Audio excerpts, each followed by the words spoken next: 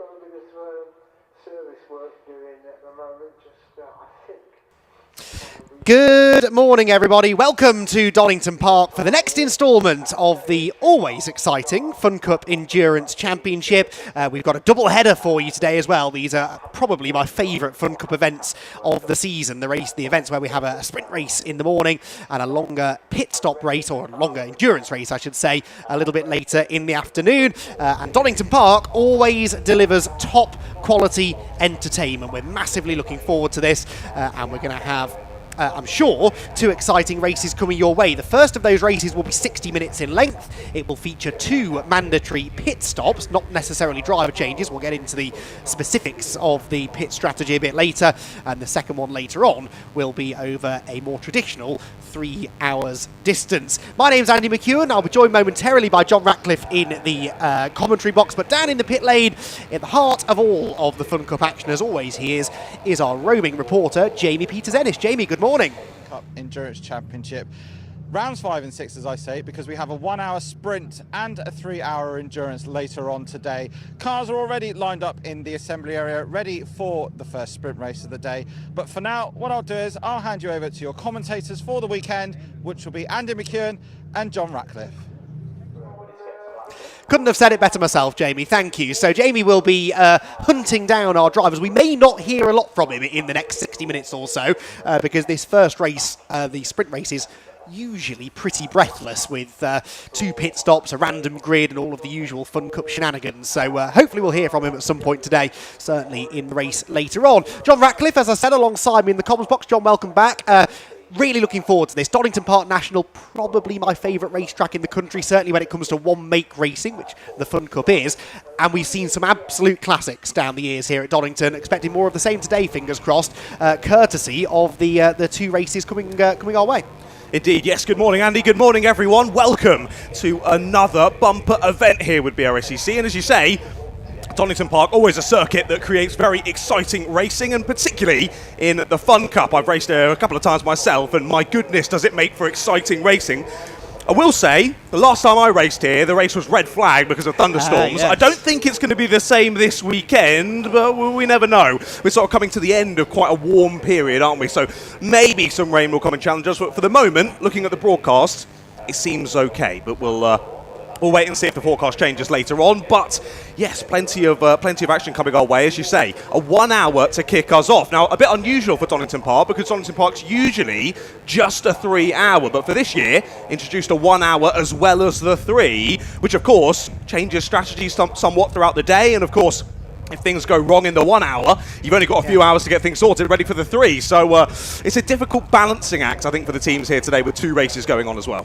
Yeah, absolutely. That is, I've just been having some very interesting conversations up and down the pit lane with drivers about various pit strategies for that first race. A lot of double stinting going on in that first race, because it's one less driver change that you have to do. There are 2 pit stops, one every 20 minutes, and you've got a 10-minute window as always to make those pit stops in. You don't have to change driver though, so anytime you can save a little bit of time on a driver change, the teams are keen to do so. But of course, the driver, even if they are staying in the car, still has to get out.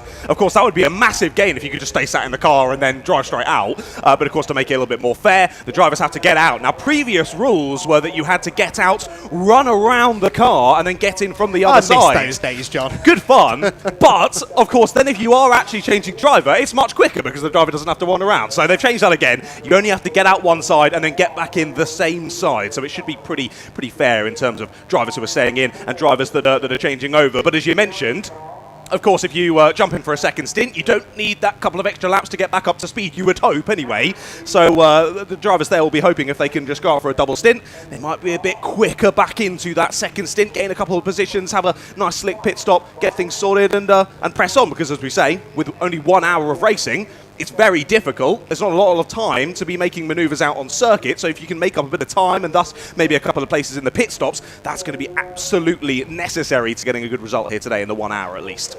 Absolutely so. We've had 3 of these 1 hour races at Donington Park over the years, most recently back in 2015, I seem to recall. It's been a while. That race gave us a winning margin at the end of the hour of 85 thousandths of a second, which was only the second closest Fun Cup Championship finish in history. And on average, those races, well, 2 of them gave us 9 lead changes, which gives you an idea of just how competitive these races are. Because, John, we have not only a grid of cars that naturally create competitive racing, the very slipstream, heavy sort of racing that we get in Fun Cup, but because of that random grid, we could have quick cars starting up and down the order. It guarantees overtaking, and it will definitely see some teams utilising pit strategy to try and maybe gain a bit of track position without having to go to the bother of passing each other out on track. The cars heading out onto the circuit now, the eagle-eyed amongst you will have spotted, are not Fun Cup cars. They are Ford Fiestas. That's because the Fiesta Junior Championship, also in support here this weekend, are still concluding their qualifying session. They're rejoining the circuit after their second red flag of the session. I think I'm right in saying second red flag in about 7 minutes as well, which is not a great sign. Hopefully they're getting that all out of their system this morning. They've got 8 minutes of the session still to go, and then we will go Fun Cup racing for the first time. There's then going to be a lunch break after that, and then we've got other racing coming your way, of course, through the afternoon. Most notably, sprint racing wise, from the Fiesta Juniors. We've also got the Classic Mini Racing Championship here, the Jeff Page Engineering Super Classic Formula Ford Championship, and our first race after lunch will be the Airtech Motorsport Fiesta ST240s. That's the senior Fiesta Championship, if you like. So lots of sprint racing to come between the 2 Fun Cup encounters, and then tomorrow, John, even more endurance racing, courtesy of the PBS Brakes Supersport Endurance Cup. They've got a much bigger grid than they had last time at Anglesey, which is great news. And, of course, the always exciting Silver Lake C1 racing series with a 3-hour race to conclude the weekend. So whatever you're into, John, we've got you covered this weekend. 100%, yes. A bit of an endurance racing afternoon tomorrow. That's going to be very exciting for us all. And yeah, like you say, fantastic to have more cars on the grid for the PBS Brakes Supersport Endurance Cup. Of course, I was out around the pit lane angle, so having a chat with all the drivers, which was lovely to do so. It was great to speak to. I'm pretty sure we chatted to every single car at some point during that race, or someone from them. And it was lovely to chat with all the drivers and all the team members and work out sort of what goes into a race like that. But pretty much everyone I spoke to was like, oh, it's great, it's loads of fun, but I wish we had more drivers, I wish we had more cars. Well, it seems like they've answered their own prayers for this weekend, and more drivers on the grid, more cars. It's going to be more exciting racing for us to enjoy here on the stream, and more people to talk to as well. We don't sadly have the lovely Richard John Neal with us this weekend, but I'm sure I'll get sent out of the comms box at some point to go and annoy some of you if you're listening on the live stream. So look forward to that. But as we say, no Richard John Neal, but we do have Jamie Peters-Ennis throughout everything here today. So for the Fun Cup, he will be guiding us through. But 2 races, as you say, Andy, a 1 hour and a 3 hour. We probably won't see much of Jamie for the 1 hour. It's going to be rather busy. That, of course, coming in a few minutes' time when this qualifying session comes to a close. Yes, about 6.5 minutes, I think, of this session still to go. We will run you through some of the times for the Fiesta Juniors once they start getting up to speed. With respect, they haven't really been able to get up to speed so far in this session, so the times right now not that relevant. So we can continue to build up to the rest of the day. I'll tell you what, you mentioned that Super Sport Endurance Cup race at Anglesey. We had a guest commentator, didn't we, for a period in that race with young Andrew Payne, who was coordinating the series that weekend. Well, he is out in a car later on today, in a Mini specifically, and he's racing on the same grid as his father, Andrew. Now, you know, John, that I do enjoy a little bit of light ribbing of Andrew, and occasionally Hayden as well. We've got lots of opportunities this weekend to take the mick out of them, and I'm very much looking forward to that. If anything, might be the highlight of my weekend. I can't wait. I do not know them nearly well enough to do the same, so I'll leave that one up to you, Andy. It never stopped me.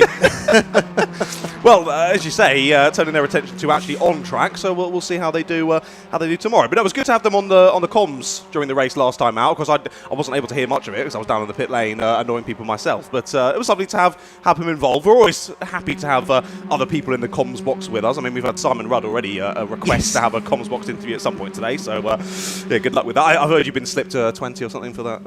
My lips are sealed. I can neither confirm nor deny, John.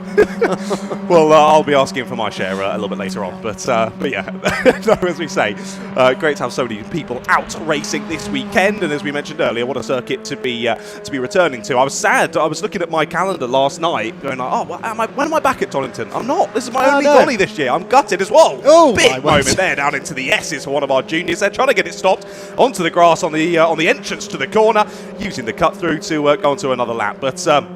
as we see there, the grass on the outside of the circuit, very dry and dusty because of this these hot temperatures we've been having. Oh dear, straight off into the gravel at T1. That's less than ideal. The triple five, that is, that has gone straight on at T1.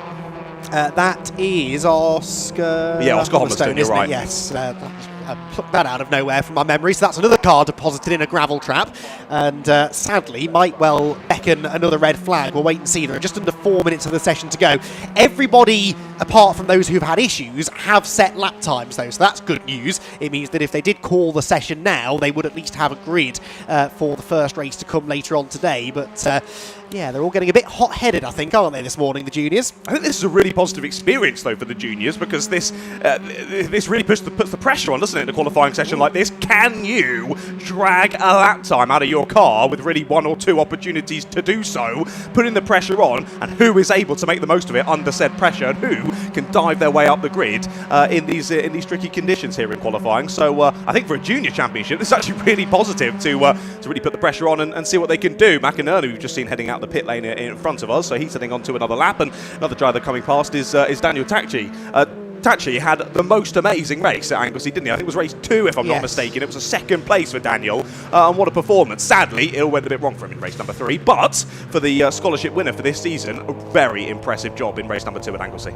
Indeed so, yes, scholarship winner, and really starting to find his feet. In fact, there were a few juniors, weren't there, at Anglesey? Lewis Turkington, another I seem to recall, who really seemed to just be starting to get into the groove. It's one of the things I love the most, in fact, maybe the thing I love the most about junior racing is watching the first-year drivers develop over the first 3 months or so of the season. By the time you get to the halfway mark, many of them are often up there winning races overall, taking the fight to the more experienced drivers who might be in their second or even third year of junior racing, and we're really starting to see that now in the Fiestas. What we are sadly seeing is another red flag, as I suspected, as a result of Oscar Homerstone's car in the gravel. I do think, though, that they've decided to call the session. I'm just trying to peer out of the commentary box window. I can't quite see the end of the pit lane from here, but I think they're being directed into Parc Fermé, and that will be the conclusion of the session. Yes, thumbs up from John, who's got a better view than me, so that's good news. It means that we can move on to our first race of the day.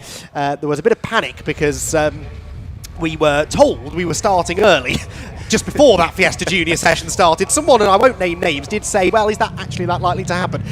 They were right, of course. There was always the chance that there'd be a delay, and we are indeed now probably more or less back on time with where we initially were. For what it's worth, championship leader Dara McInerney, fastest in that session by 6.5 tenths, actually, in the end, over Bobby Holmes in second position. So a reasonable advantage there for McInerney. Looking to see where Oliver Heron is. Oliver Heron was second in the championship coming into the weekend.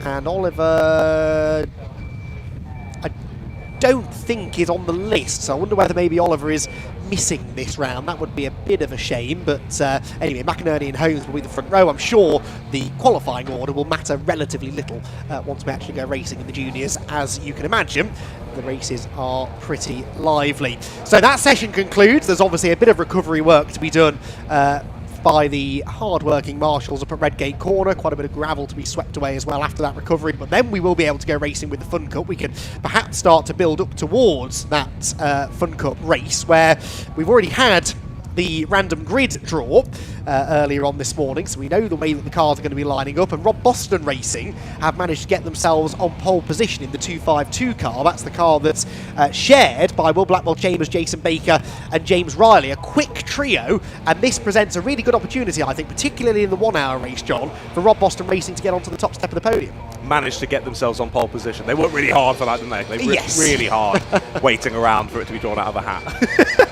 But as you said earlier, that's one of the points that we really like about the Fun Cup Endurance Championship is the random grids. I mean, it's been said so many times, I mean, even up to the levels of Formula 1 in terms of will it help to put a random grid race in? It always helps to put a random grid race in, no matter what series it is, because it creates epic racing. It does mean you need to have the drivers on their A game. They need to be on the ball and watching out what's going on, because of course when drivers are all shuffled up in terms of overall pace, that can make it a little bit more touchy, especially around the first couple of laps of the race. But as you say, Rob Boston Racing on pole position for this first race of the day.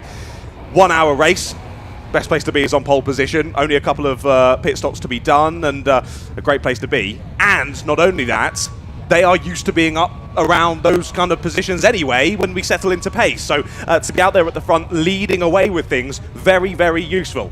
Main issue for them, really, drivers that are around them at the front of the grid, also on very similar pace, and also drivers we'd probably expect to see up near the sharp end. So they might not be able to scamper off as easily as maybe they would have liked. Yes, but then that's sort of the trend in Fun Cup these days. There are more and more really quick drivers, more and more cars that could win races. It's what actually makes the sort of period of dominance we're in at the moment for Team GRD, our championship leaders, all the more impressive, because the series is the most competitive I think it's ever been, and the fact that they keep on winning races and keep on winning championships is massively, massively impressive. GRD, of course, I say of course, maybe you didn't tune into Anglesey. If not, why not? You missed two really exciting races. They did win the second race at Anglesey, so they start this one from the back of the grid. A grid that we will take you through in just a few moments' time as build-up for the first Fun Cup race of the day begins in earnest.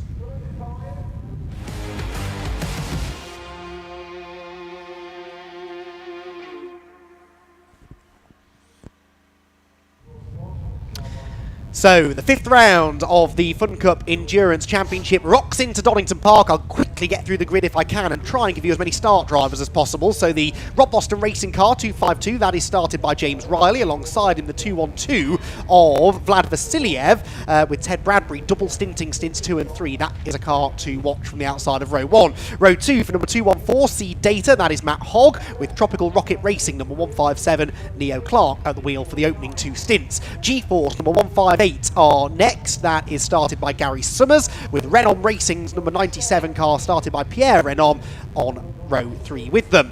Row 4 then for number 171, Old Berries Racing fueled by Data, which is not quite what it says on that graphic, but that is the team name. That is Matt Hyde at the wheel for stint 1, and then PLR Uvio in the 225 car. That car started by, I'm looking at the wrong end of the entry list, started by Stuart Lyons. There's no escaping that man. Is the 8th on the grid for the man who these days runs TCR UK and the Civic Cup. Then back end of the top 10, row number 5 of the grid, shared by Uvio Hoffman's Motorsport. So they are ones to watch, and they always are, aren't they? That car being started by Fabulous Randaccio. He will do the opening 2 stints before handing over to Farchini at the second round of pit stops, about 2/3 of the way into the race. We've lost the graphic, but I'll keep going through the grid.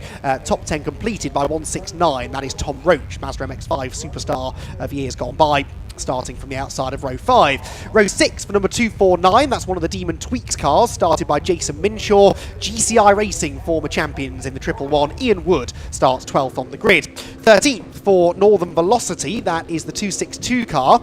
Welcome return for Jack Harding, Alan Henderson and Jake Simpson. It's Jack Harding, former MX-5 superstar as well, starting that car alongside the 22 Sunoco race team car of Axel Hildebrand. Row 8 for the second Demon Tweaks machine, number 207, Matthew Reeves starting that car. Signature RV number 557 are next. That car started by John Whitehouse. Axiometrics are 17th in the 103 car. That's Will Smith, with 146 Clapham North with EDF Motorsports, Abby Eaton alongside Abby, another driver doing the opening 2 stints. So she will do stints 1 and 2 and then hand over to George Grant. Next is one of the JPR hire cars, number 248.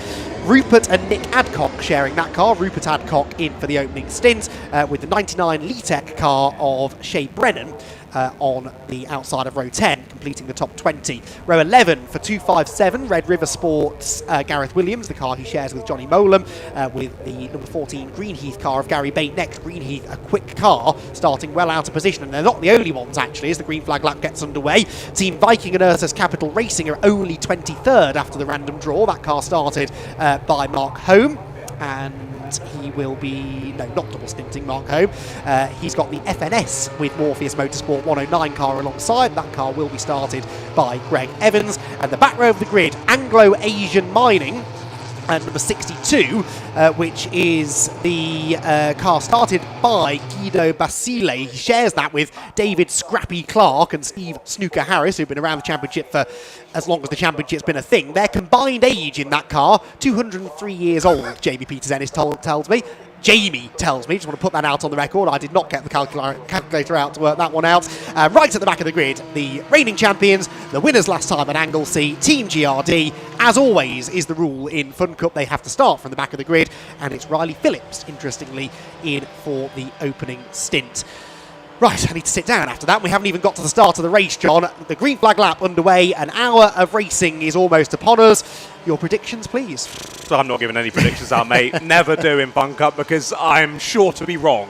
Or I'm going to commentator's curse someone and they're going to hate me for the rest of the season. So yes. I'm leaving it. I have had that conversation already with Simon Rudd. I did possibly live on camera in an interview say that it would be nice to see someone else win a race, wouldn't it, Simon? And he then promptly went and got a penalty in the first race in Anglesey. So you're wise, actually, to not commit to anything, John. Yeah, exactly. I'm going to steer clear of that for now. I want to keep some friends in the Fun Cup grid, preferably. Another thing to mention before the drivers go to the start as well, you might notice if you weren't with us for Anglesey that there were 2 UVO cars out there. Yes. Now, to explain, basically, UVO and PLR have switched cars. So the points go with the car rather than the team. So they've switched over. That's why you'll see 2 UVO cars out there, the UVO Hoffman's Motorsport and the PLR UVO, and they've made it even more challenging for us today because one's starting 8th and one's starting 9th, so this is going to be interesting for the race start. But 2 by 2 down to the final corner, we're about to get ready for the 1 hour to kick off. What I like about that very quickly is that Team GRD on social media since Anglesey have been actually very positive generally about that change of car for UVO. They might not be saying the same if UVO pipped them to the championship at the end of the year, but they said, hey, it's a loophole in the rules, why not use it? And hey, it makes the championship a little bit more competitive. Right, speaking of competitive, strap yourselves in, everyone. Take one big step back if you're stood trackside. This could get quite lively on the run into Redgate Corner.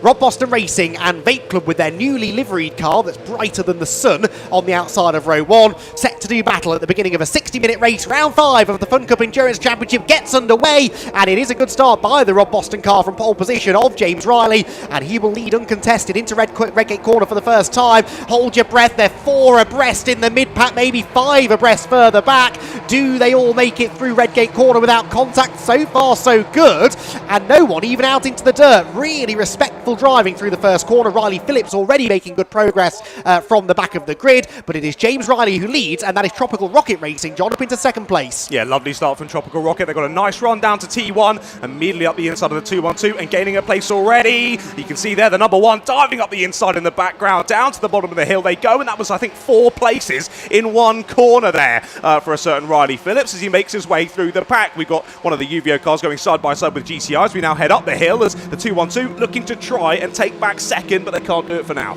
Yes, the UVO cars swapped as well. Fabulous Randaccio getting himself ahead of Stuart Lyons, former British touring car racer Stuart, of course, the Brummie. One of his local tracks this, and he's raced in Fun Cup before, has Stuart, but a few years ago, so he's just betting himself back in. Someone was on the grass there on the inside of Coppice Corner. That was an interesting place to be off the road, and they weren't the only ones. A couple of others grass tracking further back. It looks to me though as though Rob Boston Racing are going to hang on to the lead here. Randaccio for 5th though is on a charge, isn't he? Absolutely on a charge. That car was sliding left, right and centre there down in the braking zone, but he gets it stopped and he gets the move done. And as I thought, Tropical Rocket Racing were going to be under pressure for second. They're actually trying to be the ones on the move now as they look for the move down into T1. It's all getting a bit closer, especially in the background as they try and make it 3 wide as we continue on side by side down into Redgate once more. Still, somehow no one's made any contact. I don't know how long we can keep saying that though for, Andy. Well, I thought that was about to happen at Redgate, to be honest, when the Demon Tweets car was in the pit lane exit making its way into the first corner, having been shoved onto the grass. Abby Eaton took advantage of that. She's making really good progress in the Clapham North car that started 18th on the grid, completed lap 1 in 11th and is now into the top 10. Only a corner or 2 later, Riley Phillips is at the back of this group, interestingly, in GRD from 26th on the grid, up into 15th place already. Move for the lead. Tropical Rocket trying it round the outside. That was up at McLean's. Will it work as they head through into Coppice, though? They'll appear back into our shot, and they're still on the outside line. It's not going to work. They're going to get shuffled out wide. They're a very tricky right-hander. But with these two squabbling at the front, they're not breaking away at all, are they? They're allowing for these drivers to all close in behind, and we're very much not seeing a breakaway, which from us in the commentary box We got both thumbs up. We're very happy about this. Down into the final corner. A look from Tropical Rocket, but not going to happen. In behind, though, a couple of cars still going side by side. That was the Rob Boston Rare Vinyl car getting ahead of UVO Hoffman's Motorsport, interestingly. So the 169 car started by Tom Roach, who's had many a race win here over the years at Donington Park on the attack, and they're now 4 wide heading into Redgate. Abby Eaton on the outside. Randaccio is next to her. Axiometrics in the middle as well. They cannot go through Redgate corner 4 abreast without making contact. I do not know how they managed that, but Abby Eaton right round the outside of them all gains 3 positions. She is on an absolute mission, and she's already into the top 5 after one of the moves of the season. That was pure confidence, wasn't it, there from Abby Eaton? Just swung all the way around the outside of the other 3 drivers, but she's going to find herself under pressure once more. The Rare Vinyl car coming back up the inside down at the bottom of the hill. UVO car is off and wide on the exit. The 403, that is, heading off and wide as they lose a bit of momentum, and now they're under pressure from Demon Tweaks. Demon Tweaks will go all the way around the outside, and now Axiometrics trying to shuffle up the inside of the 146. So it just shows, despite that incredible move from Abby Eaton, that she's going to lose the places that she gained further on in the lap, as now Demon Tweaks going to try and make it 3 wide up through the right-hander. It's not going to work. Thank goodness they backed out of that one. Do you know, there are some people who still tell me Fun Cup's boring. I just will not have it. We've had a lead change. No, we haven't had a lead change, actually. Tropical Rocket Racing, I thought, had made the move stick at McLean's, but Rob Boston Racing continue to lead the way. James Riley then with the advantage. We do now have a slight breakaway, maybe. 5 cars getting away at the front of the field, and then that absolute battle pack. It's all-out warfare, really, in the fight for 6th. Axiometrics are up to 6th. Then it's the Clapham North car 7th. Demon Tweaks 8th, and Fabulous Randaccio is 9th. The next car behind him is Riley Phillips, who's into the top 10 now, I believe, in the number 1 GRD car. He was just going around the outside of GCI Racing. Did he manage to make that stick? He's still on the outside as they come out of Redgate corner, but should have the momentum down the hill. Hopefully. Yeah, they were 3 wide coming out the corner, I think. I think they might have just slotted back into 2 now as they head towards the Craner curves. But yeah, wow. I mean, we thought a 1 hour at Donington was going to be good, but this is epic already, and we're not even close to the first pit window. 5 minutes into this one, and oh dear, the door's coming open there for the 169. They slam it immediately back closed, but hopefully that won't be a persistent issue through this race. Despite having to close their door, they're going to open another door. Up the inside they go into 3rd place. Yeah, really good move that for Tom Roach. He's made a few good moves so far in this race and is now into a podium position, having started 10th. The grid order really doesn't mean an awful lot, does it, in Fun Cup racing, especially here at Donington, where overtaking, I'm not going to say is easy, but it's certainly more doable than it is at some other racetracks. The slipstream through some of these high-speed sequences just keeps the pack together. There are some big braking zones and some very brave drivers out there willing to go for any gap. Axiometrics are doing just that now, to the inside into the chicane. They're into the top 5 now, and the Rob Boston car gains a place, so does Axiometrics, and so in the background is attempting to go Abby Eaton. She is to the outside of the Vape Club car. To the inside goes Fabulous Randaccio, and we've got a challenge for the lead. John, I don't know where to look. I was just about to say, I can't believe with all this scrapping that the lead hasn't changed. Well, now it finally has. Tropical Rocket up the inside. Little bit of a look from the Rob Boston car to see if they can get back up the inside down the hill, but it's not going to happen. Saying that, though, they've now got their sister team, the Rare Vinyl car, right behind them. So effectively 2 versus 1 here for the race lead. Will the drivers work together?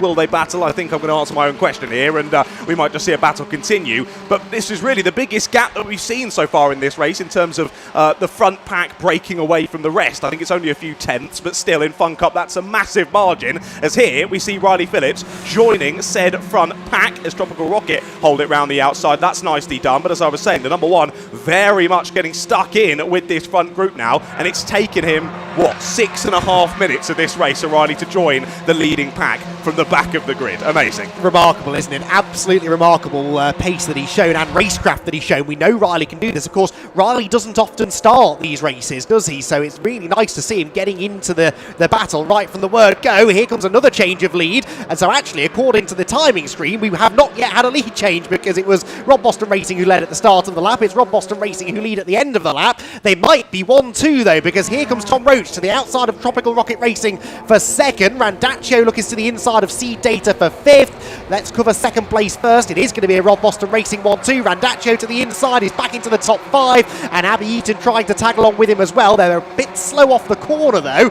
And the Demon Tweaks car will try and join in the fun as well. Now, Riley Phillips, interestingly, you said he's into the top 10. He's made really good progress into the top 10, but now seems to just be keeping himself a length or so back. I don't know whether that's intentional. If I were Riley, I'd be getting nowhere near this lot, but I wonder whether he's now just letting the race come to him a little bit, knowing that we've still got 52 minutes to go. This is very true.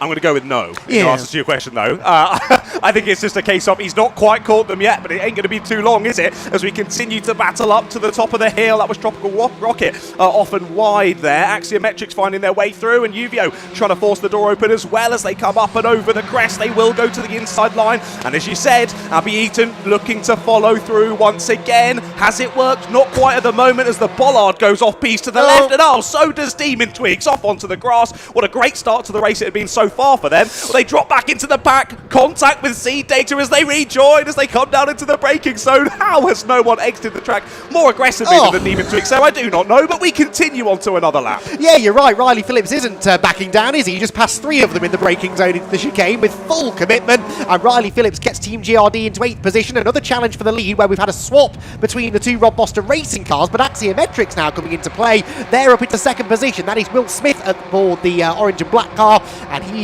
now splitting the Rob Boston racing cars, who, as I say, have swapped. So it is now Tom Roach leading in the 169 car, and James Riley down into 3rd. Randaccio's there in 4th. Tropical Rocket down to 5th as they all, again, concertina together down at the old hairpin. This is breathless stuff, and we are not even 10 minutes in. Riley was looking up the inside there at the bottom of the hill. I thought that was a bold move. It hasn't quite worked, but he's remained side by side then with, I think that is the Northern Velocity car, as they continue on up the hill. It ain't going to work. Northern Velocity stay ahead for now anyway, as this scrapping continues on, just to show how much this is affecting drivers' pace. It is the Sunoco Racing Team in 15th who have the fastest lap so far. They've just taken that on the last lap, and I think that's because they're sort of the first car with a bit of fresh air. They can still use the tow, but they're not involved in a ridiculous squabble like we're seeing further up the order. Finally, now the number 1 does get the place, so up into 7th goes GRD, and they've only got fresh air between themselves, and now the top 6 who continue pretty much 3 abreast down into the braking zone. A bit of contact between Axiometrics and Uvio, but they live to fight another day.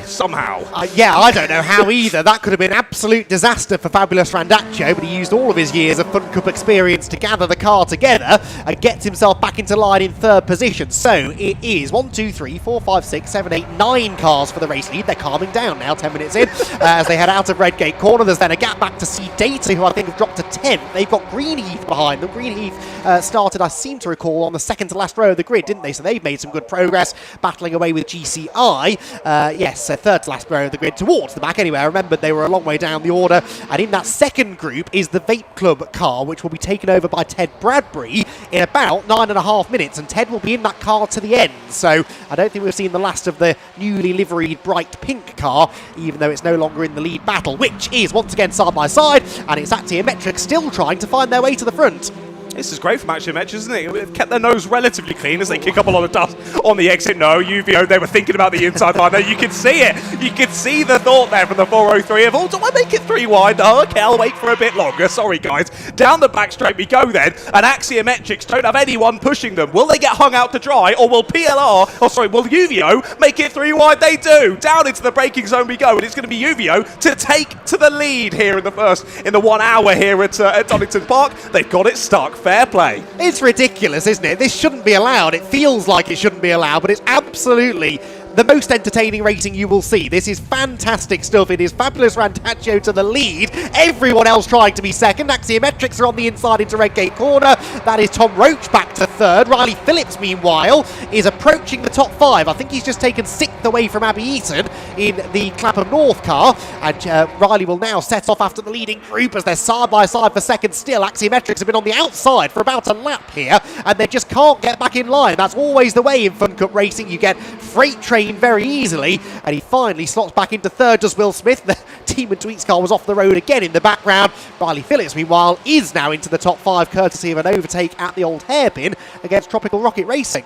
Yeah, like you say, it took a bit of time there for Axiometrics to slip back in, but they do slot back in there in third place finally. We were mentioning Abby Eatons. We see her there on your screens. The first car I've seen in this leading group with damage, I will say as well, on that front splitter for Abby Eaton. The front right seems to have gone, so that won't be helping with grip as, oh dear, one red car heads off. It's not Abby Eaton, it's the Demon Tweaks car who's off to the left. It was only a lap or two ago that they were off in that gravel trap, and they decided they fancy going off there again. Didn't see whether they were pushed or whether it was a mistake. Either way, that's a lot of time lost and a lot of places as Axiometrics tried to sling it up the inside there and follow through into second place. Ain't going to happen. They stay in third, but once again, a change at the sharp end. Yeah, Rob Boston Racing's Tom Roach back to the front then, so even Fabulous Randaccio couldn't get away at the front of this baying pack of Fun Cup cars. Riley Phillips would like a go at getting into the lead and maybe breaking away, and he's inching one place closer every lap, isn't he? This is now for fourth position against Rob Boston Racing as they head out of Redgate Corner, down through Hollywood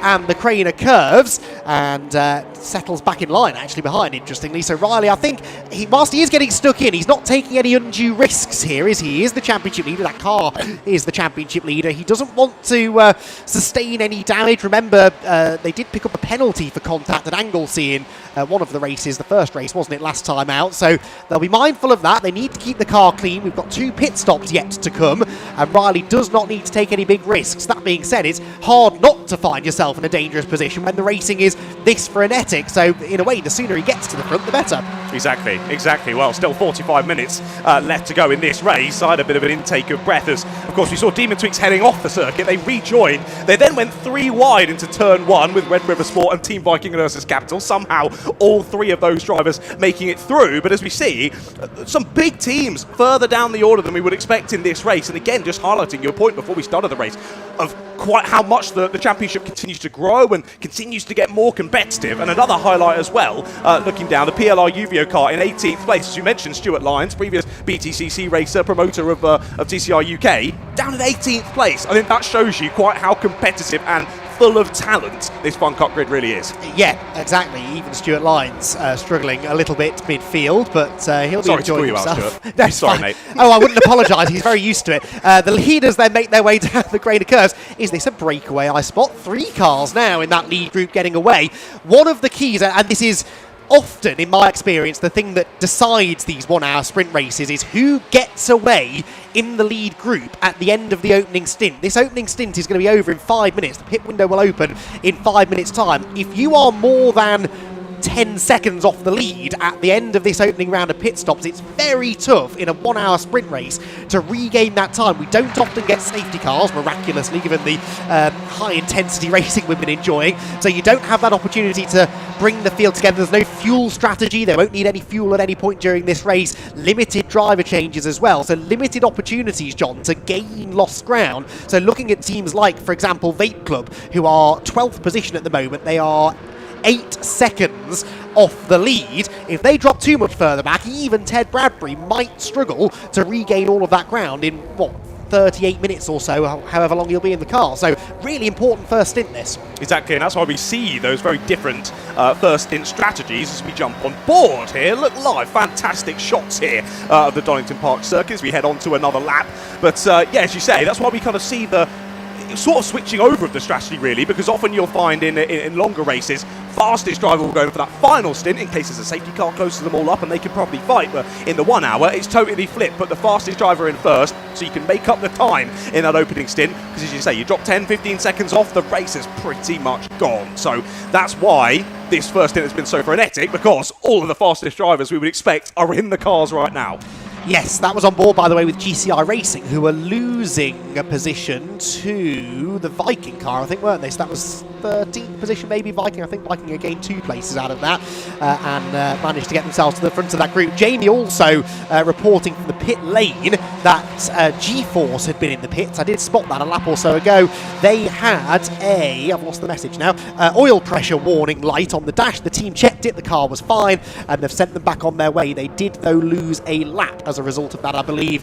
So they're out of contention for a really good result. Right, leaders across the line, 3 and a bit minutes before the next pit window. Yeah, number 1's coming in. Oh yeah, the window is open. Sorry, I apologise. Window is open, isn't it? So in comes the GRD car then, a little bit earlier than I thought, the pit window opening, and that is going to be interesting there. GRD and Clapham North, the first to blink.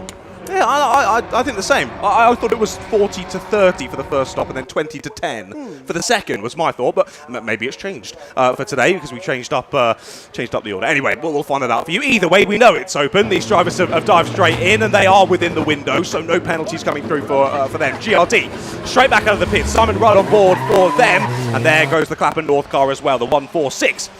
Back out onto the circuit as well. Now that is Abby Eaton staying in the car for them. She's double stinting for the first part of this race. So with a driver change for the number one, but no driver change there for the next car in the pit. But it's all getting a bit spicy down there, isn't it? A little bit chaotic. To be fair, Donington is probably one of the widest pit lanes on the calendar for Fun Cup, so a little bit more opportunity to get out the way. But drivers finding their feet, and first pit stops being completed. Just spotted out of the window, the F&S car had left the pit lane with a door still open, so that's not ideal.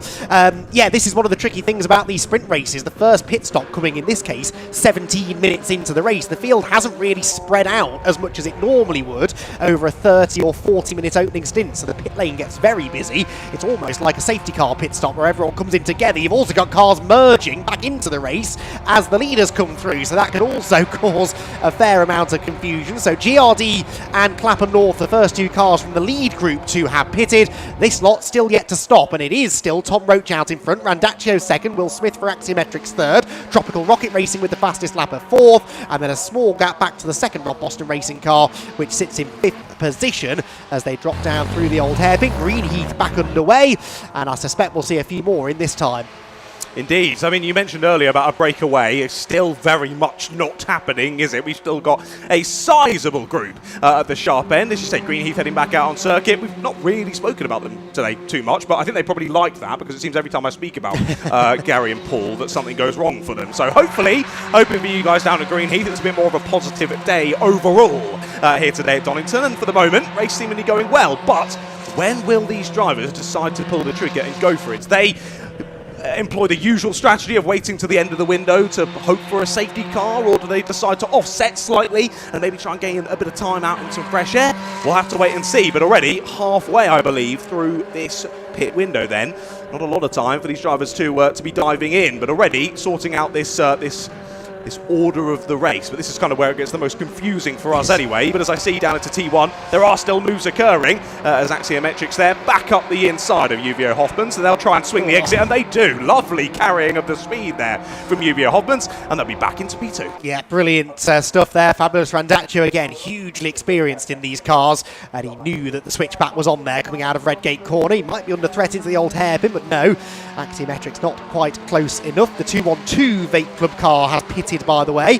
That is the Vlad Vasiliev Ted Bradbury car, so that's a car we definitely need to watch for after this round of pit stops. Ted Bradbury, one of the fastest drivers on the grid, in the car for the remainder of the race in that one, as Tropical Rocket Racing had a little nibble there at Axiometrics for third position. Couldn't quite make the move stick though as they went through McLean's corner.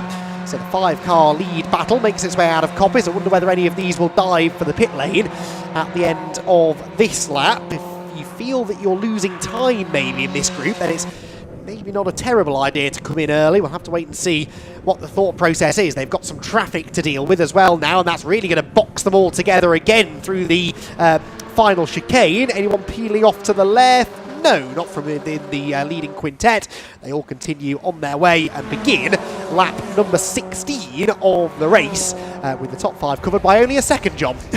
We've seen them go past the window again, and yeah, they're not letting up at all, are they, as they continue on to another lap of this race. Absolutely nose to tail there as the Fun Cup branded car slots back in to that train as they continue on down the Craner curves once more. But yeah, we're sort of waiting here as to when these drivers pull the trigger, and I'm very interested to see if that other strategy, completely opposing this current strategy of these drivers for the number one of GRT, whether that works really well. As we said, Simon's the one in the car. He's just gone past our commentary box down into T1 once again. He's settled in, and he is in completely clear air is the number one. There is no one anywhere near him. He's settling into this. Now, will the strategy of being in fresh air work, or will these drivers using each other's toe work better? Not too long to find out. Well, we will find out for certain in a few moments' time. But what I can tell you is on the previous lap, Simon Rudd was 4/10 slower than the leader because the slipstream is worth so much. This, to my untrained eye, looks like carnage. It looks like they must be holding each other up. They're losing 3 seconds a lap, surely. But no, because of the power of the toe down the fast sections, they're actually going a lot quicker than those that are running on their own. Oh, contact! And around goes the Rob Boston racing car. Oh, and this could change everything. That car is stuck in the gravel at the chicane. What a shame. From the top 5, I think it was contact with the Tropical Rocket racing car. And I think Tropical Rocket have pitted. Yes, they have. I wonder whether they sustained damage in that or they just saw that as an opportunity to come in. But that Rob Boston racing car is going nowhere without some outside assistance. And that is not a part of the circuit, John, where they'll be able to move it using the live snatch vehicles. That, I fear, will require a safety car. Now, they'll probably throw it after the pit window, but this plays the likes of GRD, the likes of Ted Bradbury in the Vape Club car right back into this. Exactly. You can see James Riley there in the cockpit smashing the steering wheel in frustration. That contact into that corner so often happens there, and what a shame after such a great start to the race as well for the team. But yeah, it's all gone wrong, sadly, right at the end of the window. But as you say, as we're used to in Fun Cup, more than likely it will get left until the end of the window. Then we'll go to the safety car. So sadly for the drivers who are in for the second stint, they're going to lose a bit of race time here, being stuck behind the safety car. But for us neutrals here in the commentary box, that restart is going to be awesome. Yes, it is, because remember how exciting the start of the race was? Well, now we've got all of the quick cars inside the top 10, pretty much anyway, and we're getting closer and closer to the end of the race as well, so the intensity will only pick up from here. They're covering under double-waved yellows at the moment at the chicane, so no need for a safety car. Did any of the leaders pick that time? No sign yet. Oh, yes, they have. All 3 of them are in. So all 3 of the leaders are in. So we could do with, there we go. You can see them in the pit lane. So the Rob Boston car pulls in first. Axiometrics will pull in next. And towards the end of the pit lane, in fact, I think the last garage is the Uvio car for Fabulous Randaccio. So we need to watch these cars pitting here, John, and then keep an eye out for GRD when they merge. But I think GRD are going to be further back. They've been losing time every single lap that I've seen whilst they've been out there in clean air. Here they come. Look, the blue car at the top of shot. It's going to be closer than I thought, actually. I think Rob Boston will get out in front, maybe Uvio second, but John, it's a slow stop for Axiometrics. It is slightly slow here to the pit exit. They might grab second place here on the inside of Uvio. They will. Nicely done there from GRD, and Simon Rudd will settle into second place. And of course, he's already got things switched on. You would expect him to stay out front, but it's a lovely exit there from T1 from Uvio, so they might try and re-attack. And again here, the drivers will know that they're going to be going to safety car pretty soon, so they want to get the move done early on, as soon as possible. Uvio will look for it down at Old Hairpin, but it ain't going to work. Simon stays ahead, and just like I say, the same in defence as it is attack. Simon will be thinking, I need to stay in front here. Was that 169 door open again as it came through Starkey's? I think it might be flapping in the wind. We'll see as it turns left next. The next few corners are all right-handers, so we'll have to wait and see. But anyway, they've got the net race lead, and it is GRD up into second position. So 169, that car is now being driven by Rob Croydon. They did a driver change. Number 1 is now being driven by Simon Rudd, and Fabulous Randaccio stayed in the Uvio Hoffman's Motorsport car, so he's the only one of this leading trio that is double stinting at the start of the race. There is still yellow flags at the chicane. I'm looking out of the window to see if I can see a safety car board, but nothing just yet. There is a live snatch vehicle waiting, but surely they're not going to try and move that under yellow flags. One would hope not, but they just want to make absolutely sure that the race has reset itself after the round of pit stops, and that might just give Simon Rudd enough chance to go for the race lead. He's up the inside into turn number 1, and he is going to go through. Randaccio goes with him as well. It could be 2 places lost here for the Rob Boston racing car. GRD and Uvio back to the front of the field and set to do battle over the remaining 34 minutes for race victory. Yeah, wow, I didn't think they were going to be anywhere close within a lap or 2 to gain the lead, but well, they proved me wrong, haven't they? Straight through, and Uvio as well, really showing the onus to press on in this one, going with the number 1 there through up the inside and back into the top 2. go the usual 2 that we would expect to be up there. And as you say, both those 2 as well, right down the end of the pit lane. Their neighbours in the pits, their neighbours on circuit at the moment as UVO go up the inside and up into the lead they go then. So Randaccio, as you say, in for the double stint early on in this one, doesn't need to build himself back up into pace, and showing it there straight through back into the lead. I just want to draw your attention to the car that's now 4th, by the way, the 212 Vape Club car. Remember, I said Ted Bradbury will be in that car for the remainder of the race. They pitted early, got him in early, and got him out into a little group of traffic, but cars that were of a similar pace. So he's been running really good lap times, and he, as we do now go safety car, is going to latch right onto the tail of this leading trio. You can see him actually just in the background ahead of Tropical Rocket Racing. The Vape Club car could well be quids in here because we know how rapid Ted Bradbury is. Really, the likes of Bradbury, Farkini and Fabulous Randaccio may be the only drivers that can really live with Simon Rudd and Riley Phillips in that GRD car on raw pace consistently over a race run, and they're all going to be together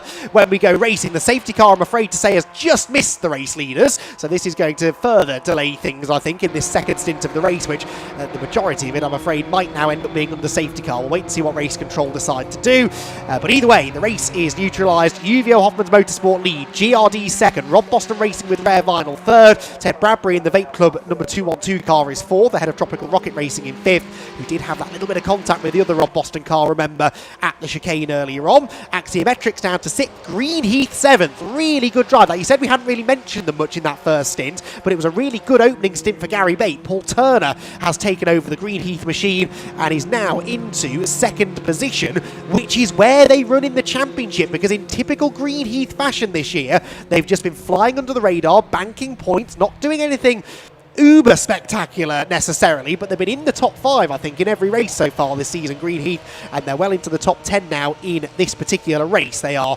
7th to be precise. 8th for the Northern Velocity car, that's the 262 car now being driven by Jake Simpson.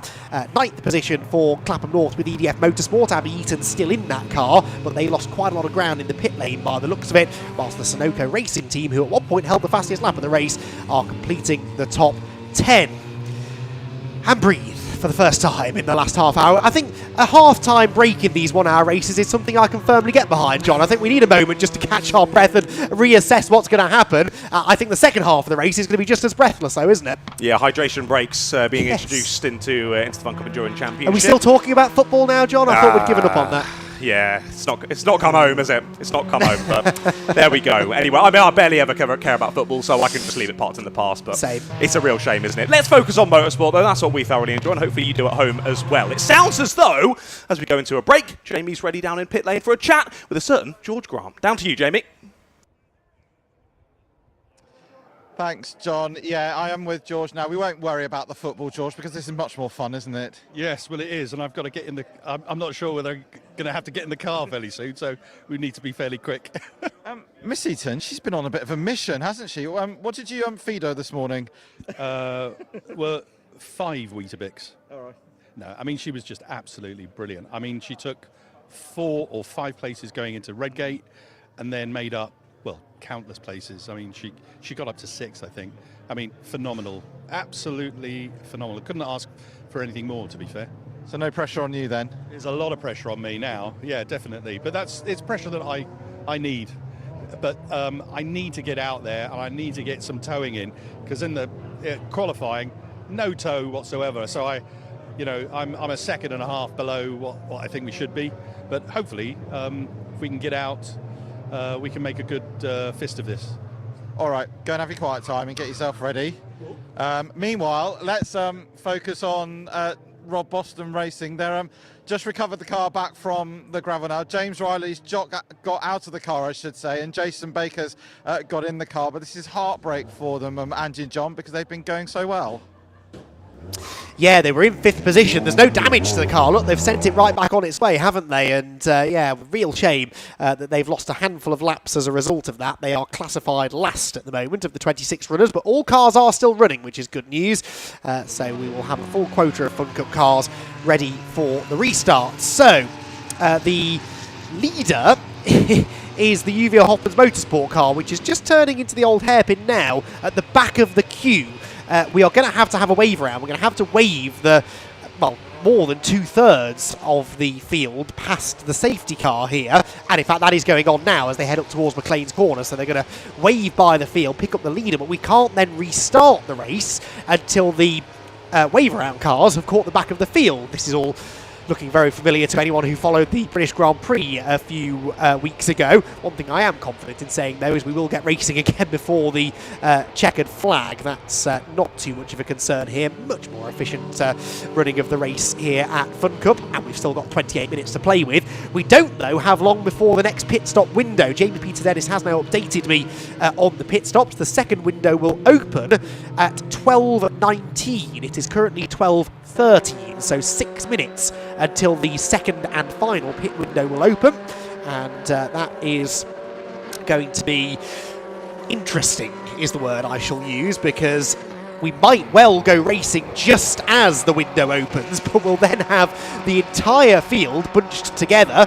We still have, I think I'm right in saying, 22 cars on the lead lap as well, so 22 cars still in contention essentially for a good result here, and we're going to go racing just before they're all allowed to come into the pit lane for the second and final time. So this is going to really liven things up, I was about to say, as if we need it, but it's going to get even more lively once we do get the race back underway, John. So wave around going on. Once everyone's caught up, we'll go racing, but that might well coincide pretty much perfectly with our final pit window. It'll be interesting to see how that changes strategies up. Of course, it's an exciting race, so my family group chat is going crazy as usual. And my brother makes a fair point in terms of the fact of we always played it during the pit stop strategies in terms of you would wait until the latest part of the window in case there was a safety car. You could make up that time doing your stop under the safety car period. But we've seen, especially this season, a lot of the times if there's a decently sizable incident, actually, they'll wait until the end of the window to then put the safety car out. So I think that's what we're now seeing, especially in terms of the likes of Vape Club, who want to chuck a TED into the car. A lot more of the drivers going earlier in the windows, and that may be changing how those strategies play through the race as well. So lots of discussion to be had. And I'm interested to see for this final window what the teams decide to do, and as well the fact of if cars are double stinting, do they stay out with the traffic for the first part? Do they go early to try and get a bit of fresh air? Because we've seen how much the slipstream affects pace as well. There's so many things to think about here for this restart, and of course into the second window as well. But sadly, I'm sure you've already mentioned it. 2-1-2. What a shame, into the box. Or 2-5-2, Timmy. 2-5-2, sorry. Having quite a good 2-1-2, having a great race. 2-5-2 in the kitty litter, less than ideal. Hopefully, it's not broken things too badly, because of course they've got another race coming today. Didn't look like the most sizable of hits, but of course this race very much gone for them, sadly. Well, exactly, and I think if there's even a suggestion of damage to the back of the car, you might as well sacrifice this race to make sure it's A-OK for the 3 hours later on. They're not going to get a good result out of this one now, short of an act of God, so they will. They might as well spend a little bit more time fixing it and getting it ready for the race a little bit later on. I think we should go racing this time, hopefully. The field seems to have largely bunched themselves back together, and Yu-Gi-Oh leading the way. I believe that the first car in the queue that doesn't have a driver change to make is the 2-1-2 Vape Club machine, based on information I've been given before the race. We'll confirm or deny that at the next round of pit stops, but I think Ted Bradbury might be the only driver in this group who is going to double stint to the end, basically. So that could prove to be an advantage. As you said, he still has to get out of the car, but you don't have to get a different driver in. You don't have to get a different seat insert in. He's immediately going to be up to speed as well, of course, when he gets out on track. So they've got complete freedom here to do what they like strategically. That pink and black car, I think, this is not a bold statement, I realise, I think is going to be a real factor in the final 20 minutes of this race. The strategy that they're playing really well is that they also have Ted Bradbury in the car. That works, really helps. I found generally watching Fun Cup. So we'll see what they do. Yeah, I think you're absolutely spot on. He's the secret weapon, isn't he? But there was a time when I first started covering the championship, there were no youngsters in Fun Cup. It was, I'm not going to say an old man's game, but it was certainly more experienced drivers, very much club level racing. Now, so many of these youngsters coming in, aspiring pros. Ted is one of the fastest, but he certainly will have a challenge on his hands as the race gets back underway.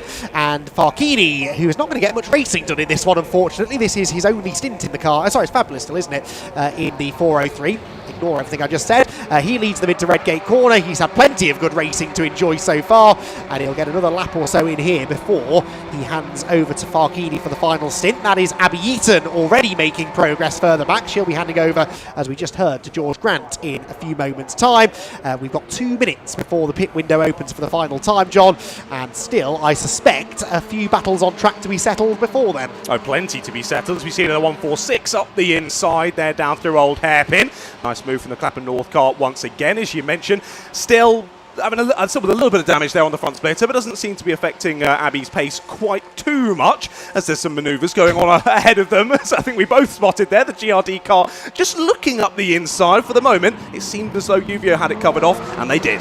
Yes, they did, but they've got the Rob Boston and Vate Club cars right behind them. Bradbury, I'm sure, is going to try and make a move heading down the back straight. Look at the weaving around there. The UVO car using all of the road to try and break the toe. It's just not going to happen, though, is it? It's such a powerful thing, the slipstream in these cars. And through is going to go the GRD car. They almost made contact there into the chicane. They just about kept it clean, though. And it is going to be then the GRD #1 machine in the hands now of Simon Rudd that leads, but they're again starting to hold each other up. So now Axiometrics, Tropical Rocket Racing, Greenheath all joining in the fun as UVO go for the lead once more up the inside into Redgate Corner. Can GRD cover off second position? That's the real question. UVO have gone through very wide on corner exit, but it looks like maybe more positions could be lost here for the #1. My goodness, that was close there, right at the apex. Almost a bit of contact, but not quite. And as you say, Ted Bradbury getting stuck in now as well. Back to third place, then goes the 2-1-2. So Rob Boston with Rare Vinyl initially looking to gain a place, and they end up losing a place because they couldn't quite get it done. How often do we see that in Fun Cup? Pretty much every single corner of every single race. And the #1 there stays in second place now. It was interesting that they didn't really try and defend down into T1. They're just looking to swing back to second, back to first, back to second, back into first they go now, up the inside once more. UVO back down into P2. Vate Club there in third place. As we mentioned during the break there for the safety car, I think these could be the cars we see around these positions for the rest of the race. Yeah, I mean, it's an interesting point, isn't it? Because you're right, they didn't really defend the lead into Redgate. There's no point, though, is there? The slipstream is so powerful, and if you go in tight into Redgate or into the chicane, for example, you're just going to slow everyone down through the middle of the corner. So again, a bit of defence there from Simon Rudd, but eventually he just opened the steering up and allowed UVO back through. Interestingly, no one in the lead group. In fact, the pit window is now open, but I suspect maybe they're only now seeing the board. So next time round, we might see a few of them coming in. UVO leading, GRD second. That is Vate Club's Ted Bradbury into third, and Tropical Rocket Racing, who have been in and around this lead group all race long, moving back up into fourth position. Don't count them out. Yeah, they've been really impressive so far this season, haven't they? Tropical Rocket Racing. I mean, they thoroughly enjoyed moves up at Rocket Anglesey. Very fitting for their team. No corner named Rocket here, so no. They might not overtake quite so well, but they're proving us wrong for now. They're in the top 5 at the moment, aren't they? And they are hot on the heels of that Rob Boston Racing with Rare Vinyl car. Axiometrics with them as well. Same with Greenheath. Same with Signature RV. And the Abby Eaton-driven car as well. The Clapham North not too far off this battle as well. There's big teams and big names up in this leading group now as we go side by side. Up the inside is going to go the Vate Club car. They'll make it 3 wide on the exit. Will the inside line hold out there for Ted? It will. He's got the inside for the next right-hander. To the lead goes Vate Club. UVO will try and hang it around the outside, and actually GRD under a bit of pressure now from the Rare Vinyl car once again. Well, for the moment there, we might have thought the top 3 were breaking away. Immediately disproven. They're all back together. Ted Bradbury wants the lead, doesn't he? And I think Ted Bradbury might be about to get the lead. GRD have been absolutely hung out to dry. They could be out of the top 5 by the end of the lap. Ted Bradbury to the lead for Vate Club. UVO second, Rob Boston third, and very nearly into the tyre stack there. The GRD car, the leader is in though, interestingly. So UVO pits, so too did Tropical Rocket Racing, and I think, was that Clapham North? It was the third car in. So 3 of our leading contenders then into the pit lane, and it is going to be Vate Club with the advantage. But my word, that was some sensational racing at the top of the circuit, and Ted Bradbury read that to perfection. Yeah, wow, that was fantastic, wasn't it? Awesome Fun Cup battling as we've enjoyed throughout this race so far. But interestingly there, 3 of the teams diving to the pit lane. Will the early strap work better? Will the drivers leaving it late in the window work better? 5 minutes or so until we find out just that. But wow, there through the final chicane, I really thought the GRD was heading for the tyres there. Really got squeezed. They managed to back out of it and stay on the black stuff at least, but that lost them a lot of momentum and the place the signature of our RV as well. So as they press on through, this might actually help these 6 at the front quite well. There was about a car length or so between each of them.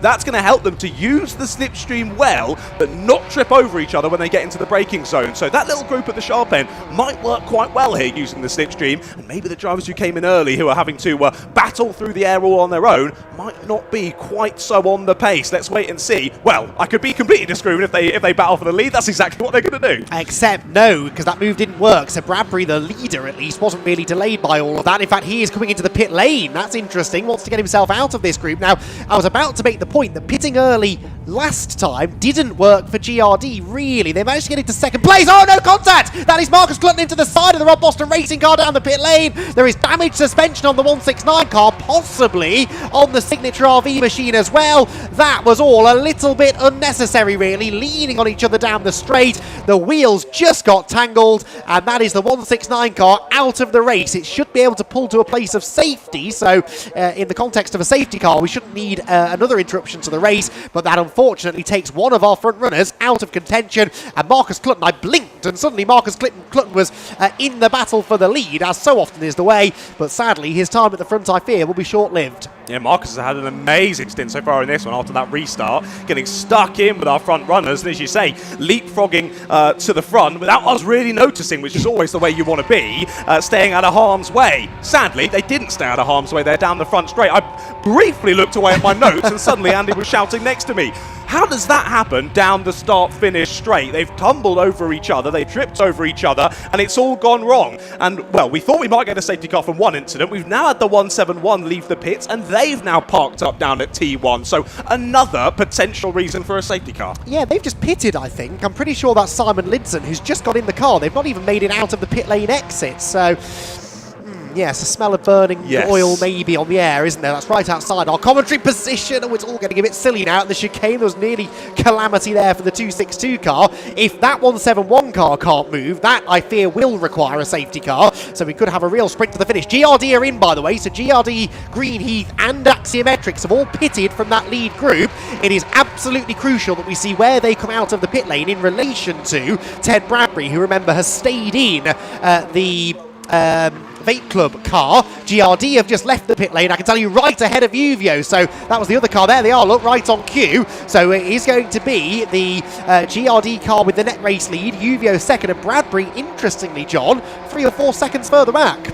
Interesting, yeah, so it stays pretty similar. The different strategies haven't changed things up too much, but yeah, a bit of time lost for Ted Bradbury. Was surprising, as you say. We would expect it to be quite a speedy pit stop with him staying in the car, so I'm not sure about that one. And he was in the lead at the time. He pitted from the lead, so he's lost essentially, I don't know how far back he is, but I'd say 5 seconds or so. Well, maybe pitting early's work this time. I don't know. This race is so crazy, I just do not know. Either way, we have our championship leaders back into the lead, and once again, to remind you, in a 1-hour sprint race, they started in last place, and they are in the lead here, heading into the final 15 minutes. Frustrating thing for them, they've got Uvio still hot on their heels, and there's still potential safety car here due to this stricken car down at T1. Still heard nothing yet, but I think we can expect if they aren't able to push it back into the pit lane, that it'll be once this window comes to a close, might have a safety car back out again. We'll wait and see. I think we've got to. I mean, it's actually making me quite nervous that we haven't got a safety car yet. I know why. It's because we're in a pit window, but there's a marshal leading into the car to try and assist. It's clearly in a dangerous position. It's partially blocking the pit exit. This is all sorts of dangerous at the situation at Redgate Corner right now. I mean, the ultimate line at Redgrave is to come over the line of the pit lane exit to open up the right-hander as much as possible. So drivers are trying to do that as best they can, but obviously trying to give a bit of a berth to the parked car. It's a difficult balancing act for a driver because you're under yellows. It's not safety car, so avoid the car that's stricken, but equally, you're trying to get as much time as possible. So it's a tough one. Like you say, with a marshal leaning out the door, it's a bit of a sketchy one for us here in the box. And also, of course, quite tricky for those coming out of the pit lane because you can't overtake in a yellow flag zone, but there are cars coming out of the pit lane significantly slower than cars on the racetrack. So it's just all sorts of confusing, isn't it? And trying to make sure you're doing the right thing is actually quite tricky. I would not be surprised if there are a few conversations to be had about this after the race as to whether maybe people could be guilty of overtaking under yellow flags. For now, though, we remain racing. The pit window is now closed, but not everybody is pitted. We're still waiting for about half a dozen cars to stop, including the top three: Signature RV, FNS with Morpheus. In fact, Signature have just gone through, having seen the pit window closed board this time. So they, the 109, the 207 hadn't pitted, although 207 did just come in. So too, I think maybe have a couple further back. So we're getting towards the end of the pit window, but that is currently still your race leader. Owing us a pit stop, our Signature RV. The actual race leader is GRD with a 4/10 of a second lead over Uvio, and Vape Club, who have just set the fastest lap of the race, are almost back with them. They're just going through Redgate Corner. Oh, they're on an absolute charge, aren't they? Now they've got one back marker in between themselves and the top two, but with Ted now settling into this stint despite losing that time through that secondary pit stop. He's settling back into the pace really nicely, isn't he? And now trying to close up to that top two. As we say, though, we're expecting Mr. Clutton to head into the pits in a couple of moments' time as he slingshots his car there through the top part of the circuit and back down towards our commentary position. He will be coming into the pits this time, where we would hope at least. He's seen the pit lane closed board. I'm just amazed that car's still looking so speedy, given the fact that the car that they made contact with is totally out of the race. There's a bit of nose cone damage and splitter damage, but apart from that, they seem to have gotten away pretty scot-free. Yes, I very nearly got confused then because the Uvio car was all by itself and nowhere near where it was supposed to be. That is the Uvio car though, and it's battling for the race lead, the net race lead, as they head out of Coppice Corner. So GRD with this tiny advantage over the Uvio car. Remember, it is Riley Phillips who has got back into the GRD car, so no Chris Novell in this race, interestingly. And Riley is going back for the race lead, getting himself ahead then of the 403, which is back in the hands of, or now in the hands, I should say, of Farkini for the first time in this race. But the quickest car on track is the third car in that shot, and that is Ted Bradbury in the Vape Club car. Here comes the Signature RV car out of the pit lane. There's still a yellow flag zone at Redgate Corner, I would presume. So no overtaking allowed going into the corner, and the Signature RV car will drop into fourth position. These are the three, realistically, John, who are going to debate the race lead and the race victory. In fact, we've got 12 and a bit minutes to settle it. Will we get a safety car? I sort of hope not, but I just fear that's where we're headed. Surely it has to be right. Up the inside go Uvio, though. Back to the lead. They look for it, and they will get it down through the old hairpin. But yeah, as you mentioned there, our top three all closing up together. I'm rubbing my hands with glee here in the commentary box. Our top three, who always produce excitement here, battling on circuit for the race victory. Let's see how it plays out. Back up the inside. We'll try the number one. That is bold stuff from your championship leaders. There's still 12 minutes to go, and Riley's making moves like that. Back through up the inside, into the lead they go. Well, this is going to be very exciting, as you say. We can hope for 12 more minutes of this, but with still that car, the 171, stricken outside our commentary box window. Surely there's going to have to be a safety car here. If there is, we might just get sort of a 4 or 5 minute dash at the end. Let's wait and see. For now, our top three locking horns. Yes, they are. Riley Phillips versus Farkini for the win in the closing stages of a Fun Cup race. Is it now that I should mention Alton Park from a couple of years ago? We remember what happened there, and we've now got the added drama of Ted Bradbury joining in the fun as well. The three of them descend upon Redgate Corner once again, and it's interestingly a defensive line being taken by GRD. Do we still have yellow flags? Yes, we do still have yellow flags at Redgate Corner. Maybe they're just going to cover it under yellows. We'll wait and see.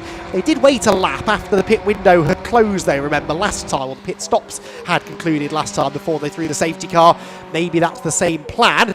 Here they can race though, and here Uvio are going to go for it up the inside into the old hairpin. This for the race lead, and Farkini slides back through as he did a lap ago, I seem to remember. Ted Bradbury, as happened a lap ago, gets a better exit from the old hairpin as a result, and tries now to pull up the inside of Riley Phillips, which he will. So Vape Club to second position is a real possibility at McLean's, except he's being blocked by Farkini, who is trying his best to defend from both of them. Amazing battling here between the top three. I've got to give a shout out to the battle from 8th backwards as well. Axiometrics, GCI, Viking Alersus Capital, Demon Tweak, Seed Data, all squabbling into T1. I thought there was going to be contact between the five of them. There wasn't. But as usual in Fun Cup, we don't have enough eyes to keep watching of what's going on in this race. We've got to focus on this top three because the battle is insane. But I've got to tell you, there's battles up and down the order here as we head into the final 10 minutes. Greenheath into the top five in the background, by the way, as Farkini got hung out to dry slightly there into the chicane, so Bradbury gets the advantage out of all of that, and he will lead at the line, I think, for the first time. maybe. I'm not sure he's led a lap yet officially at the timing line. I'll have to go back and check, but it is car 212 that leads, car 1 in second, car 403 in third, and as they battle, John, they are not lapping as quickly as Tropical Rocket Racing and Greenheath behind them. This might not be a straightforward three-way fight for the victory. Yeah, it's never straightforward in Fun Cup, is it, Andy? Right, let's continue on then. Down the Craner curves we go once more. I've got to say, since we've had these three out front together, this is the biggest gap that we've had for a leader at any point in the last sort of 5 minutes or so. And it's, of course, Mr. Ted Bradbury with said lead. But we've already seen throughout this race quite how strong that slipstream really is. And surely, if GRD and UVO settle back in behind, they should use that slipstream and close back in. But as you say, 9 minutes still to go. If they continue dicing as they have been, surely Tropical Rocket, Signature RB and Greenheath will like to close back in as well. It's then a further 10 seconds then back to Sunoco, who are in a bit of no man's land there in 7th place. They've had a good race there. And then that battle I mentioned earlier from 8th back, Axiometric still heading up that one just about. We keep our eyes firmly locked on these three. Gap visually as close by maybe a car length still, since they were at this point of the circuit on the previous lap. So settling back into pace nicely. For the moment, no challenge coming to the Vape Club car in the lead of the race. And no safety car either. I think we're just going to cover this under yellow flags then with 8.5 minutes to go. The gap a lap ago was 3/4 of a second. It is just under 6/10 now. So a couple of tenths gained there for Riley. It's crucial, isn't it, that he and Farkini do not trip over each other here. If they have one side-by-side exchange, Bradbury will break the toe, and I think that could be enough for Ted to get away. I think in clean air, he's a little bit quicker than these two right now. Clean air, though, is something he doesn't have. Heading into the old hairpin, there's a back marker ahead. He nips up the inside. That will delay him, though, on the way out of the corner. And Riley also gets delayed. In fact, takes to the grass. It's nearly another pass in the grass for GRD, and that might cost him some time, actually. I think in the end, Bradbury came out of that the better.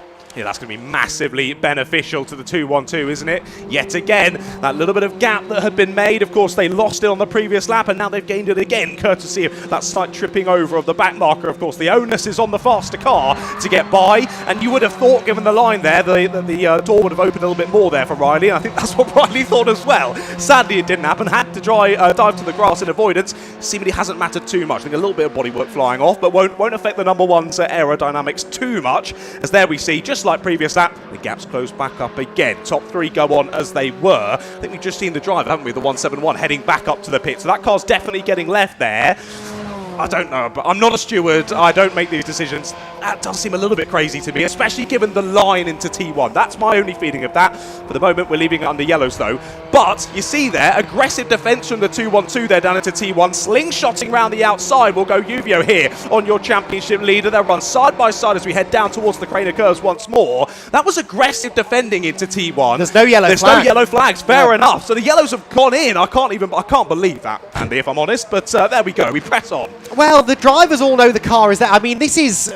I'm not much older. Oh, drama! Tropical Rocket Racing have collided with a back marker heading down the hill, and that is absolute heartbreak for the 4th place car. That car will be in the gravel. There could be another 2 cars now stuck track side. Is that going to bring us to an early conclusion? We'll wait and see what happens. But that Tropical Rocket Racing car sustained quite a bit of damage in that, I think. And it is the 62 car, isn't it, which was being lapped a lap or so ago by the leader. That's David Scrappy Clark, who's a veteran of Fun Cup racing, just in the wrong place at the wrong time, unfortunately. Yeah, one car stranded at the side of the road is maybe workable, but any more than that, and I think maybe race controls hand might be forced. Yes, both of those cars are stuck down at the old hairpin, and if it does get covered under yellow flags, that is another overtaking opportunity that's going to be very much off limits now for the drivers. The red gate, though, we know is not, and this could be a pivotal move for the race lead. Riley Phillips to the outside of Ted Bradbury. He has caught back up to the Vape Club car, but Ted will not give in. He's desperately late on the brakes into Redgate corner, and for now at least, John hangs on to the lead. For now, I think being the operative word, the red flag in the top left-hand corner of your screen. Red flag here in the first race of the weekend for the Fun Cup Endurance Championship. Well, we thought that something like that might happen, but very rare that you see a red flag in a Fun Cup race. Usually, of course, we hang it under safety car and wait for things to get sorted. But with 5 minutes left to go, red flag has been called here at Donington Park, so drivers will slowly make their way back round to safety. But what a shame there for Tropical Rocket Racing. Of course, it was themselves, Green Heath Signature RV, who were all very speedily trying to close into our top three there. A little bit more scuffling and a few more kerfuffles between our top three, and they might have just closed in on them. But we saw on the previous lap, when our top three came up on that back marker, how Riley sort of stumbled over them a little bit, just being a little bit unpredictable. Clearly, something very similar has happened there for Tropical Rocket. To be fair, a very difficult part of the circuit, coming down flat out through the craners, straight on the brakes, trying to carry as much speed then through Old Hairpin, and clearly they've just been caught out there in the braking zone, stumbled over each other, and off to the gravel they went. Hopefully, it's not too much to fix for the 3 hour later on. Yes, exactly so, and the right decision made to red flag the race ultimately. It's a shame that we've had to red flag it, but I think that was absolutely the right decision. The last race to be red flagged in the championship was Alton Park last year. Remember, we had an early red flag there, and the race then resumed over, in the end, 2 3/4 hours. The last race to finish early because of a red flag was right here 2 years ago. The race that you were in, John, when it got a bit soggy. I was in the car. That was brilliant. Thoroughly, at the time, I was horrible. I hated every second of it. But looking back on it, it was great. Yeah, I've got a clip of me going down the craners. The whole sky and the inside of the cockpit illuminates from a lightning strike, and then I go around the outside of Axiometrics down, and then up the inside into Old Hairpin. Oh, it's one of my favourite clips of my driving. That was a great fun stint, but yeah, the weather was less than optimal, I think is the way to put it. Who's going to play you in the movie, John? That's what I want to know. That sounds epic. I can't afford Brad Pitt, sadly, so I might have to play myself. But generally, it is someone who looks a little bit like you as well. I think that's the general idea, John. I don't know if I've got the Michelin Man's number. I could go and ask him. But there you go. Oh, we're coming up. Checkered flag on the top left-hand corner of your screen. So I thought there might be some potential of a restart, but it ain't going to happen. Red flag in the first one. But not too much frustration from our side because we're doing it all again later today. So hey. Oh yes, I forgot about that. We've got 3 hours of that to come later on this afternoon. I mean, I'm very much looking forward to it, but I would like to find a period of time to have a lie down before then, if at all possible. I forget what time that race is, but it's the last race of the day anyway. And we have more Fun Cup racing coming your way a little bit later on in the day. Well, a phenomenal start to the day. The Fun Cup Endurance Championship once again delivering here at Donington Park. Let's take a look back, shall we, at some of the highlights.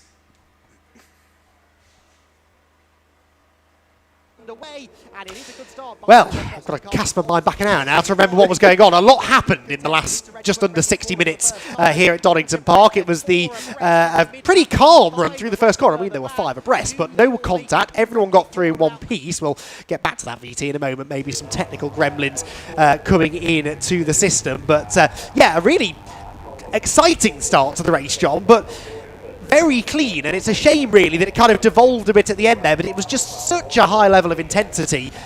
It was sort of inevitable at some point it would boil over. Yeah, obviously it's such a shame that we've lost that three-way battle, because I want to say that's the first time, if not one of the first times, we had all those three on circuit battling over the lead at the same time. We've had that slightly stolen from us, but it is what it is. These things happen in racing, and as we say, with a couple of minutes to go, a shame for that to end. But, as you say, what a race it was. Let's see if we can have a look at these highlights once again.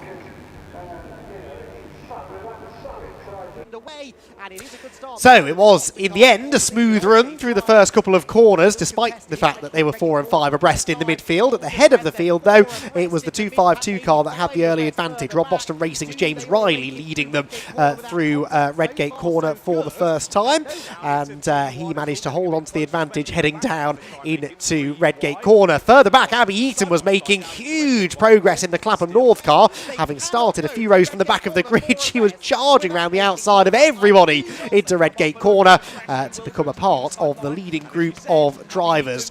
which featured a lot of the regular front runners in the championship, but there were others who had to come from further back. Riley Phillips, for example, who had a rare opportunity to start the Team GRD number 1 car, coming from the very back of the grid to lead within the opening stint of the race. The Demon Tweaks car had a number of gravelly excursions, perhaps a future in rallying beckons for that team. It was a fairly unfortunate start to the race. The first round of pit stops, Abby Eaton double stinted in the Clapham North car, one of several drivers in fact to do so at that first part of the race, with others choosing to double stint a bit later on. There was drama though just before half race distance when James Riley was tipped into a spin at the chicane. In fact, it was just towards the end of the opening pit window. They were in 5th position at the time. That led to a safety car period, after which Uvio, GRD and many others did battle for the race lead. Ted Bradbury was in that group as well in the Vape Club car with its new livery on it for the first time this weekend. They managed to get through into the race lead, Ted Bradbury hitting the front just before the second round of pit stops beckoned. He would be among the first to pit, and just as the leaders were pitting, there was this contact down the main straight. Marcus Clutton tangling with the 169 Rob Boston car of Rob Croydon, and that took the 169 out of the race. Signature RV, though, managed to continue and still finished inside the top 5, despite that hefty whack on the run into Redgate.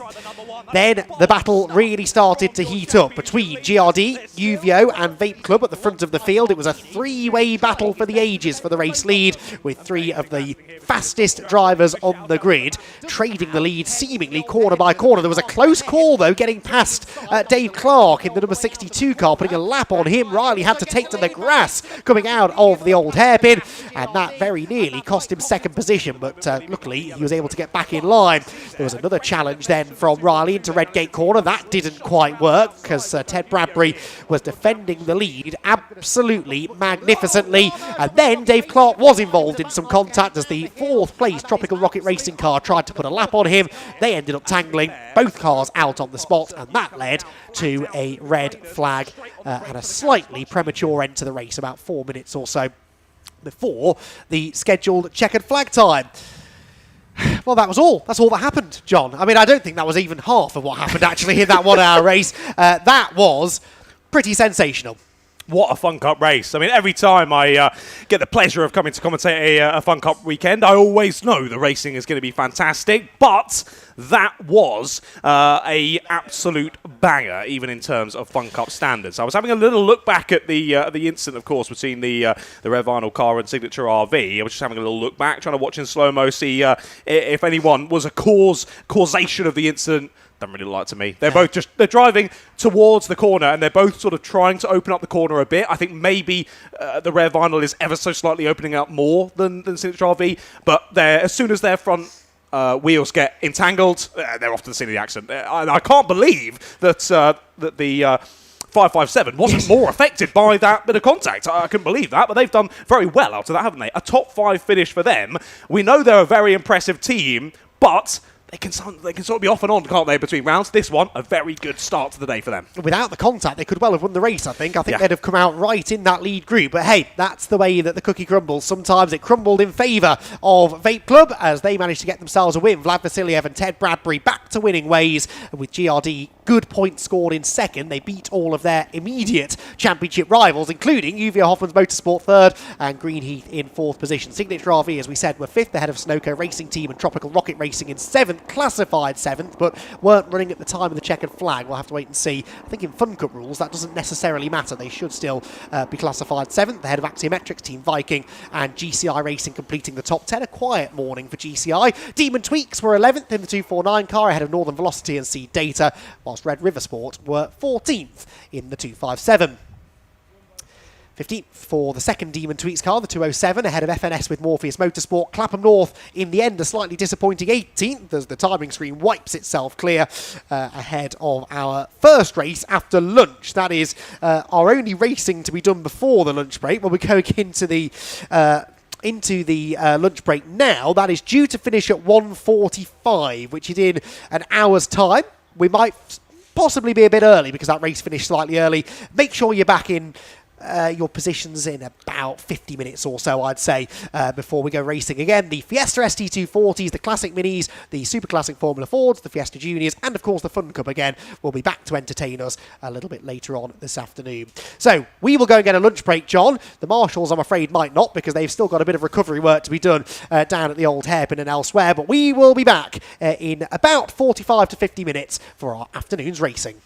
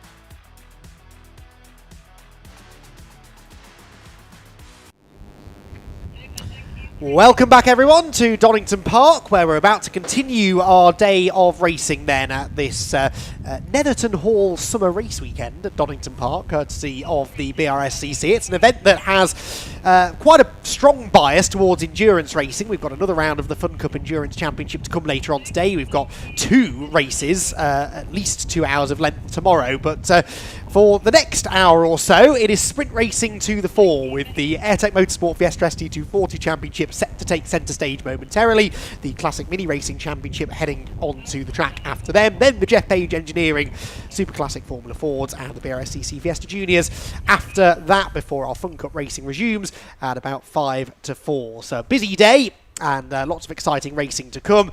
The Donington Park National Circuit is a fantastic layout pretty much for any kind of racing, but certainly one-make tin-top racing, I would argue. There is nowhere better in the country if you want side-by-side racing, overtaking and action. And we had plenty of that in that Fun Cup race earlier on today. Andy McEwen and John Ratcliffe in the commentary box to talk you through the action, and action has been very much the buzzword so far, John, and I don't really anticipate that changing over the next few races. Hello, Andy. Yes, indeed. I mean, that first Fun Cup race, we always expect Fun Cup to be very exciting, but that was something else. It sort of had every ingredient we could possibly hope for in a Fun Cup race there across only 60 minutes. Well, it ended up being a bit less than 60 minutes, didn't it? Not often we see a Fun Cup race end under red flag. As you mentioned, it's only happened a couple of times before. Once was here only a few years ago, and sadly that's how that 1 hour has ended. But as we say, thankfully, unlike usual, at least for the last 10 or so years in Fun Cup, 2 races here at Donington Park. So the guys, the drivers, the girls and guys get another shot at it later today. But as you say, sprint racing to come then. The ST240s are what are up next. They'll be heading out on circuit in a couple of moments' time, and there's plenty of excitement to talk about in and amongst the ST240s. Looking back at Anglesey, of course, last time we saw them out, 3 different winners at Anglesey. Alistair Kellett taking the win in race 1, George Foxlow took the win in race 2, and Gary Miller took the win in race 3. Looks as though we're about ready to go for it then. Let's have a look at the grid for their first race of the weekend. George Foxlow takes the pole position in this one with Graham Colfer alongside him on the front row. Jack Sant, very impressive driver is Jack. He starts on row 2 with your championship leader Alistair Kellett alongside him. In terms of drop totals for the year so far, 7 points difference at the moment between Kellett and Colfer. It's Gary Miller and David Nye who are on row number 3 with James Pope and John Cooper are on row number 4, positions 7 and 8 for each of those 2 drivers. Just behind them, we have Maggie Webster and Luke Waugh. They round out the top 10, and then just behind them, row 6, that's Simon Horrobin and Brady Pollock. Row 7, Kasper Tomilewski and Sean Reynolds, and then it's Harry Hayes and Marco Ricci on the row behind them, and then a lonely Matt Chambers rounds out the final row there in 17th place. But plenty of impressive drivers in the field here, and as we say, last time out at Anglesey, the racing was fantastic. It was. It usually is in the ST240s. And really nice to see a nice big grid this weekend as well. They've been averaging sort of mid-teens over the last few years, but good to see more and more drivers now starting to get involved in what is becoming an increasingly competitive championship, with only 7 points separating the top 2 drivers at the moment. Alistair Kellett leading, Graham Colfer. Maybe I'm going to be a bit insensitive here in saying a slightly unexpected challenger. He's really started to find some form this year. He was showing glimpses of this in 2025, but has really put together a strong campaign this year with 3 wins to date for Graham Colfer. That is actually the same number as Alistair Kellett, but Colfer has a non-finish, which came in the middle of the 3 races at Anglesey last time out. That, therefore, is one of his drop scores. I think it's 3 drop scores for most of the BRSCC championships.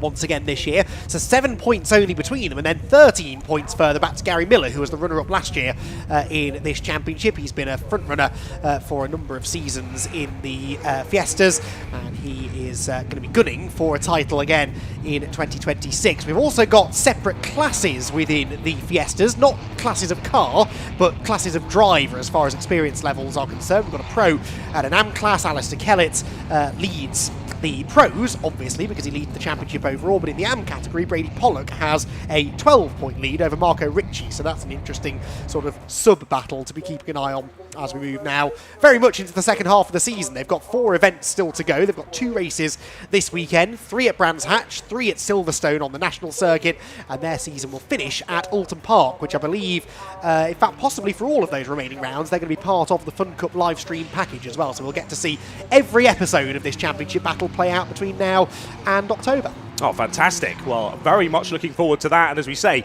very close in terms of the points. So all to play for as we head through into the final rounds of the season. Of course, you mentioned about the Pro and the AMs as well. There's also sort of another subclass in terms of the Masters Trophy as well. Of course, that's for drivers age 45 and over. And Alistair Kellett, he's leading the championship overall. He's leading in Pros, and of course, he thus is leading in Masters as well. So Alistair doing a great job, as we would maybe expect from Alistair. He's a very experienced driver, isn't he? Particularly in these ST240s, and looking to retain his championship from last season. But plenty of names on the grid here who could potentially put a spanner in the works. I've got to say, standout performance in terms of how much they've been progressing out of Anglesey was definitely from Kasper Tomaszewski. Tomaszewski was right up at the sharp end for pretty much all of the races, if I'm not mistaken, getting really stuck in from some of the much more experienced drivers here in the ST240. So look forward to seeing what Tomaszewski does out there on the black stuff today. He's a little bit further down the order on the grid for this one than maybe he would have liked to have been, but we'll see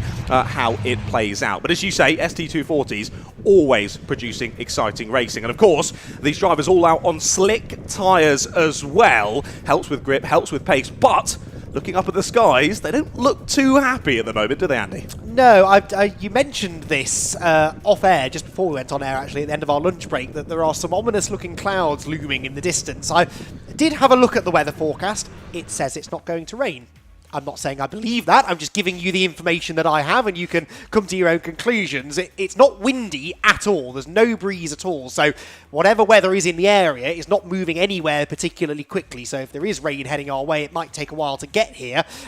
Unfortunately, that means if it does come here, it probably won't disappear in much of a hurry either. So, yeah, we'll have to wait and see. I think we're okay for now, though. The cloud seems quite high up, which someone once told me in a geology lesson or something means that it's not that likely to rain. I don't know why they were talking about rain in geology, but there you go. It was a while ago, and the education system has a lot to answer for. Right, it is George Foxlow on pole position, Graham Colfer alongside. Alistair Kellett only 4th, interestingly, so his qualifying session didn't quite go to plan, and with Graham Colfer starting on the front row, remember they're the top 2 in the championship. It is Kellett with that narrow advantage of 7 points, and so good opportunity maybe for Graham to score some points back. Gary Miller only 5th, so he's directly behind Alistair Kellett on this 17-car grid.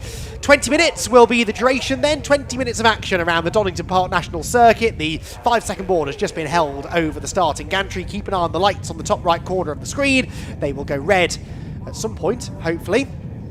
No lights. Union flag is being used to start the race, interestingly, so the lights must have failed, and the race does, in a very old-fashioned way, get underway, with Graham Colfer stealing the advantage and Alistair Kellett slotting into 2nd place. George Foxlow, who's probably never had a race start with a Union flag, a little bit slow off the line, and he settles into 3rd position. Great start from Kellett, though.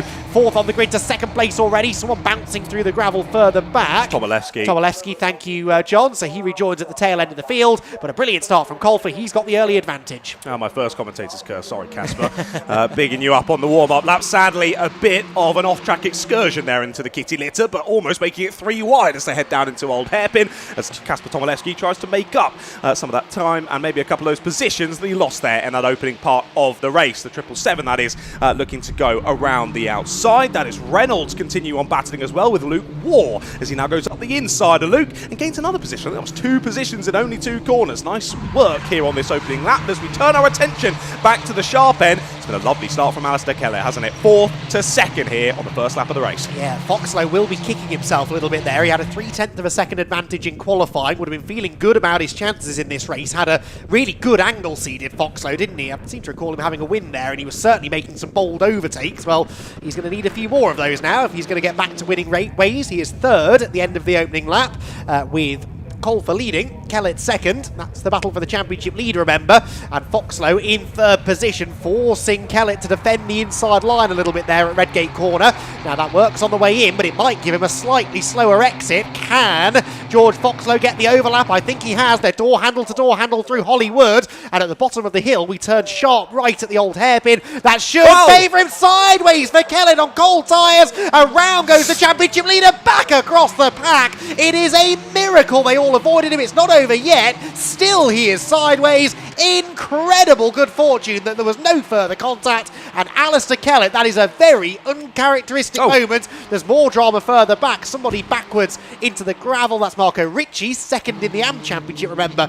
Marco coming into this weekend. But yes, I can count on the fingers of one hand how many sort of self-induced moments Alistair Kellett has ever had at the wheel of a Fiesta. That was just a slightly cold right rear tyre, and my goodness, that was close.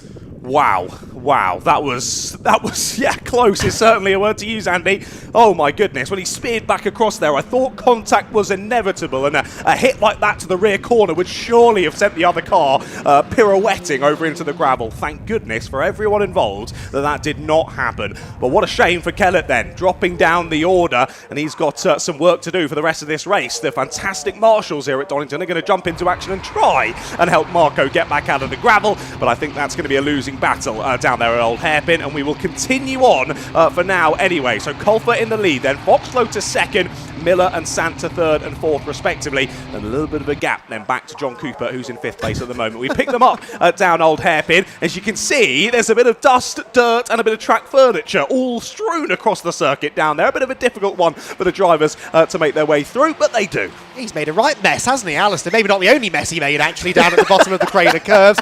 That was remarkable. What a moment, what a save.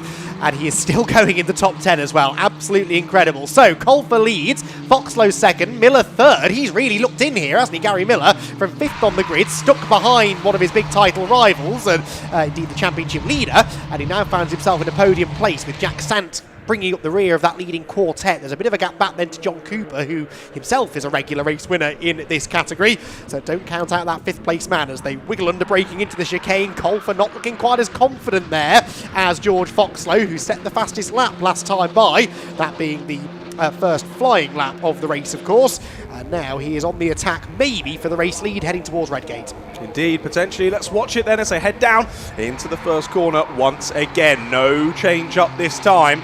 It's now John Cooper grabs the fastest lap of the race once again, down into the low 1 minute 18s. I saw something flashing up on the board down there, but I think it was just a yellow flag, so I'll ignore that. I thought maybe we'd have a safety car call, but not for the moment. Anyway, leaders continue on down the hill once more. No overtaking opportunities opening up there for George Foxlow, but he's got a lovely run off of Old Hairpin. Potentially, as they continue on up the back part of the circuit, there might be a move on here for Foxlow. They head under Starkey, well, what was Starkey's Bridge, up through Schwantz Curve and then into McLean's, and up the inside will go Foxlow. There's contact between the two of them. Colfer nearly off to the scenery on the left-hand side, and that opens up the door as well for Miller. Potentially Sant also, as they both try and fly their way through. Up and over the crest they go. Sant will force his way to the inside line, but let's see how the run works. Of course, Colfer will now have the slipstream as well down into the heavy braking zone. Will it be enough to cover off the inside line? Just. Colfer holds on to third, and thank goodness he did, because that negative momentum was really starting to shuffle him back. But for the moment,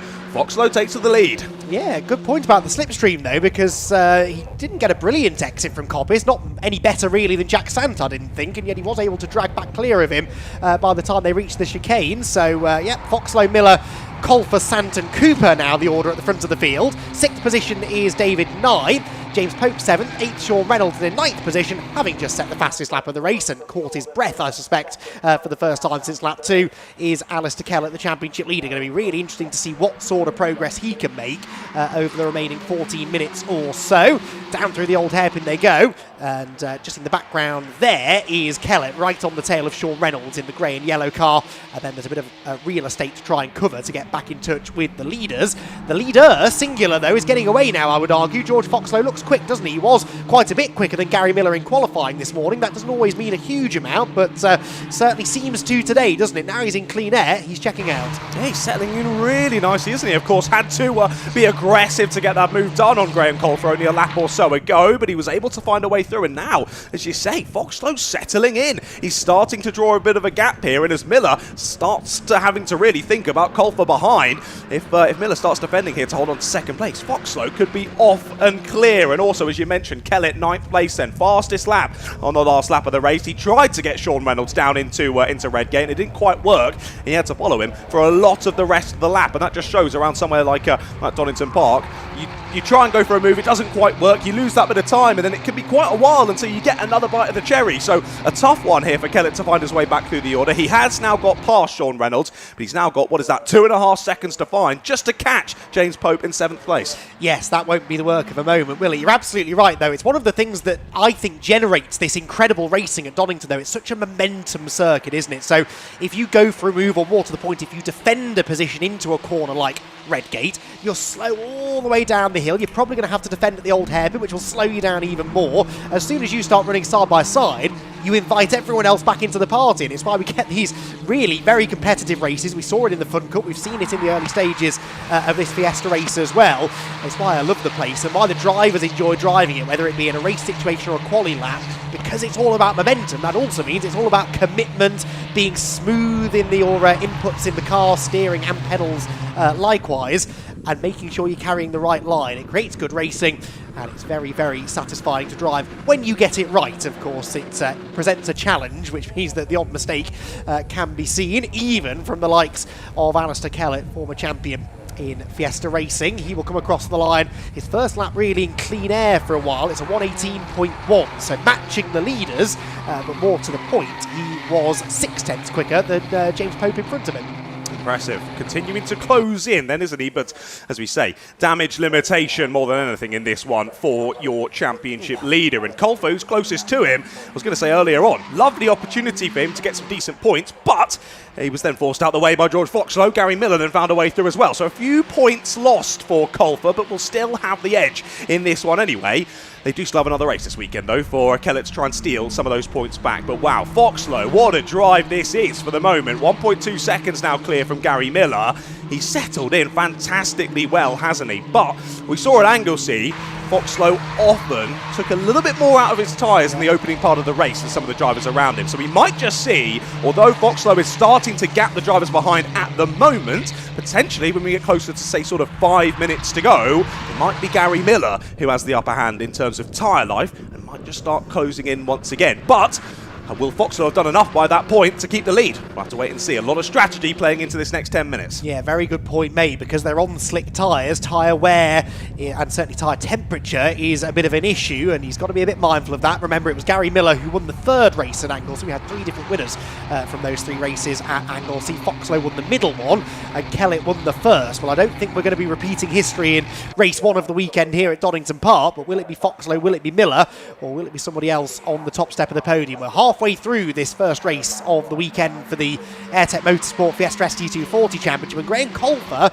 looks to me like he's struggling. The rear of that car, case in point, looks noticeably stiffer than those around, and that's leading to a little bit of fishtailing in the braking zones. And to my point earlier on, because you've got to carry the speed through the corners here, you've got to have such confidence that the car is going to stick underneath you, and if it's dancing around like that, that's got to be slowing him down. Yes, exactly what I was going to pick up on. It's been the same down at the bottom of the Cranos for the last couple of laps now. Drivers around Colfer looking absolutely stuck to the floor underneath them, carrying the speed as best as they can, as you say.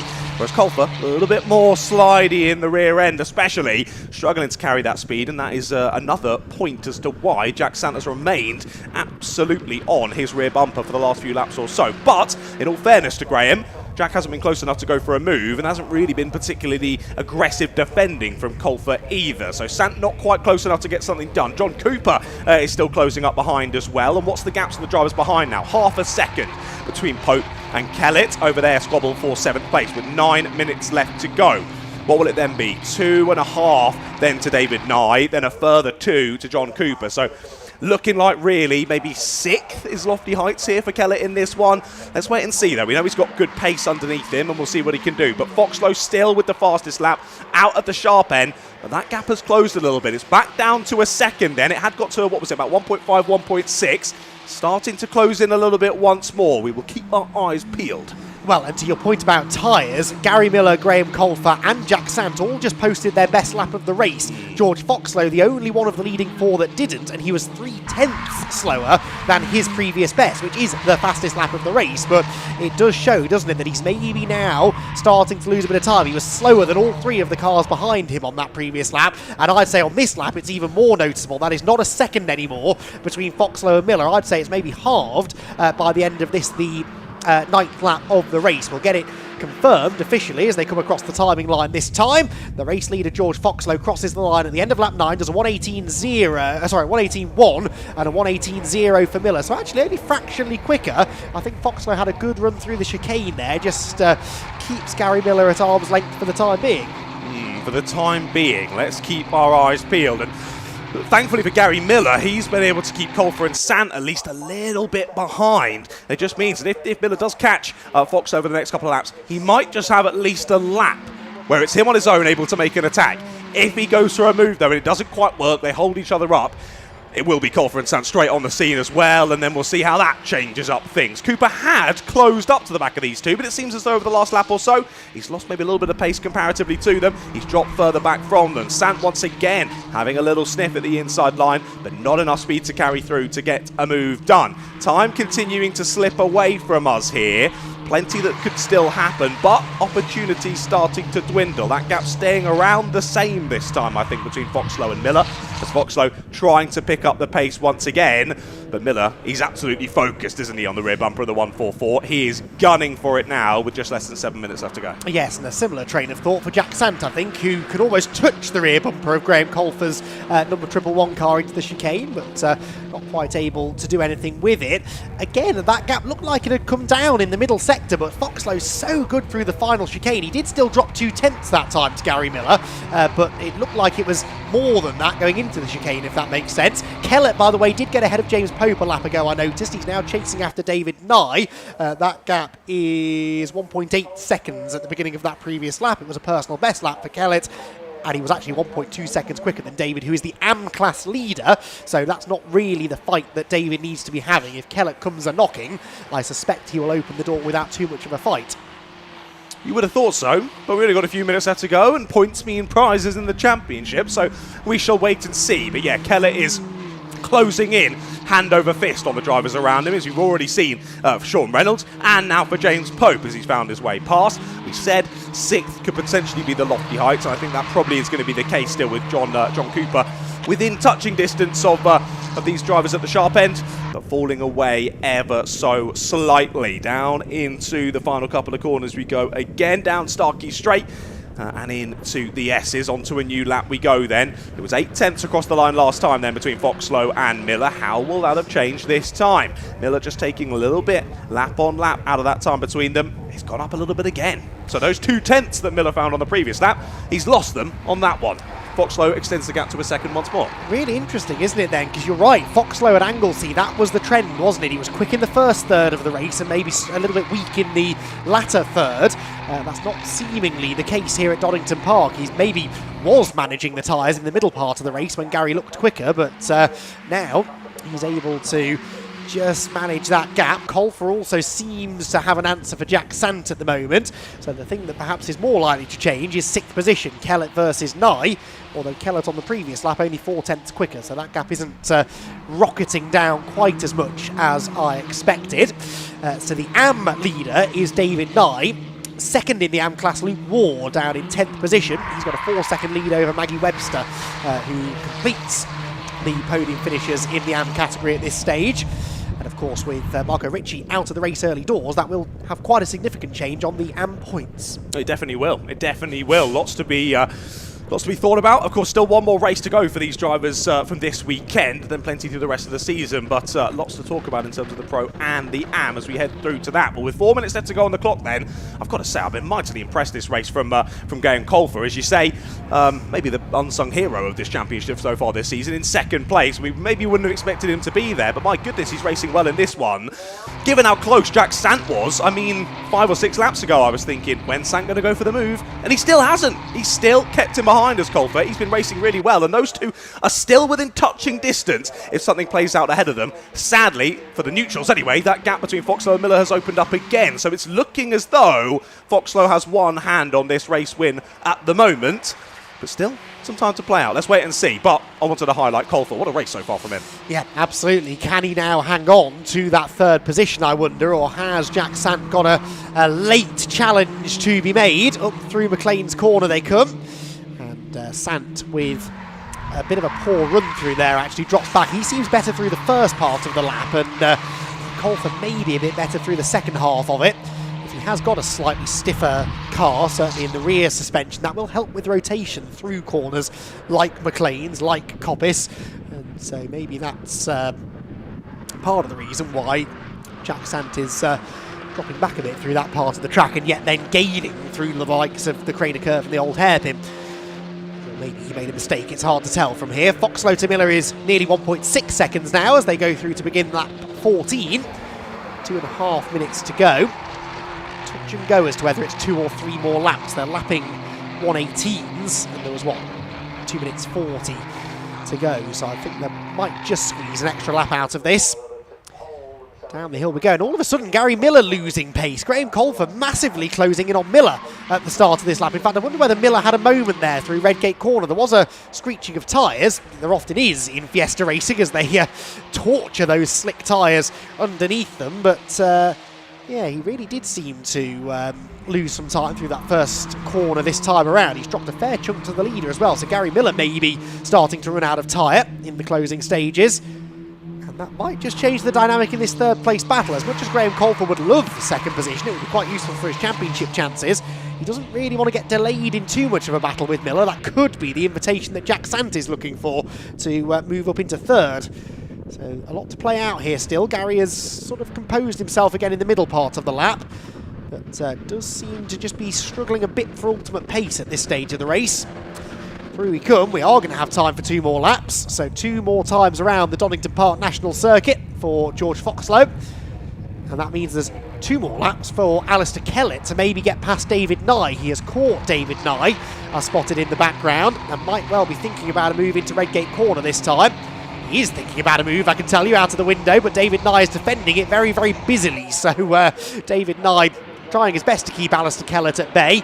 I think Kellett might get him down through the Craner Curves though. That's all going on behind this battle for second, which is really starting to come alive now. Gary Miller definitely struggling for pace in the closing stages. His gap to the leader 1.7 seconds now, but Colfer and Sant, more importantly, are closing right up on him. So second, third and fourth pretty much nose to tail as they make their way through McLean's for the penultimate time. Lots of curb used by Jack there to try and again help rotate the car through the right-hander. Then they climb to the highest point of the circuit at Coppice Corner. Really tricky turn, that blind entry. The car goes light just as you commit to the corner fully. Very easy to understeer wide. They all manage to keep it just about within track limits for now, heading down into the final chicane. And I suspect a last lap board will be waiting for George Foxlow. They could throw the checkered flag lap early, but there's no real reason to. And no, they are going to get one more lap in. So through goes Foxlow. Last lap begins. Miller really now starting to come under some serious threat from Graham Colfer. Is this a defensive move from Miller? He was thinking about it, but did eventually merge back over onto the racing line. Colfer, though, closer now to Miller than Sant is to him. So this is a big, big shift in the dynamic in this podium battle, just as we begin the final lap. Problem for Colfer, though, is that Redgate seems to be the point at of the track at which he gets the closest. Further round the lap, Gary Miller perhaps has a bit more grip at his disposal. Kellett, by the way, was ahead of David Nye at the start of the lap, you may have noticed, so Alistair Kellett up into 6th position now. That's going to improve his points haul ever so slightly. This will still go down as a dropped score for Alistair, so in some ways it matters little. But if he were to have some retirements later in the season, he might end up having to fall back on this result, and that could be of some significance for him. So out through Coppice for the final time. Gary, I think, has weathered the storm now, hasn't he, from Graham Colfer? But George Foxlow, well, he started from pole. It hasn't been all smooth sailing. It was a poor start that saw him drop down to third position, but he will come across the timing line at the end of the 20 minutes in the race lead. George Foxlow, for the second event in a row, is a winner in the Fiesta ST240 Championship. It's almost side by side for second, but Graham Colfer isn't quite able to get past Gary Miller. There we go, the timing screen sorted itself out. Miller second, Colfer third, Santin fourth, and John Cooper fifth, with Alistair Kellett having to settle for sixth position. The AM class won by David Knight. The Masters class, well, there's a Masters class within Pro and within AM. John Cooper gets the win in the Pro Masters, and the AM Masters won by David Nye, the overall AM class winner. So entertaining stuff, particularly in the early stages. Alistair Kellett with that huge moment down through the Craner curves that I'm sure did his tyres no good at all. Maybe that explains why he wasn't able to make such meteoric progress back through the field, although it's a competitive grid these days in the ST240s. So it's not easy to make up for a poor start or a moment early in the race, as was the case for him. Miraculously, everyone avoided him, and that meant that there was no need for a safety car, no expensive repair bill either. Marco Ricci, the only non-finisher, his car, of course, going off at the same point, actually, down through the Craner curves on cold tyres. It seems ridiculous to say that when the ambient temperature is around 20 degrees, which is very mild for this part of the world.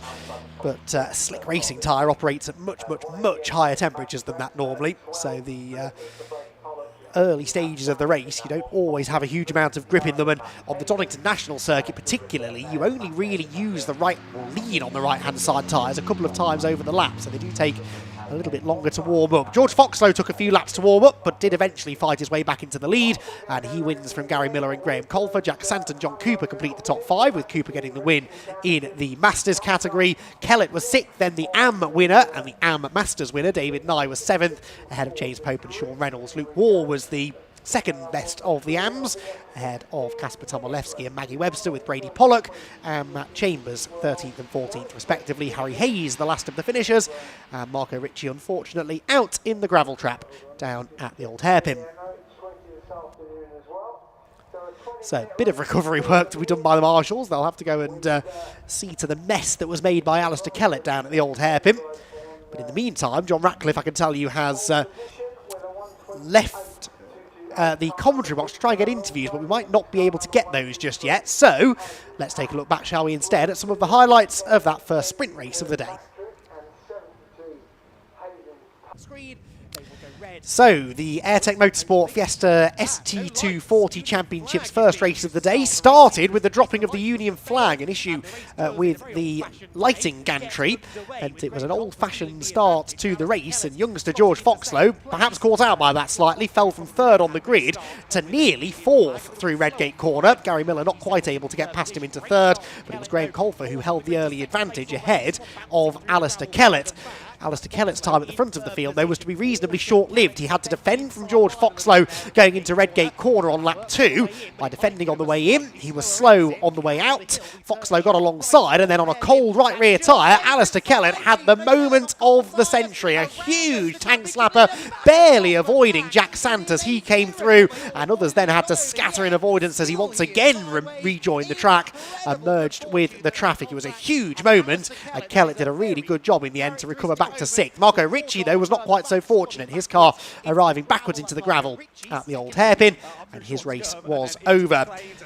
That all, of course, promoted Foxlow to second. He then muscled his way past Graham Colfer for the lead at the top of the hill at McLean's, and a little bit of contact pushed Colfer wide and allowed Gary Miller into second place. Gary then set about chasing after George Foxlow, but in the end just ran out of tyres a little bit maybe. Foxlow managed the situation really well. It did seem in the middle part of the race as though Miller was the quicker of the two, but wasn't quite able to get within striking range. Colfer and Sant, meanwhile, were busy battling for third position, but Graham Colfer again was able to keep Jack Sant just about out of striking range. It got close on a few occasions, and in fact both of them were able to catch Gary Miller in the closing stages, giving us the tantalising prospect of a three-way fight for second place. It was a close run thing.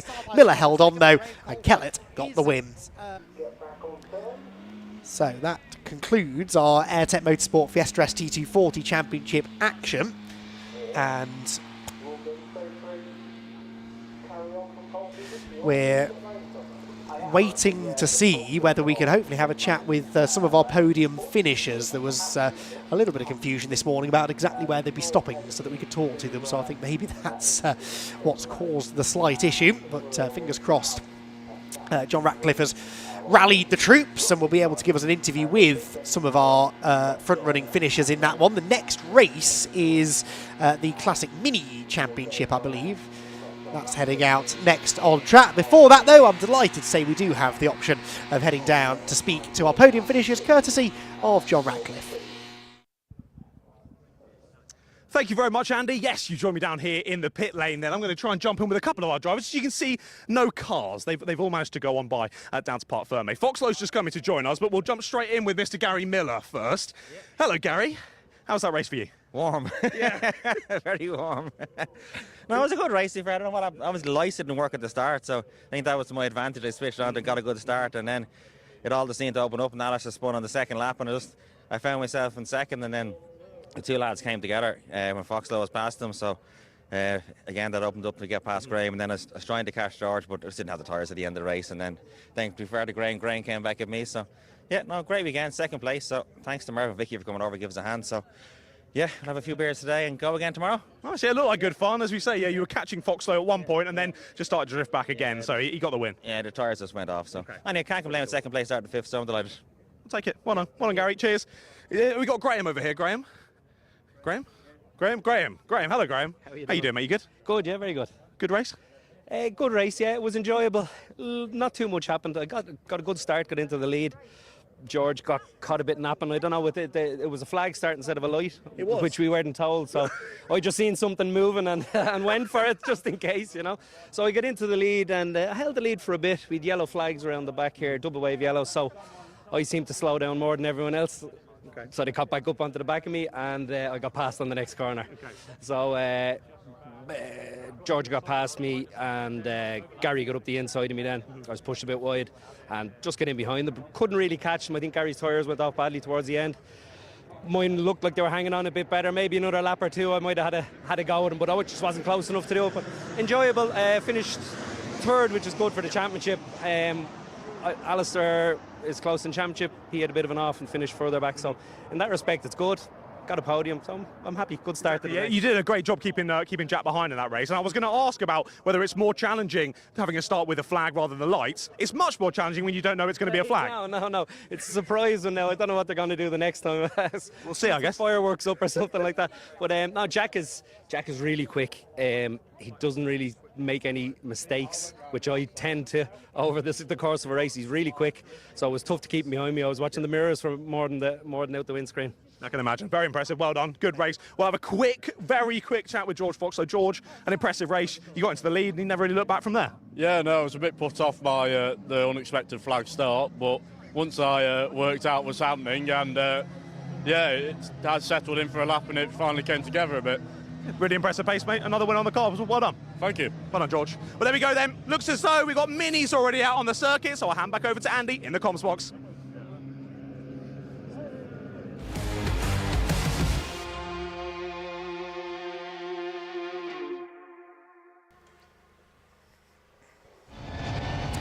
Indeed we do, John. Yes, the Classic Mini Championship here to entertain us. Classic Mini Racing Championship, I should say. Racing being the key word, really, because we've seen a lot of overtaking in the first two races of the day. I suspect that's not going to stop in this third race. Classic Mini Racing, known for lots of overtaking, lots of side-by-side, slipstreaming action, and usually pretty close finishes as well. The pole position for this race taken by Ben Seafried with Andrew Hack lining up on the front row with him. Then it's David Kirkpatrick and Hayden Payne, who I mentioned was briefly a co-commentator of Richard John Neal's at Anglesey a few weeks ago. Nevin Kirkpatrick and Dave Rees are next. Then it's Ahmed Sharbani and Aaron Cook on row 4. Row 5, Steve Rideout and David Burns, with James Bryan and Will Burnham next. Then it is Tao Butler and Chris Didcott on row 7. Row 8 for Tristan Beard and Nick Townend. Oh, and how could we forget, at the back of the grid, 17th position, Andrew Payne, father of Hayden Payne, and a little bit of pace difference between the two of them after qualifying, about a 6-second advantage for Hayden, I think, who's up there on the second row of the grid. Andrew, I'm sure, just giving us something to be excited about in the race. He'll be overtaking people left, right and centre if he has his way once the, hopefully, red lights go out. We'll wait and see if they've sorted the issue with the starting gantry that slightly delayed the start of the Fiesta race.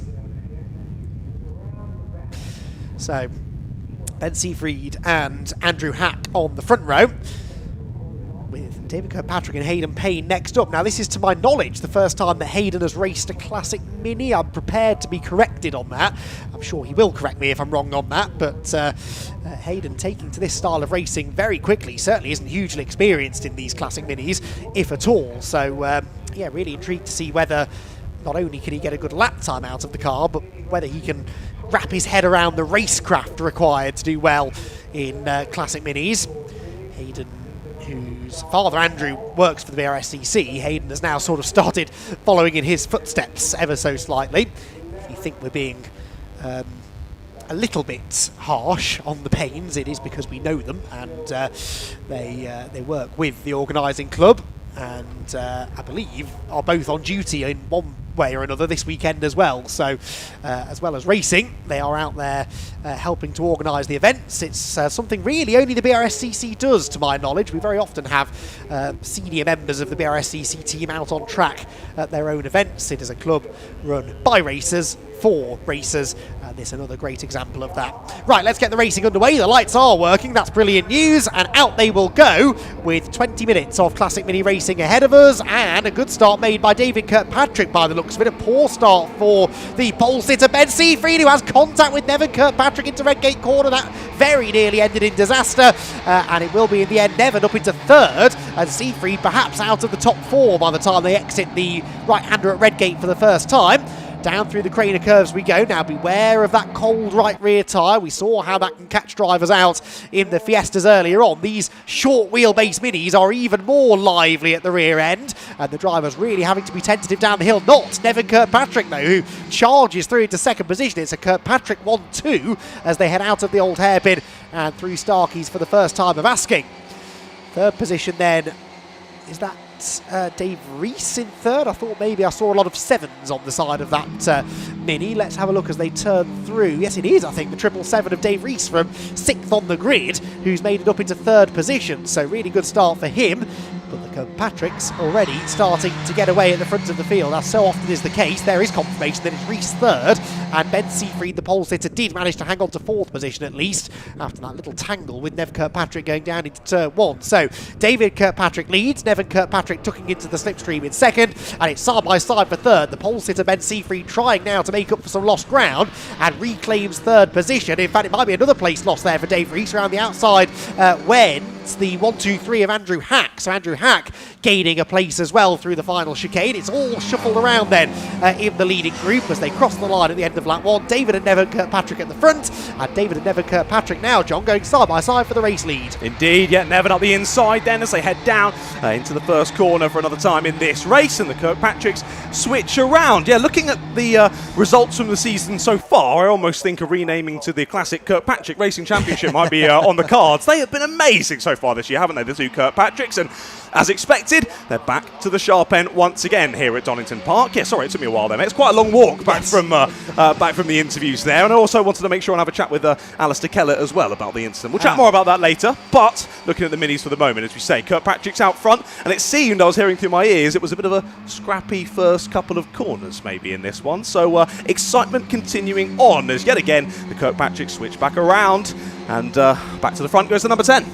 Yeah, part of it was that Nevin had such a good start, and he was alongside Ben Siegfried into Redgate. I don't think Ben, having started 4 places ahead of him, ever expected him to be there. There was a bit of door banging, and Nev managed to bully his way through. But yeah, he has very much slotted into second position now behind his brother as they head down the exhibition straight towards the chicane. Kirkpatrick on Kirkpatrick again, and it's Nevin back to the front as they head into the chicane. This is likely to be the story through most of the race. The trouble is when they go side by side like that, they invite other people into the party, and the pole sitter Ben Siegfried is now going for second position. Now remember, in that Fiesta race, George Foxlow started from pole, dropped to third, ended up winning the race. Is Ben Siegfried going to follow the same trajectory, I wonder? Well, he's going for second place here on the outside of David Kirkpatrick into Redgate corner, but can't quite make the move stick. David just about hangs on, and Andrew Hack very much tagging along with them now in 4th position. Yeah, Andrew Hack almost made it up the inside, going through down into Redgate once again. But as they headed into the braking zone,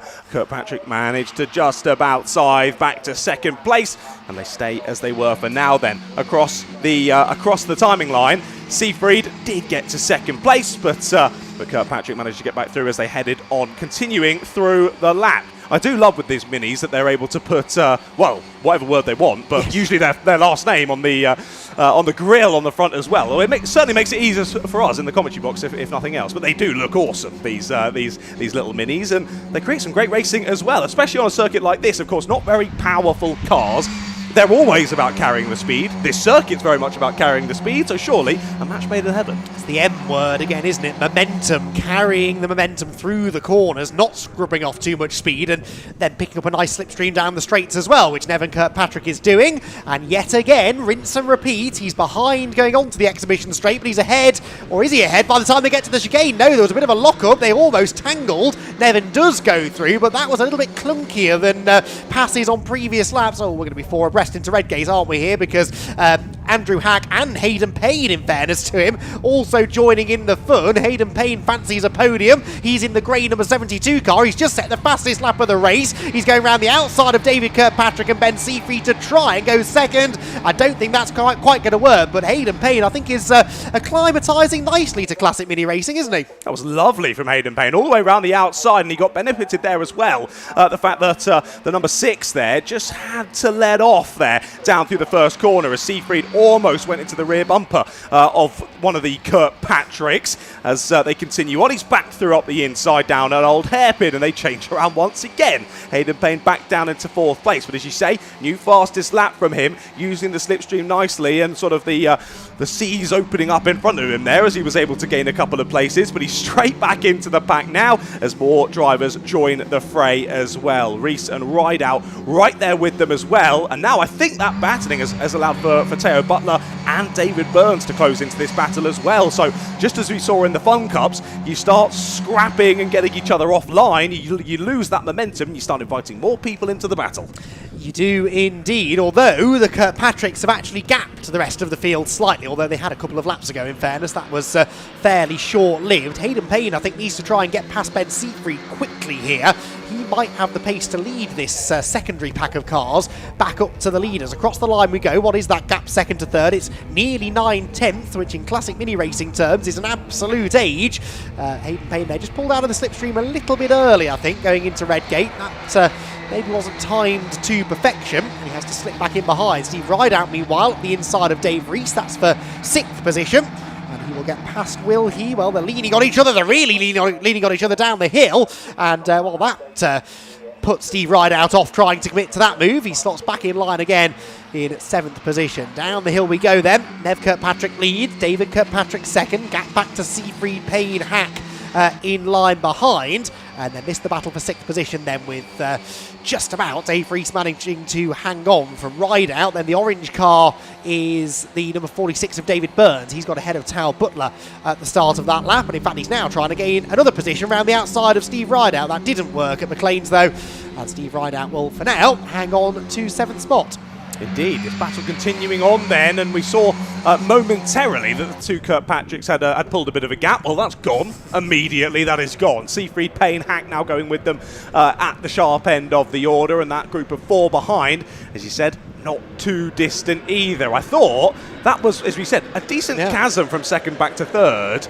I thought there was no way they were going to close it back in, but it's only taken a lap. I can't believe it. That's very aggressive down into the chicane once more. The number 7, that is, of Stephen Rideout, making sure he holds position. Potentially made up one more as well there as they head on to a new lap. No, he lost one. Ignore me. He managed to hold off Teo Butler, but Dave Rees did get through. We're nearly 3 wide into the braking zone there as Ben Seafried holds on to the last spot on the podium in this one. Andrew Hack and Hayden Payne, no love lost between those two though, as now I think Hack does go ahead of Hayden Payne, so despite having the fastest lap, now drops back into 5th place as once again the two Kirkpatricks are given a little bit of breathing room at the front, but I'm sure that will close up once again. As I mentioned earlier on, jokingly of course, about renaming it to the Classic Kirkpatrick Racing Championship, but to give you my reasoning behind it, look back at the results from previously this season. The only time someone that isn't called Kirkpatrick has won was the first race of the season. Chris Morgan took that one at Alton Park. Then it was Nevin Kirkpatrick, Nevin Kirkpatrick, Nevin Kirkpatrick, Nevin Kirkpatrick, David Kirkpatrick and Nevin Kirkpatrick. So it's been domination, I think, to say the least, so far this season. Yeah, particularly by Nevin, I suppose. So David would quite like to get one over on Nevin this race if possible. He's led quite a lot of this race, David Kirkpatrick, but not necessarily at the line. That's the key. And so Nevin perhaps just sort of practicing here for where he wants to be on that final lap of the race. And only 2 of those have not been a Kirkpatrick 1-2.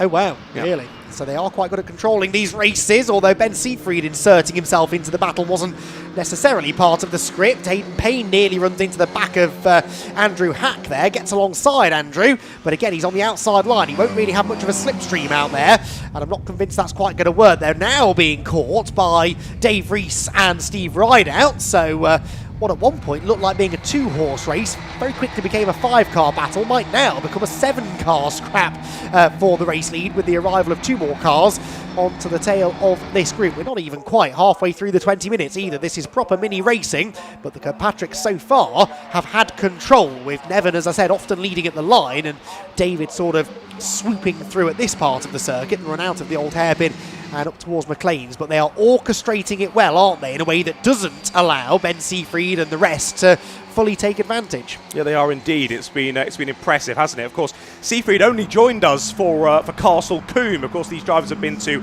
Alton Park, Castle Combe and Silverstone National before today. Seafried only joining us at Castle Combe, and he did get a 3rd place in one of the 2 races at Castle Combe. His other result was a P7, so this is on to match his personal best result. Of course, he's missed too much of the championship season to really make a championship charge at this stage, but he can still take away points from other drivers, so he can still be a thorn in the side of the drivers looking for the championship. But once again, the 2 Kirkpatricks looking to switch back around. David up the inside, down into the S's once more, and they switch back around once again. So still a few drivers here knocking on the door, trying to steal away a top 2 finish. But as we say, there have been plenty of Kirkpatrick's 1-2s already so far this season, and for the moment, with 9 minutes left to go, it's looking like it could be another one.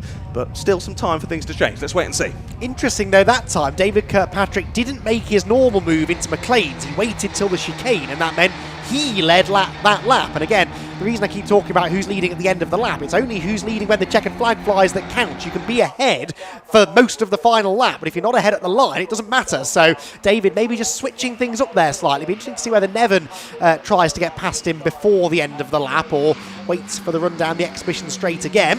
Seafried in 3rd, sort of a bit of a cork in the bottle now, isn't he? Keeping Andrew Hack and Hayden Payne behind. Seafried seems to be struggling a bit through that chicane. He will regularly catch the leaders through the middle sector and then lose ground through the final chicane. It's been tripping up Andrew Hack and Hayden Payne slightly behind him over recent laps.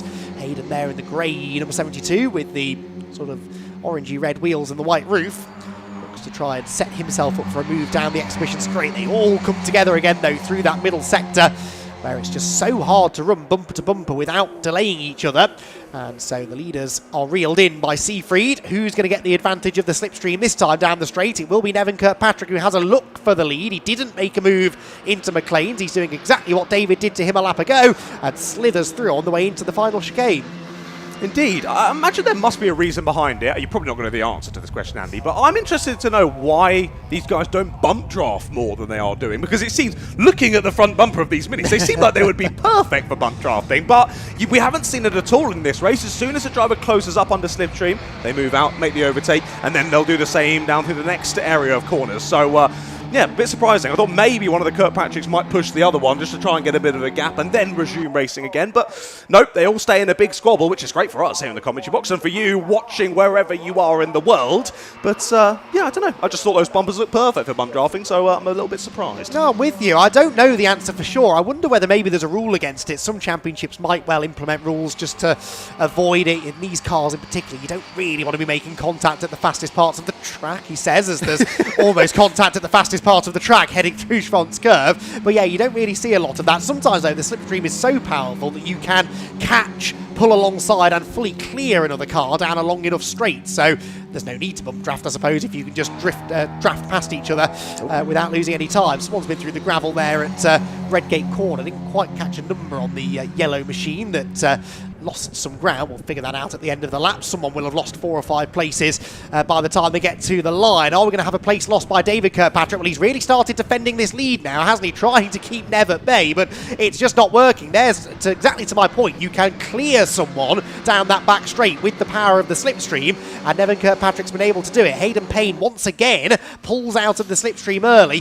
Hayden's so good through that final chicane. I don't know whether you've clocked this, John, but he's almost too good. He pulls out of the slipstream straight away, and that means he's got no slipstream down the straight. He almost needs to hang back a bit going into the chicane, carry that momentum, there's the buzzword again, off the corner, and maybe try and make a move into Redgate. It's just not quite happening for him. Yeah, never thought driver coach would be saying go worse through this bit to actually gain better down the next. But in cars like these, where, as you say, that word momentum, we're going to say that a few times, aren't we? To carry that momentum, that's kind of sometimes what you've got to do. Sacrifice that corner entry to benefit on corner exit. And in these kind of cars, at a circuit like this, that could be very beneficial. But for this whole race, it's been these 7 drivers absolutely nose to tail, hasn't it? For, I think the first time in quite a while, no longer does Hayden Payne have the fastest lap. It's now Steve Rideout with the fastest lap, who's there in 6th place. So he's found a little bit more time as these drivers now head on to another lap of the race. We'll soon enough find out who it was who had that big spin further down the order. But we have sort of split into 3 big groups, haven't we? We've got the top 7 all together. We've then got 8th, 9th and 10th together. That's Brian, Butler and Sarabani. And then a few seconds back to David Burns, who's a bit all on his own. And then another big gap. Didcott, Townend, Burnham, Payne, Beard, all together down to the back of the order. So again, as you would expect with these kind of cars, not very aerodynamically efficient. So drivers split off. Don't usually split off into groups of 1 or 2. It's 3, 4, 5, 6 plus. Indeed, so, my word. That was a jump cut, wasn't it? Back to the lead group as they were bouncing down the grass there. That was Siegfried, and this might actually allow Hayden Payne into 3rd. He's gone right round the outside of Andrew Hack, and he's trying to get 3rd place away. He's leaving aside. Oh, Hayden won't like that. David Kirkpatrick's slowing, is he? Yep. Yes, he is. David Kirkpatrick is slowing, and Hayden couldn't get back on the track because David was having a problem to his inside. That's disaster for Hayden. It's even more of a disaster, though, for David Kirkpatrick, the man who's led so much of this race on and off, is not seemingly going to reach the checkered flag. And it won't be a Kirkpatrick 1-2. No. There you go. That will not happen here in this first race of the weekend here at Donington Park for the Classic Mini Racing Championship. So Nevin is sort of, I guess, effectively, I was going to say released, but that's not the right word to use here in the Classic Mini Racing Championship. He no longer has his brother as a rear gunner, to be fair. Although saying that, do you really have a rear gunner as a brother in a racing championship such as this? Probably not, really, his biggest challenger. So maybe might be a bit more of a positive as one driver gets a bit sideways and very sideways off into the gravel. Goes the 97 of Nick Townend. Is he stuck? He's right there on the curb on the front wheel, so hopefully he can get himself out there. But a little bit of a spin. I think that was all on his own, though, what we saw there from the inside. Starting, oh my goodness, that was close to contact. Up the inside, tried Andrew Hack off wide. Oh, we'll go Kirkpatrick. Lovely run here for the number 6 of Ben Siegfried, but are there yellow flags? The 97 has just left the gravel. There won't be any yellow flags as they battle down into T1. How is Nevin Kirkpatrick maybe going to be 3rd by the time he gets to Redgate when he had such a big lead at the chicane? He got it all wrong under pressure, and it is Siegfried that's really benefited from that. So the pole sitter is back into the lead of the race. Maybe history is going to repeat itself from what happened in the Fiesta race earlier on, where the pole sitter fell to 3rd and came back to win. There's a long way to go in this one yet, though. 2 minutes and 50 seconds. Multiple lead changes between now and the checkered flag, I would imagine. And Nevin Kirkpatrick will be hoping that the last of those lead changes, whenever it happens, is in his favour. We've got Hack third, Rideout fourth, Rees fifth, and actually Hayden Payne is catching them again as they continue to tussle over the lead. Defensive move made by Siegfried. Does that open the door for Andrew Hack? No. Hack decides to just lift off the throttle as contact into McLean's though. Siegfried is sideways on the grass. He kicks up a cloud of dust. That was absolutely disaster for Siegfried. The tiniest of touches, John. It really didn't seem like a lot, that, did it? But it was enough to turn him around, and that will take him out of contention. That just shows how on the limit these drivers are going round the corners, just absolutely hanging it on the edge of grip. And the slightest bit of brushes there sends Ben Siegfried sliding off there to the exit of the corner and dropping down the order. What a shame. I was just thinking of what questions to ask him about his best finish so far, and sadly it ain't going to be for Siegfried. Well, now it is Andrew Hack who once again is looking to try and find a way through on Nevin Kirkpatrick. We saw him think about it down through the S's on the previous lap, not close enough this time, but those two have scampered off courtesy of that bit of contact there that has dropped Siegfried down to 6th, I can confirm. So now it's Rideout, Rees and Payne all together in that secondary group, and I've got to say, Hayden Payne, it's going to be like a red rag to a bull, isn't it, courtesy of his off-track excursion a couple of laps ago. He'll be wanting to find those extra places, and if he can get to the front of that group, a podium finish is on the cards. Definitely so. He just took 4th place away from Dave Rees into Redgate Corner. Now, if I was Andrew Hack, and I am not, I'm a commentator, not a racing driver, I'll remind you all, but if I was Andrew Hack, I'd be quite content to just sit in the wheel tracks of Nevin Kirkpatrick. For now, they're well ahead of the 3rd place battle. If they don't battle, I don't think there's any way that Rideout, Payne and Rees catch them. So sit behind Nevin and then try and make the move down the back straight on the last lap. That would be my plan of attack. We'll see whether Andrew Hack agrees with me. There's a load of dust on the road up at McLean's, courtesy of the Ben Siegfried moment, shall we say, from a couple of laps ago. Hayden Payne, though, is still trying to attack. Look, he's up the inside of Steve Rideout. Rideout just about had that one covered, but Hayden Payne for the podium is a real possibility, especially with Rideout drifting a bit wide there through Coppice Corner. His father, Andrew, by the way, is in 12th position. There is only one other car running behind him, that being Tristan Beard, but he has gained some positions from where he started. Leaders out of the final chicane. They're about to begin the final lap of the race. It's a two-way fight for the lead. It could be a four-way fight for third, though, because Ben Siegfried is almost back with them. John, you might have an opportunity to ask him some questions after all. He's right with that 3rd place battle as they head for Redgate Corner for the final time. Kirkpatrick, Nevin leads.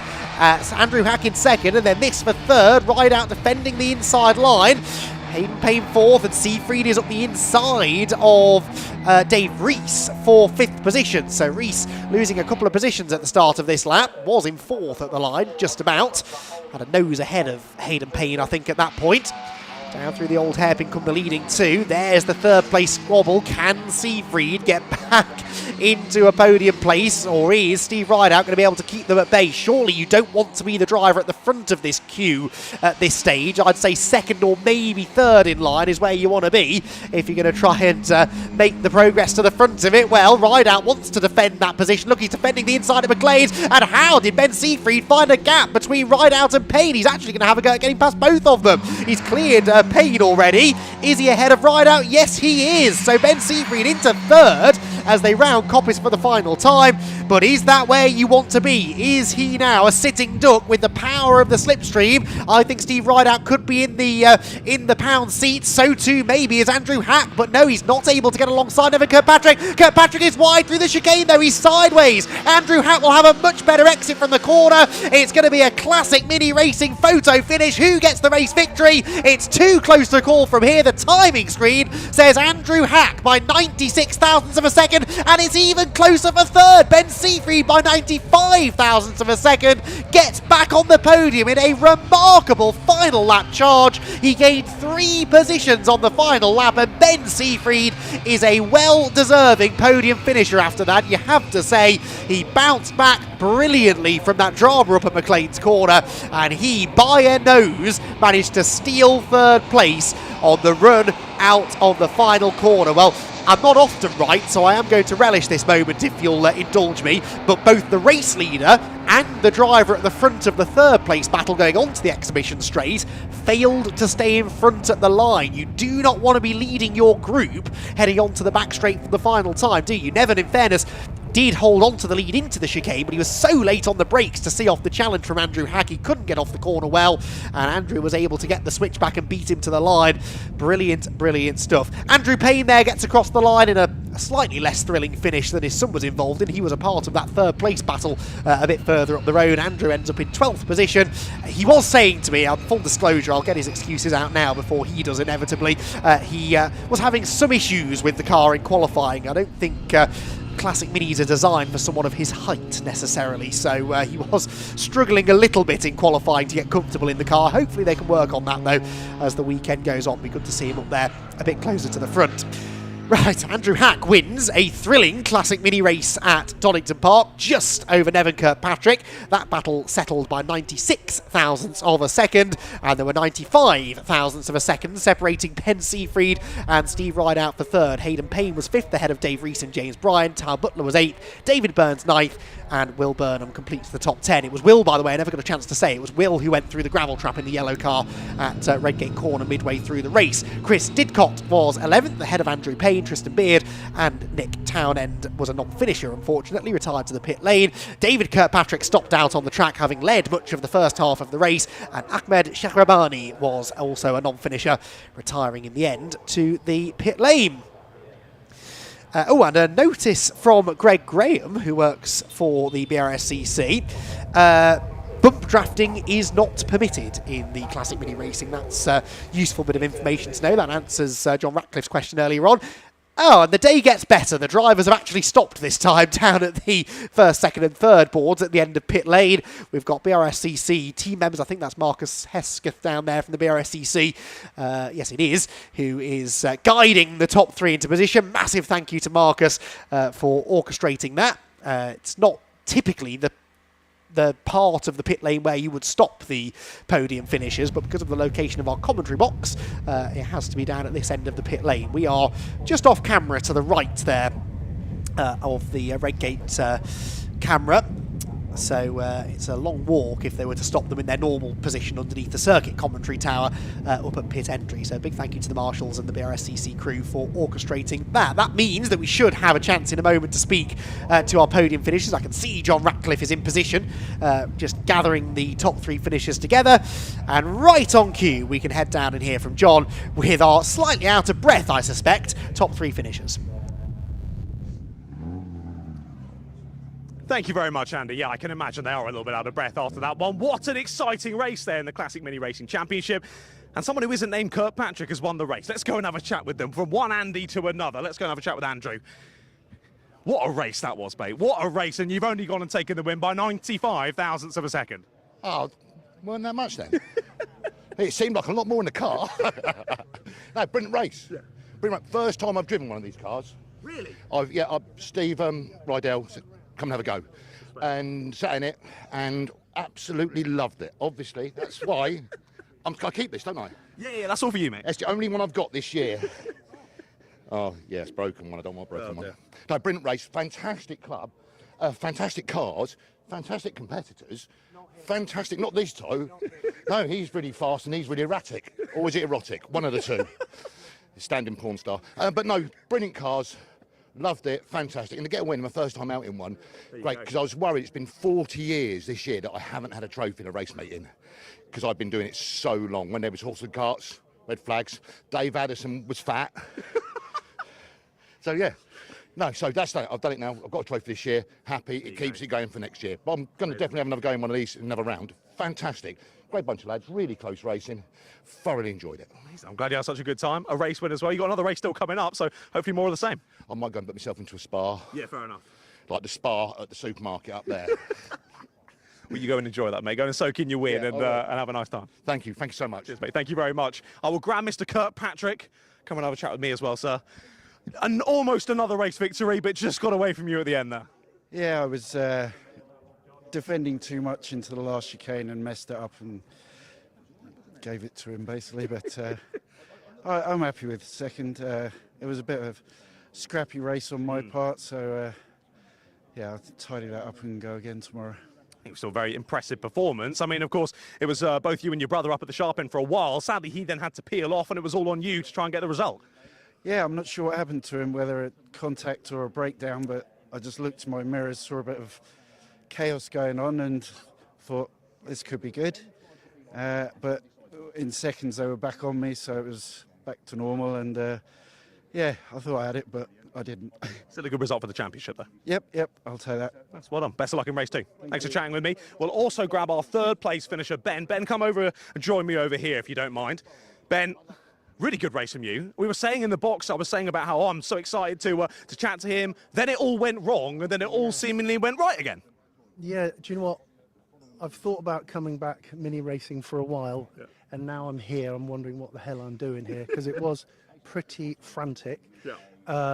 Yeah, the boys are all really good, really clean. Nev obviously gave me a nice punt up the rear, spun me round, and I just had enough laps to try and get back to third. I didn't think I would, but when Nev hit me the first time on the first corner, I think he put the tracking out, so the car was like all over the place. Okay. But yeah, so no, yeah. I mean, I'm pleased to be back.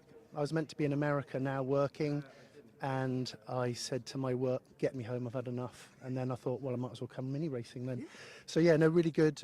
Not a bad result. I would have liked first, but you know, these boys are really good, aren't they? They've been doing it a long time, and I'm sort of coming back, really, so I'm a bit rusty. But yeah, it was good to have you back. Of course, you were with us for Castle Combe. You got a third place there as well, so another third place on the block. Yeah. No, my friend Chris sorted the car. I bought the car. Normally I build them, but I didn't have time, so I bought this one. And then Chris Morgan sorted it out. He raced at Alton Park in my car. Then I raced at Combe. Then I've been working. And then I thought, no, I need to come back. So I'm going to try and do the next 3 rounds as well. Awesome. Yeah, I'm looking forward to it. If it's going to be that frantic, crying out loud. You're in for a treat. I need to get a better start. That's what I need. They're really hard to get off the line. But both Kirkpatricks, the father and the son, they somehow know how to get them off the line. So I need to do a bit of practice. Indeed. We look forward to that. Race 2 still coming up, so plenty to do in that. Yeah, I'm looking forward to it. Sweet. Thanks for chatting with me, mate. No Much worries. appreciated. Cheers. Well done to all of them. What a race. Still rather warm here at Donington Park, but some very exciting racing action out on the circuit. We've still got lots to come this afternoon, so make sure you stick with us. More racing action coming up next.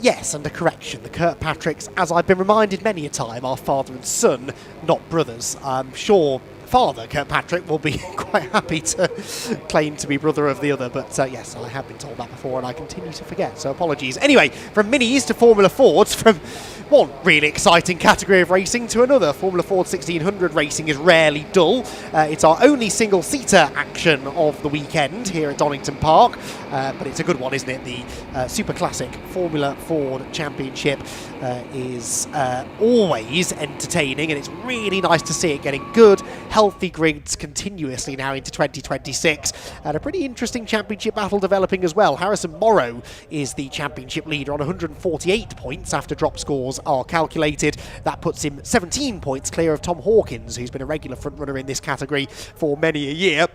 Tom is only only 2 points ahead of Luke Cooper, another veteran of Formula Ford racing, regular front-runner at the Formula Ford Festival as well, which of course will be a Brands Hatch once again later this year. Make sure you tune in to that. That's normally in October, and that will be live streamed once again in 2026. Right, before that though, we've got the Donington Park event to go, and we're going to kick that off then with our first race of the weekend shortly. Let's have a little look at the grid, shall we? For this fourth race of the day. Alex Ames has pole position, took it by about a quarter of a second over Leon Frost in his 1989 Van Diemen. In fact, a whole host of similarly aged Van Diemens at the front of the field, really. Tom Hawkins in a 92 example starts third alongside James Clark. Then it's Ben Tinkler and Adam Higgins together on row 3. The best of the non-Van Diemens is the Reynard of Harrison Morrow, the championship leader, only 7th on the grid, interestingly, but he was only a second off pole position in what was an extremely tight qualifying session. He's got Oliver Roberts for company in his Van Diemen. Jaap Blijleven, the former pilot for KLM. I don't know whether he still is, but 13 years ago when I first came across him, that was his profession. He starts on row 5 alongside Daniel Weir, who is the leading Class C runner in a Royale. Then it's Ben Powney's Jamin with Paul Mason's Swift alongside him on row 6. Row 7, Vincent J in a Van Diemen RF90 and an RF88 Van Diemen for Chris Stones sharing the 7th row with him. Row 8, David Townsend's Jamin and the lone Eldon, I think, on the grid of Oliver Buckton on row 8. Row 9, Gerhard Hauschult in his 91 Van Diemen and George Townsend in a Merlin Mark 20. The Class D cars, there are only 2 of them, those 1960s Formula Fords, the oldest cars on the grid. He and the Eldon, actually, of Oliver Buckton, both in Class D. Neil Hunt, I would argue, is out of position in a 1992 Mondial. He starts on row 10 alongside Tim Fitzgerald in a Van Diemen. Then it's a Reynard of Cohen Beretta alongside Jamie Hall's Van Diemen with Trevor Morgan and Daniel Sajadian, at the back of the 24-car grid. So, just when we could really do with something a bit calmer, just to bring the energy levels down. John, we're going to throw a bunch of Formula Fords out onto the track. I mean, this will not be a dull race, that much I'm fairly confident of, especially given how close qualifying was. At this level of racing, and I don't mean that at all in a derogatory fashion, but in club-level racing, to have the top 7 cars all separated by only a second at the end of that qualifying session bodes very well for an entertaining race. Yeah, and even if you drop back 1 position, the top 6 separated by 6/10. It's ridiculous on this grid, and like you say, that's going to be conducive of some very exciting racing. Let's see how these drivers go then, and we drop back to 15 minutes for this upcoming race. Of course, for the ST240s and the Classic Minis, they were both a 20-minute sprint race. For those here in the Jeff Page Engineering Super Classic Formula Fords, it's 15 minutes. Up next will, of course, be our Fiesta Juniors, the BRSCC Fiesta Junior Championship, and that as well, 15 minutes. And then a slightly longer race to finish that off with 3 hours of Fun Cup. A little bit longer for that one, but 2 15-minute races coming up then. The Formula Fords heading down to the grid, ready for this one to get underway. And always interesting to see the racing in this because, of course, exposed wheels really playing a factor. The drivers have got to trust each other. They've got to be confident but trusting of each other's moves, because that smallest bit of tangling is usually a big incident. Yes, and we've had a little bit of that in previous races, although Formula Ford drivers, because they know this about Formula Ford racing, it's never changed, has it? Since this category was introduced in the 1960s, it's always been open wheel single-seaters, so they've come to learn that you've got to be fairly respectful of each other, but the racing is so close, it's inevitable sometimes that you'll get that tangling of wheels. Hopefully we don't get that today, and we have a good, clean race. I think part of the reason that we're in for definitely a good race is that when you look at that group of cars, really you could go down to Harrison Morrow, couldn't you? The championship leader, only 7th on the grid, all within a second of each other. It's because all of those cars were built within 3, maybe 4 years of each other, and they're all Van Diemens apart from Harrison Morrow in the Reynard, so extremely evenly matched cars. They would have all raced in Formula Ford racing in period together, these cars, and no matter what make they are, they're always pretty even. So yeah, I think we are going to get a very, very exciting race, and a bit of a throwback to late 1980s, early 1990s Formula Fords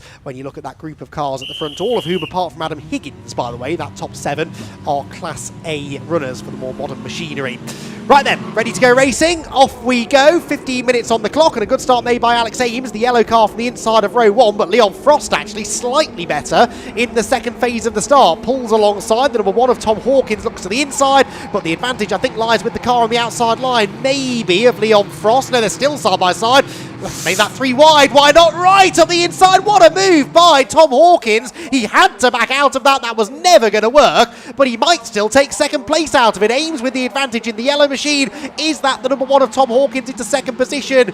It is, yes, somehow, despite having, I think, all 4 wheels on the grass heading through Hollywood. My goodness, that gap was always going to close, but Hawkins didn't care. Sent it through, didn't he? Used all of the track and some, and manages to get to second place. Nice start from Tom, as he does fire his way on through then. Already a very exciting first lap in this one, and drivers meandering their way through this second part of the lap now.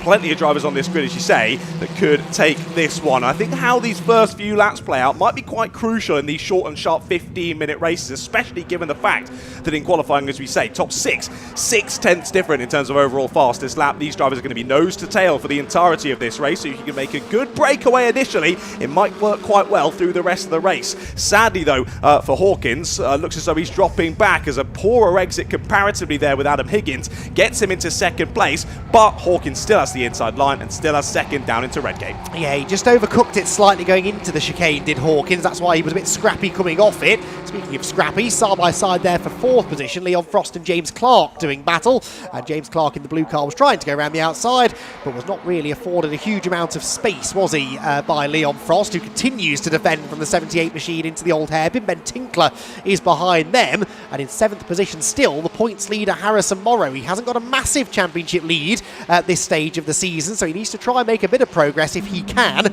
from outside of the top half dozen. Big move up the inside there from Leon Frost, wasn't it, against Tom Hawkins. So Frost goes from defending 4th position to taking 3rd as they go through McLean's and Coppice Corner. And Tom Hawkins does look a little bit erratic at this stage. So too James Clark, who dips a wheel in the dirt and will lose a couple of positions as a result. Indeed, yeah, looking to switch back left, right and centre there as they headed through that part of the circuit. As drivers, as you say, sort of half defending, half attacking. There's lots to be focusing on in this early part of the race. But with these drivers all squabbling as nearly taking off over the curb there through the second part of the S's. That was a bit of a sketchy moment. They land back down on all 4 wheels, so thank goodness, and they press on onto another lap of the race. What I was going to say is that all these drivers, battling as they are, is only giving the opportunity here to Alex Ames to continue to press on into the distance. 1.5 seconds now, his gap at the sharp end ahead of Tom Hawkins, who has managed to settle in now as Frost and Higgins did battle behind as these two continue side by side down the hill. How did they not make any contact there?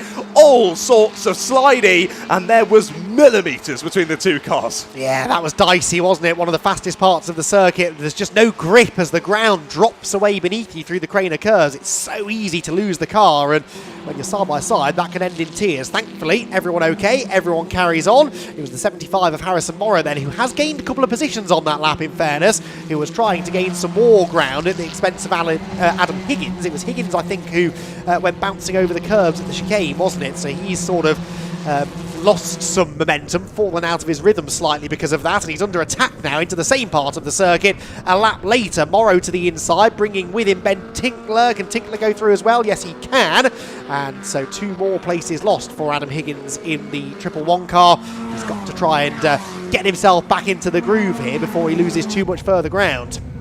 He does indeed, and easier said than done, as once again Alex Ames another fastest lap of the race, a 1 minute 15 dead. Now that time, courtesy of Alex, a very impressive time from him then as he continues to very subtly extend that gap out of the sharp end. It was about a 10th on the last lap or so from Tom Hawkins, but he himself looking to gap these drivers behind as they go side by side again down through the caners. Big wobble that time for James Clark. Got that rear end all sorts of sideways down through Old Hairpin, and that might give the opportunity here to Oliver Roberts. He looks to the outside line, but isn't able to get the move done just yet. Oliver Roberts, always a good chap to chat to in the interviews. He's always animated, is Ollie, but for the moment, not quite able to get that car as animated as he was like, and not quite able to get the move yet. Stays in 8th for now. These two absolutely locking horns still, though, between Morrow and Tinkler, isn't it, this, for 4th place. Yes, indeed. Oops, someone's off at Coppice. Trying to peer through the dust to see who that is. Can't see a number, helpfully. They're still actually having a moment. They haven't yet made it back onto the black stuff. There we go, the track's to the right.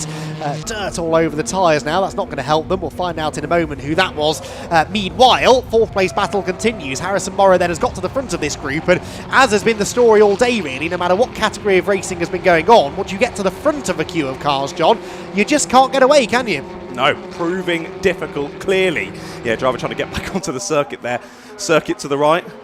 I'm on the grass for me. No, I'm not going to play a rendition of a song yet this morning. Oh, that was a song? Oh, mate, don't even. The X Factor is not with me. It's not with me. What I can tell you to save you from yourself is that it was Jack Blyleven who went off up at Coppice Corner. Maybe got distracted by the planes, the former airline pilot up at Coppice Corner. Maybe that's where he was heading, back to his spiritual home, that being the part of the circuit that borders with East Midlands Airport, after all. Yeah, it's a great circuit if you like plane spotting and car spotting. This is perfect for such a person as as you say, yeah, an ex-pilot. Well, hopefully we don't see him taking to the skies at any point in this race. We've already seen at least one driver taking off over the curbs down through the final S's earlier on in this race. As here we see Ollie Roberts once again looking to size up a move here on James Clark. He's trying to close the door, not able to do so though. You saw what Ollie Roberts was trying to do there, get late on the brakes and close right up to the apex to stop the re-overtake, but he couldn't quite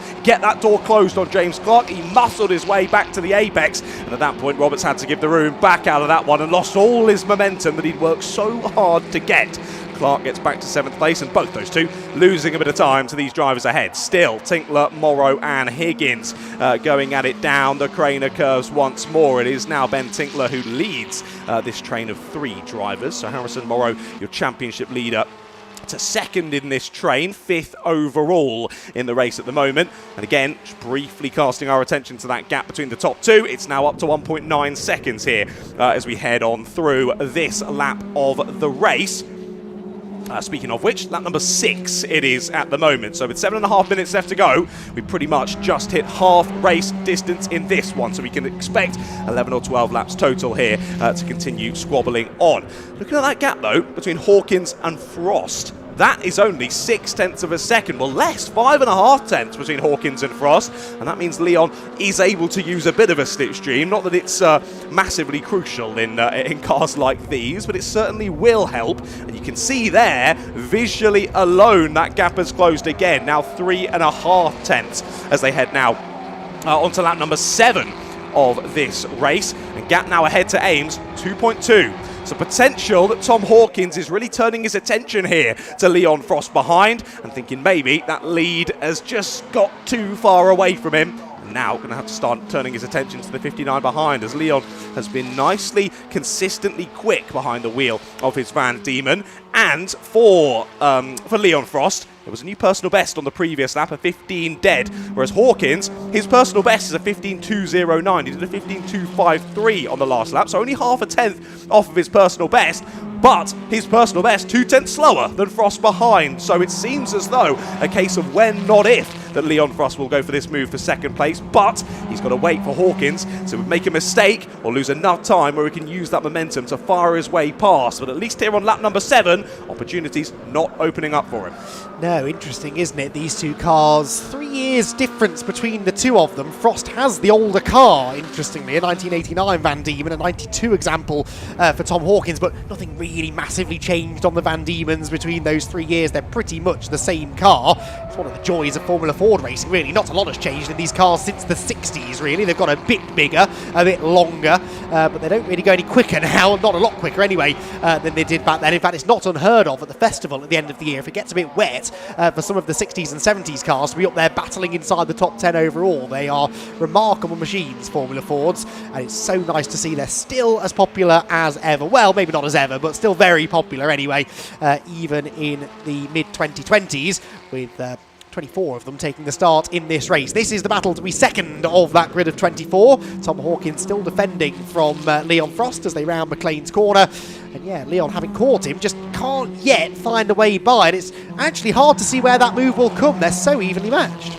Indeed, they're super evenly matched, and that is the issue at the moment, isn't it, for Leon Frost? He just can't quite find that opportunity to get a move done. Now clearly by the lap times previous, there was a little bit more pace in it from Frost, and on the previous lap both Hawkins and Frost setting personal best. Hawkins jumping down into a 15 dead, just like Frost was on, but he's now into the 14.9s, as Ames now goes into the 14.7s out in the lead of the race. Pole position time was a 14.4, so sort of a couple of tenths off the ultimate pace, but Ames is closing in on it, and here we finally see a bit of defence from Tom Hawkins. Down into Redgate once more. It'll be a nice exit for Leon Frost, but I imagine Hawkins will cover that one off, as he does. But there you go, the first sort of showing from Hawkins that he is willing to defend this position, and I think some understanding that Alex Ames too far gone in this one now with only 4 minutes left to go.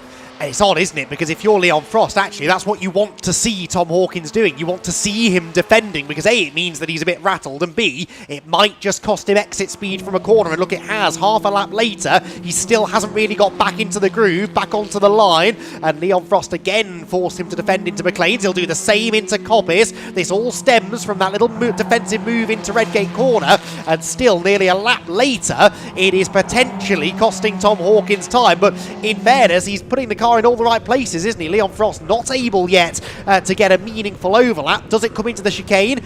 No, not on the inside anyway, but once more he forces Hawkins to defend. Now Tom has been a little bit weaker through the chicane at times in this race. By defending on the way in, that will slow him down further on the exit and maybe give Leon the opportunity into Redgate. Again though, only the outside line is left available to him, and surely he won't try and go right round the outside. Indeed he doesn't. Someone is going right round the outside. That's one of the Class D cars, I think, that's been off up at Coppice. We'll get back to that in a moment. The second place battle continues to rage on down the hill. Indeed it does. I think that battle really just showed off everything we've been talking about this circuit so far today in terms of the fact of using that momentum to get lap time out of your car. And equally, even if you do have to defend a little bit, if you can carry that momentum well and keep your car well placed on the circuit, you can keep drivers behind. That's exactly what's happening here at the moment between Hawkins and Frost, and this time Hawkins only sort of half defence there, middle of the circuit, carries his speed well. I don't think he'll need to defend this time up through Coppice, and he doesn't. He's able to use the full width of the circuit, and that'll help him carry that speed all the way down Starkey Straight.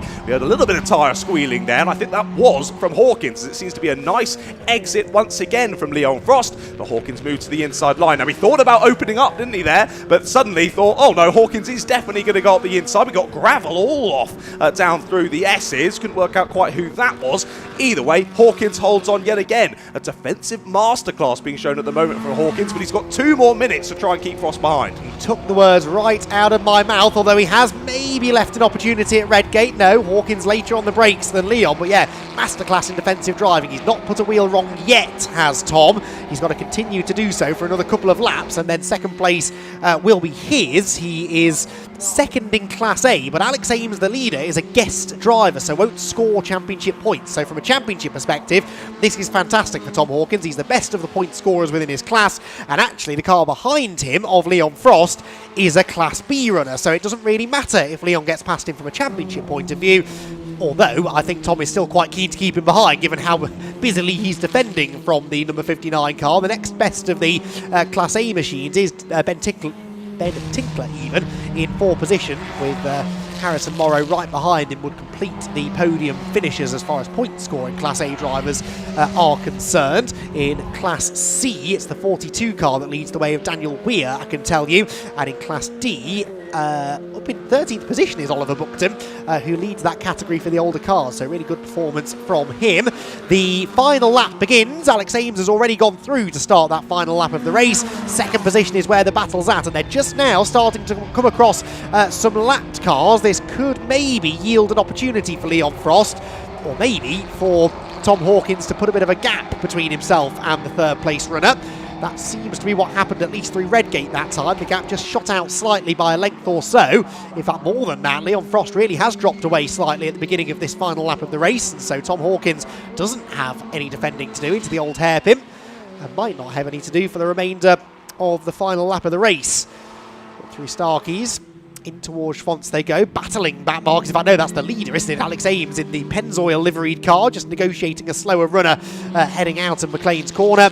He is well on his way to a victory. As I said, he won't score any championship points. He is dipping in and out of the championship, is Alex, but great to have him on the grid this weekend.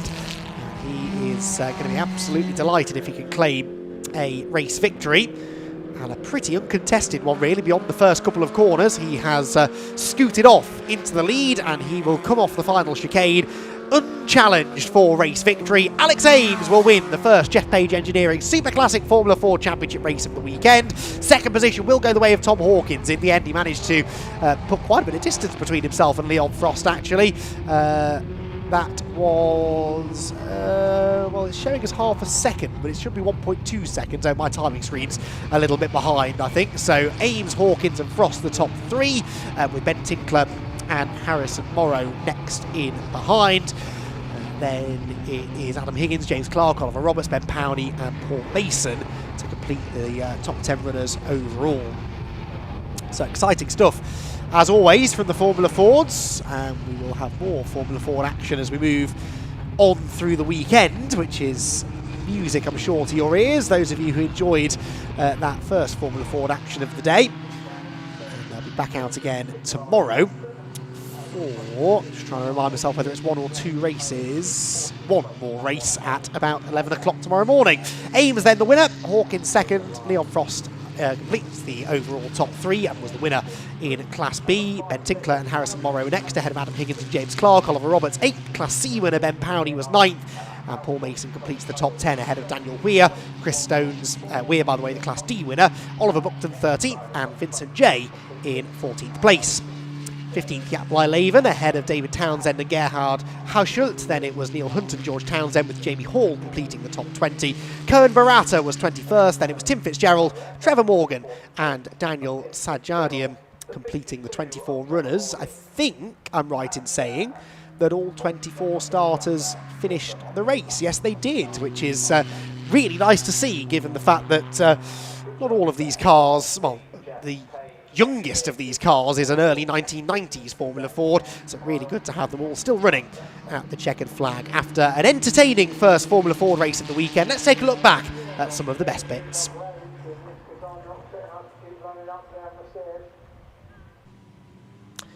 Race 1 for the Jeff Page Engineering Super Classic Formula Ford Championship saw Alex Ames start from pole position and saw Alex Ames dominate the race despite coming under some attack on the run into the first corner, with initially Leon Frost getting his nose ahead on the outside line. The pair would run wheel to wheel out of Redgate corner, at which point Tom Hawkins made it 3 abreast for the lead, tried to get through on the grass, wasn't quite able to do it, and he then settled into an almighty battle for second position. He was defending busily from the 59 of Leon Frost in the early stages, with others like James Clark getting involved. James there shoveled a little bit wide up through Redgate corner at one point. The opening 5 minutes or so of the race were proper slipstreaming Formula Ford action, with overtaking almost corner by corner, much of it in the early stages coming from Harrison Morrow, the championship leader, who had qualified a little bit lower down the grid than he'd be used to. 7th on the grid, he was nearly involved in a scary tangling of wheels down through the Craner curves. That was with Adam Higgins, who he would eventually get past, and then also managed to move up another position or so before the end of the race. That was Ben Tinkler's yellow number 40 car that he was dicing with heading through Redgate corner. James Clark then started to struggle a bit mid-race, sliding wide through the old hair, but he wasn't the only one though, with a couple of cars, including Jaap Blijleven, the former star of Northern Formula Ford competition, going gravel tracking up at Coppice corner. They had a close call for James Clark as he slipped up the inside of Oliver Roberts into the chicane. In the latter third of the race, though, it was all about the battle for second position, with the number 1 car of Tom Hawkins desperately trying to keep Leon Frost at bay. Leon threw everything at the battle for second, really wanted to try and move into second position. They were both on course, though, for a net win in the class. Alex Ames leading overall, a guest driver, so Tom Hawkins the leading point scoring Class A runner, and Leon Frost leading in Class B. It was a brilliant tussle between the two of them, though Leon really did try everything, only really dropping back on the final lap as they negotiated traffic, something that Alex Ames was able to do with minimal disruption. He came across the line to win the race, and it was a brilliant points day for Tom Hawkins, managing to win in Class A as far as the point scorers were concerned, with Leon Frost winning Class B. Right, let's head down into the pit lane. John Ratcliffe is with our drivers.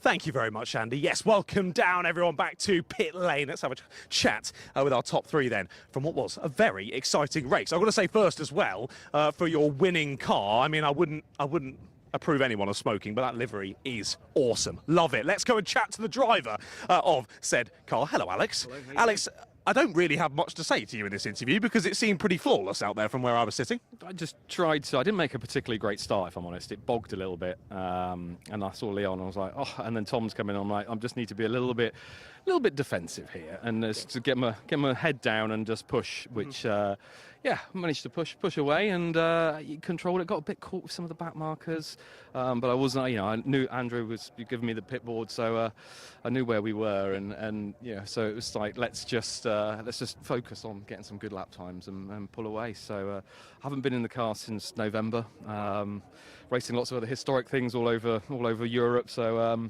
It's lovely, pleasure to come back and race with Formula Ford, especially Alan does a fantastic job of bringing new, young, up-and-coming drivers to the sport as well. And yeah, it's credit to him and credit to everybody that's involved in making this as successful as it is. It's certainly successful, and it was great to have you involved. Some amazing pace, as we say, just continued to get better lap on lap and drove away from the pack. I assume you're hoping for more of the same in the next one. Oh, fingers crossed. We'll see. You can never count that in with Formula Ford. It's always so close, and to actually get a gap is virtually unheard of sometimes. So I was lucky to get away. We'll see what we can do tomorrow. There you go. You managed to do it. Well done. Congrats on the win. Thank you very much. We'll head straight over here and chat with second place, Tom. Hello, sir. Good to chat with you as always. Well done. It looked like you were having to defend pretty hard at points in that last sort of 5 or 6 minutes of the race. Yeah, I was getting a bit worried. I thought I might go back down to third there, but we made it sort of stick in the end. I mean, Leon was fighting hard but fighting fair, so yeah, I was quite happy with the result. I mean, Alex is a guest in the series, so I've picked up sort of effectively maximum points against my rivals, which is exactly what I needed to do this time. Exactly. So, yeah, I'm a Harrison off the podium as well. That helps a bit. Yeah, absolutely. I think so that's closed the gap down a bit. I was a little bit annoyed on the first lap because I kind of had a bit of a moment into the chicane. I outbraked myself into the chicane trying to keep up with Alex and then dropped him a bit. And I was hoping that I could like tag on the back of him and just... I'm not sure I think he's got a couple of tenths on me, but I think in a tow, I think I could sort of stay with him. But that just allowed him to just... he gapped me and then I lost the tow, and then that sort of half a tenth to a tenth that he seems to have on me just sort of escalated towards the race for a few car lengths by the end. So you did well to hold on second. Well yeah, done. no, really good race. Really enjoyed Cheers, it. Tom. Thank you very much. We'll quickly grab our third place finisher, Leon. Leon, we're about to head out for the juniors, so we'll quickly say hello. But what a race. You were putting some serious pressure on Tom, but just couldn't quite get him. Yeah, I mean, at the start, we had to go around the outside. We didn't go for it for the lead. We nearly got it. If we didn't go for it, we would have been falling back anyway. So I kind of knew starting second I was going to get bullied around a bit. But once it all settled down, we got on pace and we got it to Tom, but he didn't really put a foot wrong, really. It was hard. I mean, I made a few mistakes. I've learned a few lessons, a bit of racecraft, but he didn't put a foot wrong. He drove brilliantly. I couldn't get him crack him under pressure. And yeah, I mean, third was the best we could do, but it's good points. We're beating some of our rivals who've been on it all season, so it's nice to have some people between us who are winning the championship and so on. So it's good points if you look at the big picture. And also we're starting third now, so we've got that inside line now, so we can take advantage of that and hopefully not get bullied around as much. Nice. Well, best of luck for the second race. Thanks for chatting with me. Well done, Leon. Well, there you go. That was our top three then from Jeff Page Engineering, Formula Fords. I think we're about ready to go for our next race, though. Our last of the sprint races here today. It's the BRSCC Fiesta Juniors. Back to you, Andy.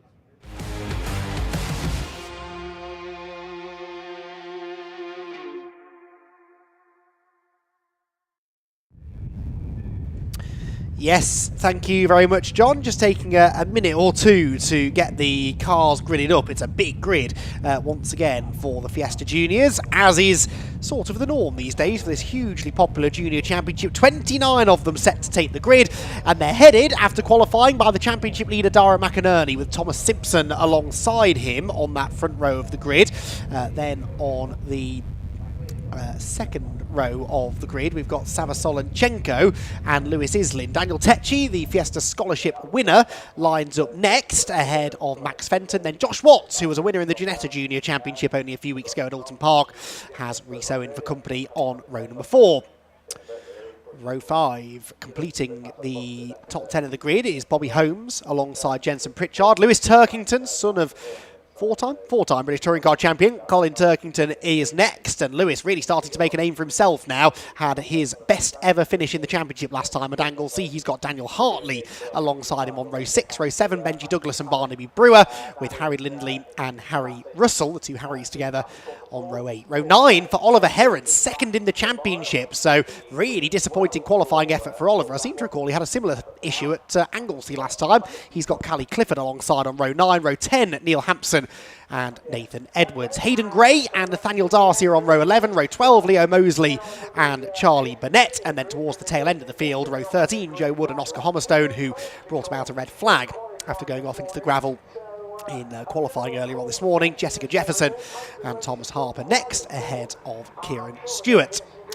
So that's how the grid lines up. As I said, Dara McInerney's the championship leader coming into the weekend. Dara won all 3 races at the Snetterton season opener. He also won all 3 races last time out at Anglesey. So 6 of the 8 races so far this season have been won by Dara McInerney. The 2 that he didn't win were at the Silverstone Grand Prix circuit. He had a non-finish in the first race and then finished 3rd in race 2. So he'll be dropping those 2 results. And I think one of the race victories. I'm pretty sure it's the 3 worst finishes that get dropped in Fiesta Juniors, as with most of the BRSCC championships. And so Dara McInerney, even with those points dropped, is still arriving here at Donington Park 38 points ahead of Oliver Heron, who has qualified down in about 17th on the grid. So massive advantage this to Dara in the championship. Perhaps the story is going to become more the battle for second in the championship. Bobby Holmes came into the weekend only 7 points behind Oliver Heron and only 7 points ahead of Lewis Islin, sorry. So really close second, third and even 4th position, only 18 points further back as Jensen Pritchard. So that could become the storyline maybe as we move through the second half of the season. But the story this morning was all about Dara McInerney, pole position, and he'll really be hoping to convert that into a 4th win in a row and potentially a 7th of the season. A couple of grid penalties to let you know about, by the way. These were both because of causing a collision in a previous race, that being the 3rd race at Anglesey last time out. Car 55, Bobby Holmes, was given a 7th-place grid penalty. Now, he's starting 9th, so that shows how well he qualified. He should have been 3rd, but a... sorry, it should have been 2nd, excuse me. But a 7th-place grid penalty knocks him down to 9th position. I don't know why it's 7 places. Answered on a postcard. 5-place grid penalty, more traditional, went the way of number 70 Benji Douglas for also causing a collision back at Anglesey. He will be starting 13th. So a few drivers out of position, most notably John, the driver 2nd in the championship, who for the 2nd weekend in a row, Oliver Heron, has not had a great time in qualifying. He will be taking the start of this one well down the order and needs, from a championship perspective, to make progress. He does indeed. Yeah, this is going to be a very interesting race, this one, as we continue on through the championship season. Not only for the fact of that we are sort of progressing through now and where drivers are settling in the championship, sort of setting the tone of where they're fighting for through to the finish. But also for the fact of here this weekend, for the juniors, sometimes they'll have 3 races, sometimes they'll have 2 on a race weekend. This race weekend is 2 races for them. So ultimately, of course, in terms of points, it doesn't swing one way or the other, but you make all this effort to come to a race meeting. They've only got 2 bites of the cherry to get it done here, so there might be a bit more pressure here on this first result from race number 1. I'm very excited for this one to get underway, Andy. Yeah, tricky, isn't it? If you're having a good weekend, you want more races. If you're Oliver Heron and you're having a bad weekend, you kind of can't wait for it all to be over. The fewer races, the better, but it's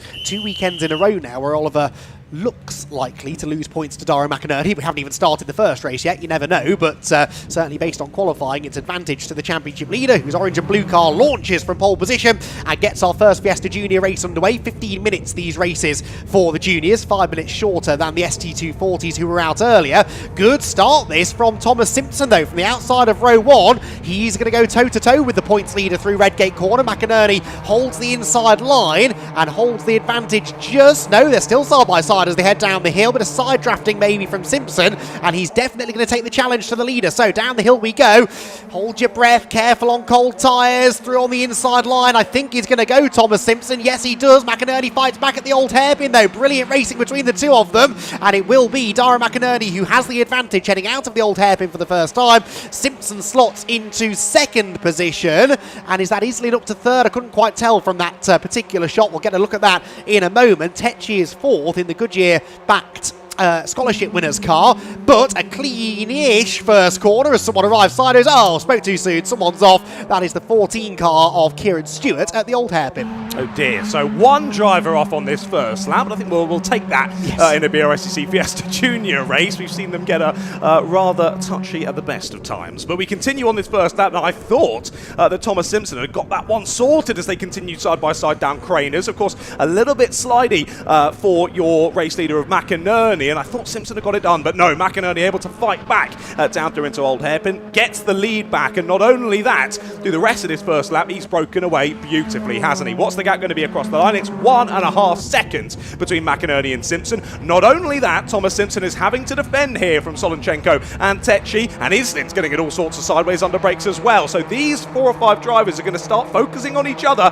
and McInerney might just scamper off into the sunset. Yeah, that's what's happening. It's what happened a few times at Anglesey. a couple of times last time at Anglesey, I seem to remember, and earlier in the season. So, yeah, really working well for the leader. Very odd three-wheel moment there for Daniel Tecci, who's up into third, and he's now going for second around the outside. There's contact further back, though. That was Solodchenko into the side of Josh Watts, who...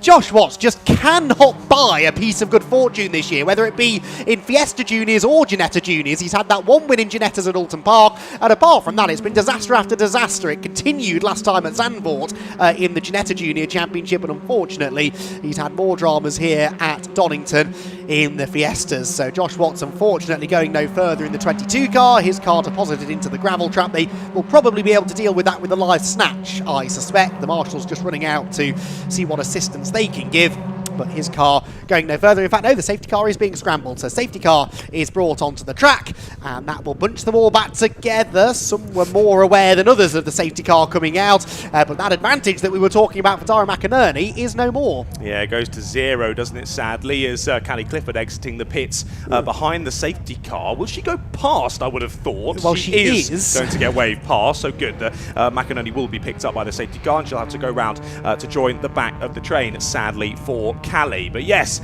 an interesting start to the race, so an interesting first couple of laps. We thought that Simpson could get stuck in there and fight with McInerney, but couldn't.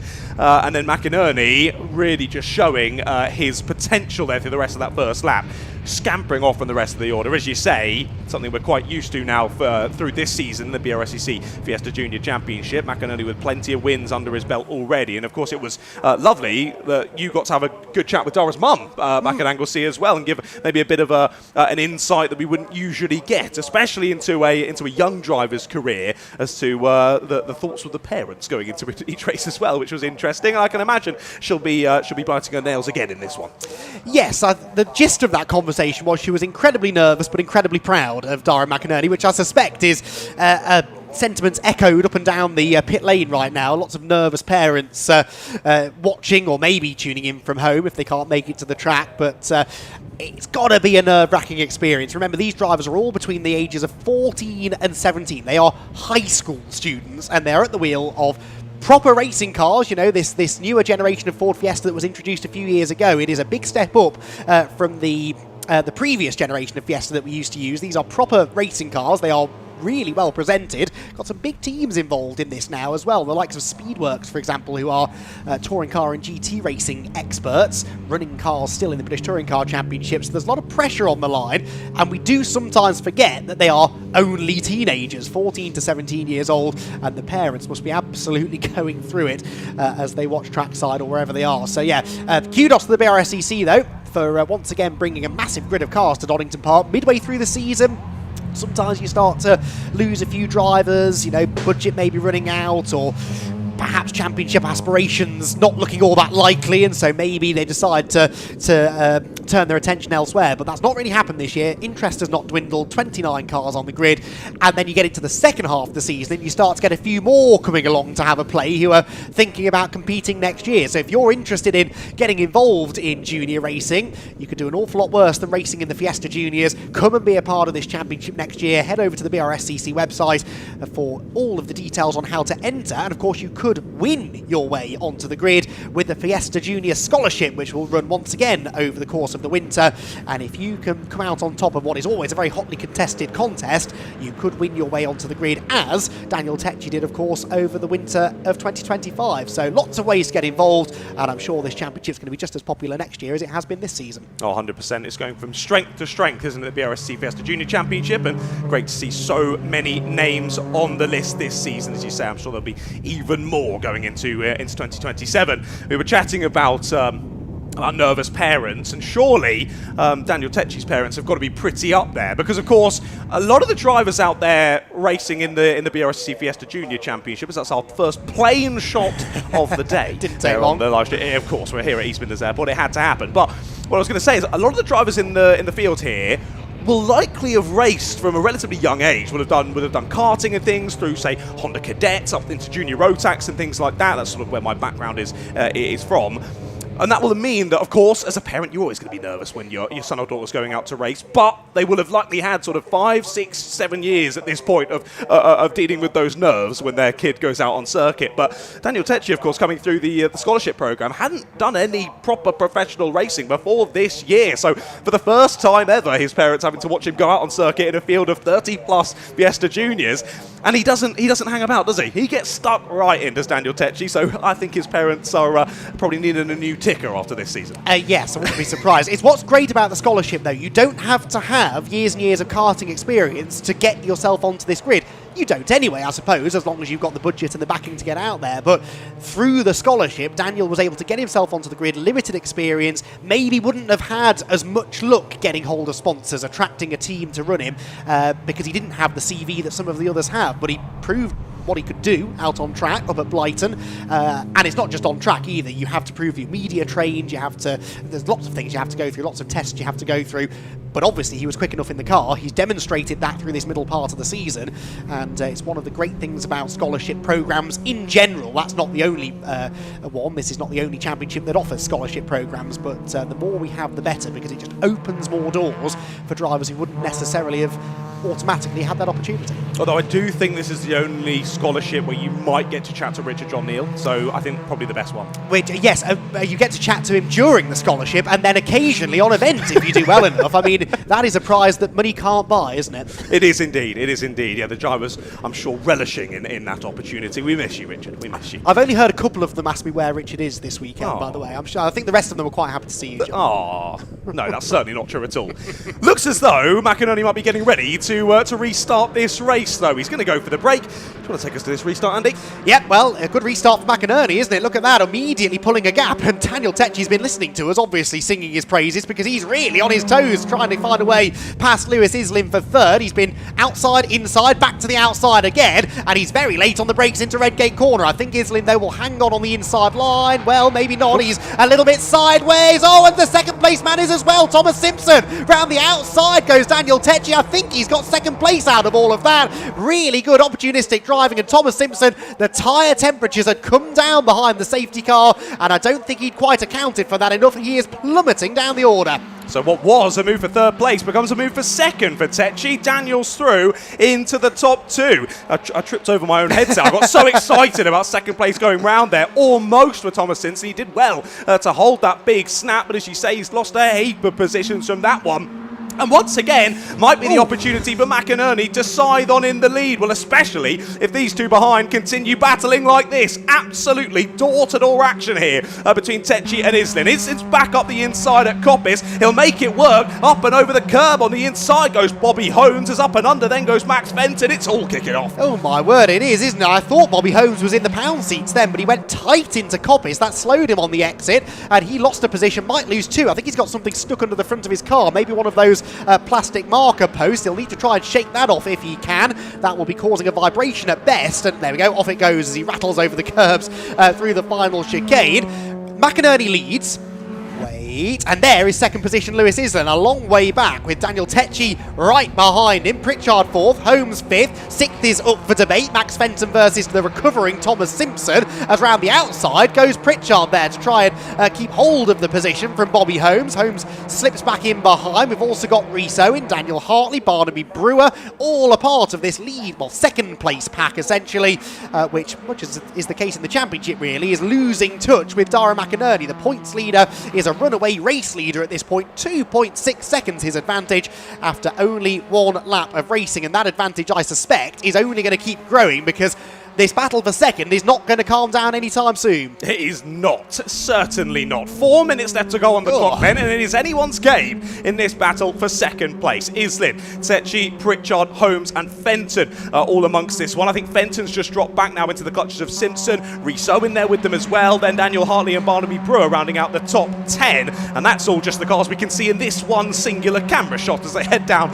Starkey Straight once more. We see there Thomas Simpson battling back to the outside line there with, who is that he's going with? Max Fenton it is, of course, on the 287 as they head down into the braking zone. The other Speedworks car there of Daniel Hartley behind us. Oh dear, forced straight on there is Thomas Simpson. They tried to go 2x2 and it didn't work. Well, he's carried the speed well through that bit. I don't think he lifted, did he, once he was on the grass there, and that was full commitment to rejoin the circuit as quickly as he could. Meanwhile, second position, Lewis Islin, who is backing the car into every corner, is now getting hit from behind by Daniel Tetchu, who had such an overspeed mid-corner, but nowhere to go with all of that momentum, and instead gave a headbutt to the second place man. Islin then second, Tetchu third, Pritchard, the black and orange car, grey and orange car, in fourth, and then the green machine is Bobby Holmes. Really defensive line taken by Islin. He's really holding up Daniel Tetchu, but Tetchu just can't find a way through, or can he? He finds a gap on the outside, wriggles through at the old hairpin. That was a brilliant move. Has he got it made though? Because here now comes Bobby Holmes, in the green car to the inside, and Jensen Pritchard. It's all getting very messy up the hill there. Three abreast into the corner. There's inevitable contact. Islin's out through the dirt. Tetchu still can't fend off Jensen Pritchard, who keeps on coming up the inside into Coppice corner. This is elbows out stuff, and it's Pritchard who will get second position, I think. Well, maybe. I'll let you call the end of this battle. Oh my goodness, yeah, I think inevitable was the right word there as they continued three wide through a couple of sections of corners. Sadly, Islin there, the one that found himself on the outside line and shuffled to the gravel. He's done well, though, to wrestle his car back onto the black stuff, side-by-side contact and off. Did well not to go over, does go over, goes the 35 of Jensen Pritchard, digs into the gravel, up and over he goes, and with 2 minutes left to go, I'm going to assume that might just call the end of the race. Yes, and it wouldn't be our first Fiesta Junior red flag of the day. There is the red flag, and that will be the race over. Now, what the result will be, quite frankly, John, I don't know, because the result will probably go back a lap, but of course we're missing one of our podium finishers. One of the others was involved in the contact with him. That was really unfortunate. Lewis Islin had to turn into the corner at some point, I suppose, but yeah, he had that car at the inside of him of Jensen Pritchard, who started 10th, by the way. He did such a good job. He was second briefly in all of that, having started 10th on the grid. Really good progress made. McInerney's the winner. That much we can tell you. But Dara McInerney, the championship leader, gets the win. I suspect Lewis Islin will be second once the results go back a lap, and technically Daniel Tetchu third, but the result as we have it at the moment is McInerney from Holmes from Islin, with Max Fenton fourth and Thomas Simpson in fifth. Daniel Tetchu sixth at the flag, ahead of Daniel Hartley and Barnaby Brewer. Jensen Pritchard and Rhys Owen complete the top 10, ahead of Lewis Turkington and Benji Douglas. Oscar Hommerstone was 13th, ahead of Harry Lindley. Hommerstone, remember, started 26th on the grid. Good run for him. Harry Russell, 15th, ahead of Hayden Gray. Then it was Charlie Burnett, Nathan Edwards, Neil Hampson and Oliver Heron to complete the top 20. Sava Solonchenko involved in that contact down at the old hairpin with Josh Watts. He ended up 21st, ahead of Nathaniel Darcy. Jessica Jefferson and Thomas Harper were next, ahead of Callie Clifford and Leo Mosley, with Joe Wood in 27th position. 28th was Kieran Stewart, and Josh Watts was the only driver on that result sheet classified as a non-finisher, but of course we also know that unfortunately Jensen Pritchard did not make it to the flag. There is Jensen, he is okay, and I was wondering whether he was going to start remonstrating with Daniel Tetchu there as he came home back to the pit lane, but no hand gestures from Jensen Pritchard, which is good. We condone that behaviour, and I'm sure they will talk it out later on outside of the clerk of the courses office.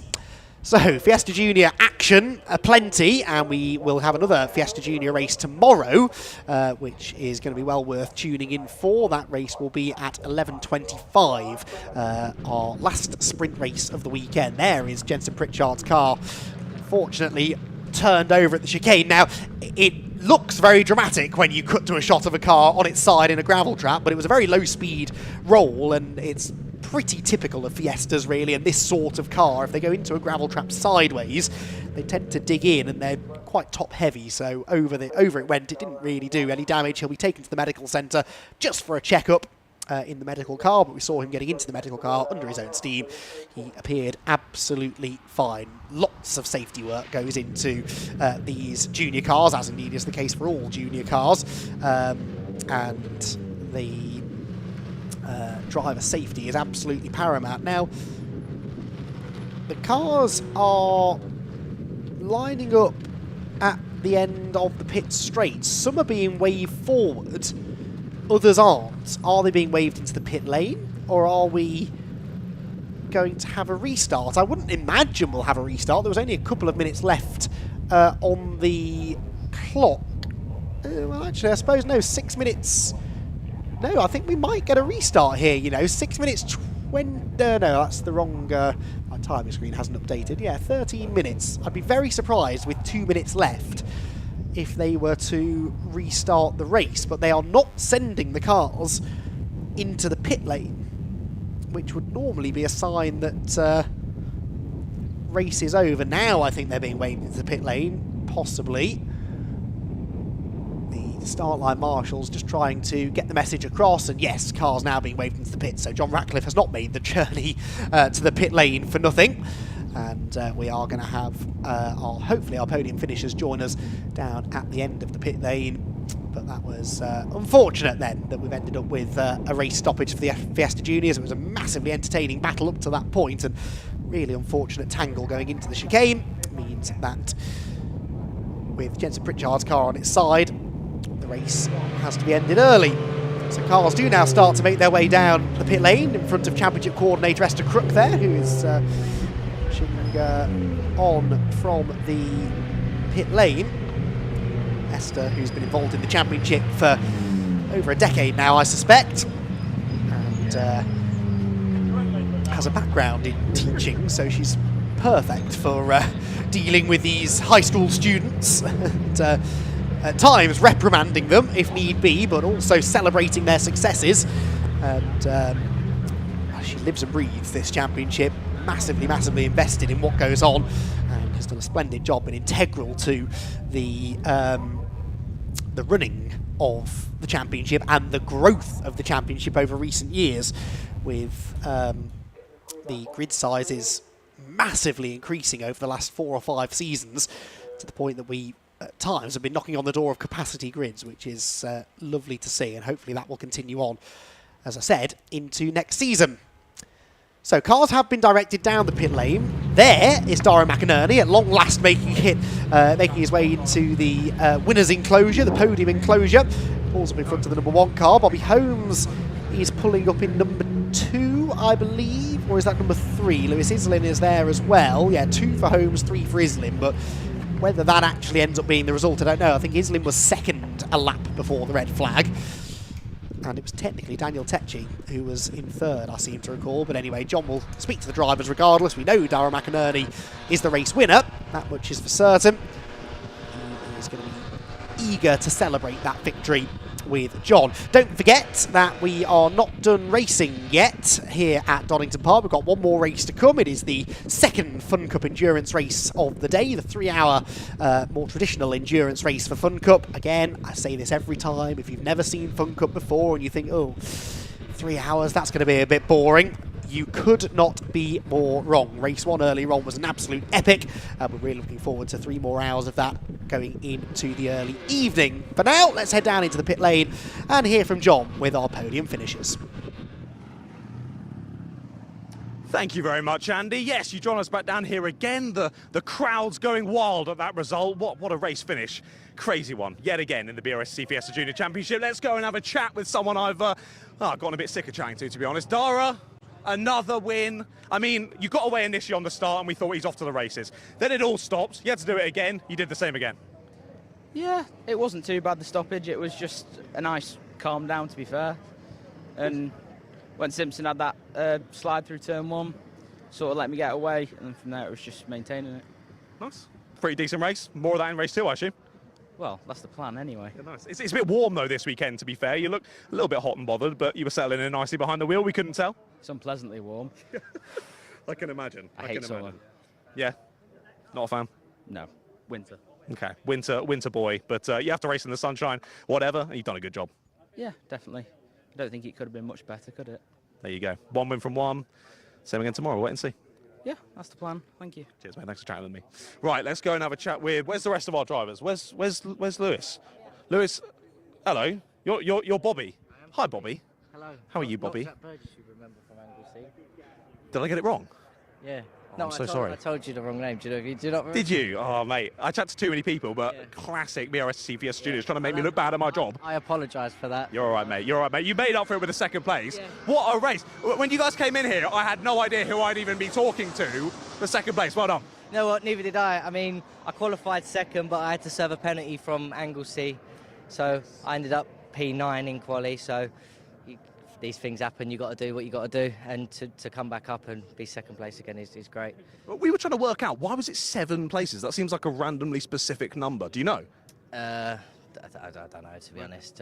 Second to 9th, brought it straight all the way back up to up to second even. Yeah, can't say more than that. There you go. Well done, mate. I'll let you chat with our circuit comms. Thanks for chatting with me, Bobby. And we'll head over as well. Lewis over here. I won't get in your photo, sorry. Hello, Lewis. How are you doing, mate? That was a pretty sketchy race at the best of times. Yeah, it's eventful to say the least. You had to get your elbows out in that one. Yeah, but I'm really happy with the position.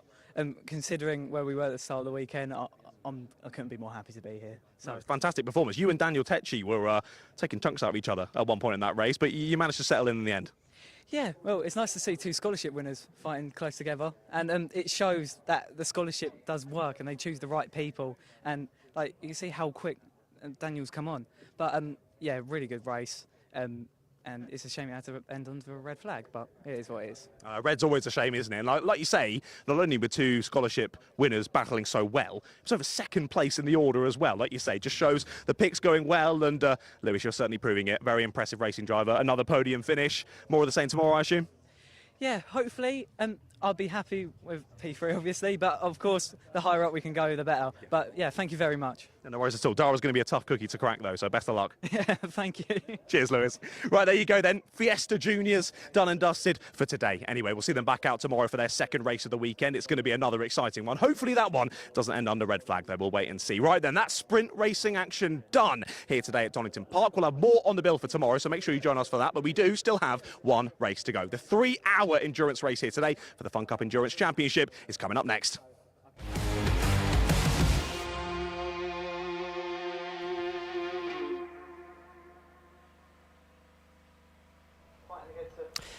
Indeed so, John. One more race to go, but it will take us into the early evening. 7 p.m. we're expecting to finish racing here at Donington Park. The joys of being next door to an airport. The locals can't really complain about the noise, can they? So we can race a little bit later than we would at most racetracks, and that is fantastic news because it means that we get to cram extra racing into most of these days, certainly in the summer when the light allows us to at Donington Park. The Fun Cup then heading out next. If you weren't with us earlier on in the day, you missed a cracking 5th round of the championship. That was a 1-hour sprint race. We'll have another one of those actually at Alton Park at the championship deciding weekend at the end of the season. For now though, we're back to the more traditional endurance racing format for the Fun Cup, a 3-hour race with 5 pit stops expected over the course of the 3 hours. Very similar in fact to what we had last time out at Anglesey. Again, if you tuned in at Anglesey, we had 2 3-hour races, one running into the night.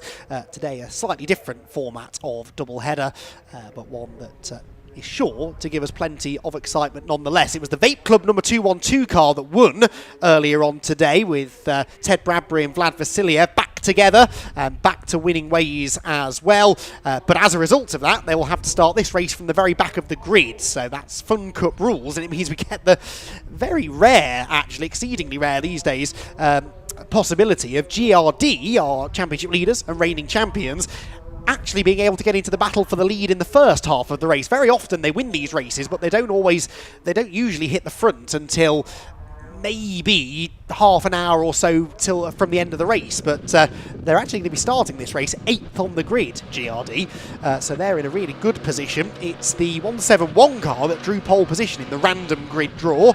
Simon Lidson, that car, the Oddberries Racing Fueled by Data entry, had an issue in race 1, stopped at the exit of pit lane just after Simon Lidson had got into the car, actually, and hopefully they've sorted that because that car's due to start from pole position, and alongside another car whose race ended at Redgate Corner at pretty much the exact same moment, the 169 Rob Boston Racing with Rare Vinyl machine. That's the Rob Croydon and Tom Roach car that had been in the battle for the lead all the way through the race in the first half of race 1. They ended up having a bit of contact with Marcus Clutton in the Signature RV car going into Redgate Corner, broke the suspension on the 169 car, and they had to pull over to retire. So hopefully both of those cars are sorted. and back in one piece ahead of the second race because they are supposed to be our front row starters. But as always is the case with Fun Cup, there are some quick cars at the back, some quick cars at the front, and quite a few quick cars in the middle of the field as well. It guarantees that opening stint will be pretty breathless. No less breathless, I suspect, than it was in the 1 hour sprint earlier on in the day. Championship-wise, of course, GRD arrived here this weekend with a championship advantage. It was a slender one, though, over Greenheath, who were second in the points. Coming into the weekend, it was 18 points between the two of them. Well, after race 1, GRD not managing to win. I mean, they were still second place, though. They still beat most of their championship rivals. Vape Club are outside bets for the championship. They came into the weekend 6th in points, but some way back. So, realistically, I think GRD can be pretty happy with how race number 1 went. Here's the grid. I'll run you through the start drivers as well. So, pole position, as I've already said, should be the 171 Oddberries Racing fueled by data car of Simon Lidson, provided they've sorted the issues that took them out of race 1. Alongside them, the 169 Rob Boston Racing with Rare Vinyl machine, that car set to be started by Rob Croydon, again, provided they fix the damage from race number 1. Then Northern Velocity start third. That is the Jack Harding started car, former multiple race winner and championship contender in Mazda MX-5 Super Cup racing. He's got the 109 FNS with Morpheus Motorsport car for company on row 2. That is John Perrott. Signature RV starting 5th, only a few positions behind the car with whom they tangled in race 1. That's the 557 car. That car started by Steve Ruston with Red River Sports number 257 next. That is Bonamy Grimes for the opening stint. Demon Tweak, number 249 is 7th on the grid. That started by Jason Minshaw. That's the car that did a bit of gravel tracking, I think in the hands of Jason actually, in that first race earlier on. And then the reigning champions and current points leaders, GRD, starting 8th. I tell you what, Chris Devell, who has his first driving stint in that car today in this race, on the opening stint, he's going to be getting a nosebleed. He's that far up the order. Very rare that we see Chris Devell up there inside the top 10 in the early stages, simply because he normally has to start at the back, having won the previous race. The price of success in Fun Cup racing, which we're well used to now. 22, Sunoco Racing Team, they're 9th on the grid. That car started by Axel Hildebrand with the Clapham North number 146 machine. That is Abby Eaton again at the wheel. She double stinted at the start of race 1. It'll be a single stint this time for the former MX-5 Super Cup champion. Then Demon Tweak's second car, the 207 car, started by Michael Lyons. Has the 248 JPR hire car alongside on row number 6. That is Nick Adcock at the wheel. Leatech, number 99, and X, that car pedalled by Shay Brennan for the opening stint. Shiv Sapra, interestingly, will double stint stints 2 and 3 and 5 and 6. So Shiv is going to double stint, whilst Shay will just have single stints throughout the race. Then it is the second Rob Boston Racing car, the 252 car. That car started by Will Blackwell Chambers. Remember, that car was in the lead battle in race 1 as well before it was tipped into a spin at the chicane whilst in the hands of James Riley. Axiometrics are 15th on the grid, the 103 car of Chris Wetherill. Renom Racing's number 97, Andre Renom, starting that car from 16th. 17th for GCI Racing's Ian Wood, and 18th for the 158 G-Force car of Graham Winstone. Seed Data, and 19th in the number 214 car, that's Mike Devlin.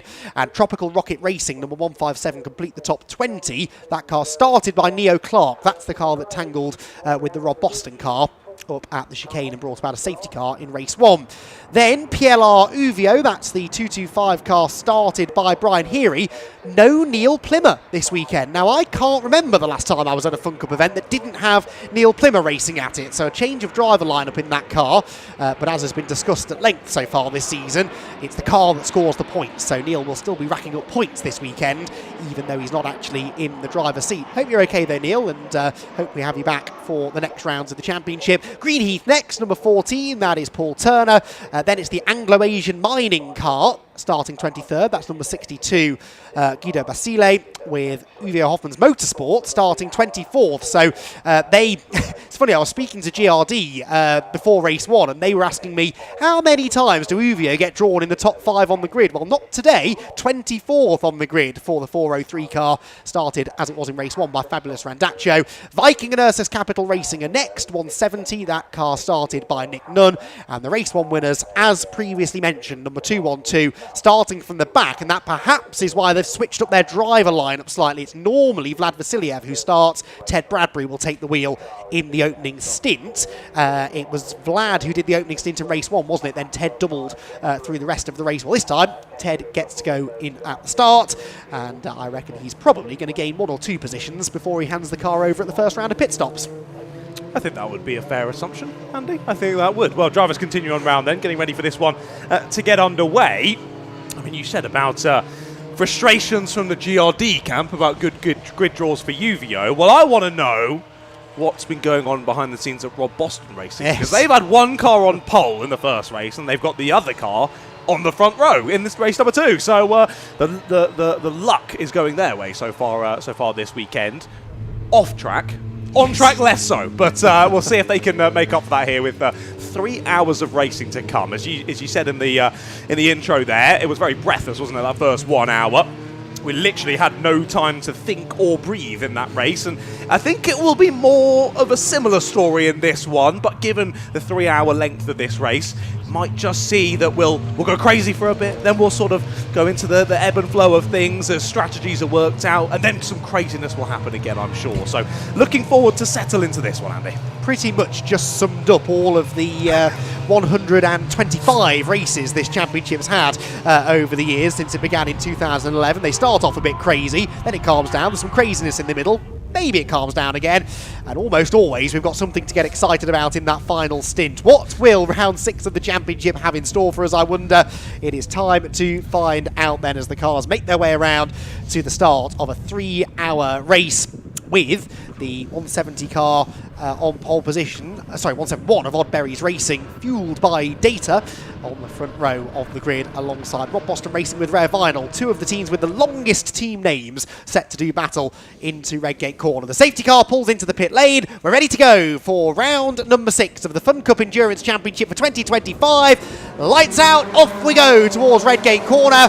And who is going to get into the first corner first? I think it should be the car on the outside line. Yes, later on the brakes for the Rob Boston Racing car. They'll grab the early advantage. 109 going with them into second. In fact, 109 going for the lead coming out of Redgate Corner. That is John Perrott, well and truly on his toes, and he is going to challenge in the FNS car. In fact, does more than challenge. He's got the lead through Hollywood ahead of Rob Boston Racing. Down the hill we drop. Look at that. Abby Eaton to 4th already. Make that 3rd maybe on the inside at the old hairpin in the Clapham North car. Brilliant start from Abby, from 10th on the grid to the podium places already. She could yet challenge for the race lead by the time we reach the end of the opening lap. Christopher Devell there on his first racing lap of the day in the GRD car, slipping down the order ever so slightly, but a brilliant start for Abby Eaton up into 3rd. Yeah, wow, 7 positions in the space of 2 braking zones for Abby Eaton. Amazing start to the race from her, firing the team up the order, and now right onto the back of the Rare Vinyl car already. I thought that the 169 had that one signed, sealed and delivered down at T1. The race lead was theirs, but no, the FNS, lovely run down through Redgate, got the up and under, got the exit and got the move done. But I think the favour is about to be repaid down here at the S's. Up the inside goes Rare Vinyl, but they're too late on the brakes. Almost off into the gravel. They collect that one up relatively well, but here comes the 257. Lovely run off the final corner. They might just take the lead. 3 hour race. 3 hours with 3 abreast for the race lead into Redgate Corner. Axiometrics, I think, came into the pit lane in the background, and maybe Tropical Rocket Racing, I think it was. The 109 car gets the lead. Meanwhile, there's still 3 abreast. That's the Rob Boston Racing with Rare Vinyl car in the middle. Signature RV to the inside. Ted Bradbury, I think, is knocking on the door of the top 10 already. I don't know why I'm surprised in the car that won race number 1. Here comes Eaton, though, for the lead. That's the Rob Boston car onto the grass in the background, sliding back on, and just, no, it's not not Rob Boston, I beg your pardon, it's another one of the white and blue cars. We'll ID that in a moment. Luckily, they continued without secondary contact, but that may well have damaged the front splitter on whoever that car was as it bounced down the grass through the Craner curves. The leader, though, FNS Morpheus, Clapham North in second position to a dramatic start to lap number 2. I was just trying to work out who that was. Yeah. I cannot work out who that was that went off and wide. They've rejoined the order, haven't they? And they're getting stuck in once again. We'll double check who that is as they continue on through the lap. Oh, it was the other one. It was the other Rob Boston racing car. That's where our confusion lies. The 252. So they'd actually made a really nice start. We're getting properly stuck in there, but a little wayward moment down Craner curves. They drop back into the order, but they're still getting stuck in. And they're just trying to get past a couple of drivers. As there might be a change for the lead, there is. Abby Eaton's through. Here's that little replay of them initially going off the circuit. Couldn't quite see from that, but they do sneak back in. I actually think it's Demon Tweaks. I think it was the Demon Tweaks car. I think it was. It had the black Demon Tweaks logo down the side, I think, and they are, by the looks of it, dropping down the order. You might just be right there. Prepared there. to be wrong, but it looked a bit more like Demon Tweaks than Rob Boston Racing. Anyway, Abby Eaton leads the way, as you quite rightly called it, into the chicane. She managed to find a way past the FNS Morpheus car. There is the 169 Rob Boston Racing car going for 4th position, meanwhile, trying to get past Northern Velocity as they drop down the hill. Northern Velocity will hang on, though. That's Jack Harding at the wheel of that car, and he's in 4th position. Now, you've spotted something very interesting going on just at the back end of the top 10, John. Yeah, nose to tail. GRD, Uvia Hoffmans, and Vape Club. 11th, 12th, and 13th. Those cars have started on totally different areas of the circuit, and somehow they all are on the same piece of tarmac now as we head on through this next lap of the race. There they are, involved in this huge squabble. So that's Uvio now trying to get through on Signature RV. We've got one driver off and wide there on the gravel, jumping across the scenery on the outside. That was the Sunoco racing car trying to wrangle their car back out of the gravel. Uvio get the move done, and now Vape Club and of course your championship leaders, GRD, trying to follow through as well. We look back to our leading pack though, and the top 2 trying to break away as best they can now. That's it, wobble into the barriers for the 257. The Demon Tweaks will collapse. I did not think that would be straight to the scene of the accident, but it was. That is such a shame, isn't it? The tiniest of mistakes when you've got those tyre stacks at the edge of the road are so punishing. I'm going to resist the urge to go on a rant that I want to go on right now, because that's a lot of damage done after a minor mistake in the braking zone, but there you go. They take the tyre stacks away from the Formula Fords. I see no reason why they can't stay off the track for the rest of the day. Anyway, I'm not going to go on a rant. Into the pit lane they come with a lot of damage, and that is going to put them well and truly out of contention. We've also had Axiometrics in the pits. We spotted that earlier. They've got, as Jamie Peters-Ennis tells me, no gears. I don't know where they put them, but they're not in the gearbox, unfortunately. And so that car is stuck in the pit lane. Why Tropical Rocket Racing were in, I don't know, but they have rejoined the circuit. I do usually find gears can be quite helpful in going fast. Even I know that. Yeah, Axiometrics then, a torrid race already in this second race of the day, as there are a few more drivers making up moves and positions. We saw the 252 there in that squabble, now closed in by Uvio. There's the Demon Tweaks car as well, as Uvio try and sling it up the inside there through Coppice, and they will fight their way to the inside line, and that is Uvio, well, I was going to say through into position. They're still running side by side down Starkey's straight, as there is the 257 with Red River Sport into their pit box, and I have a sneaking suspicion they might be there for some time. Uvio get the move done though, down into the S's, and Demon Tweaks slightly off kilter.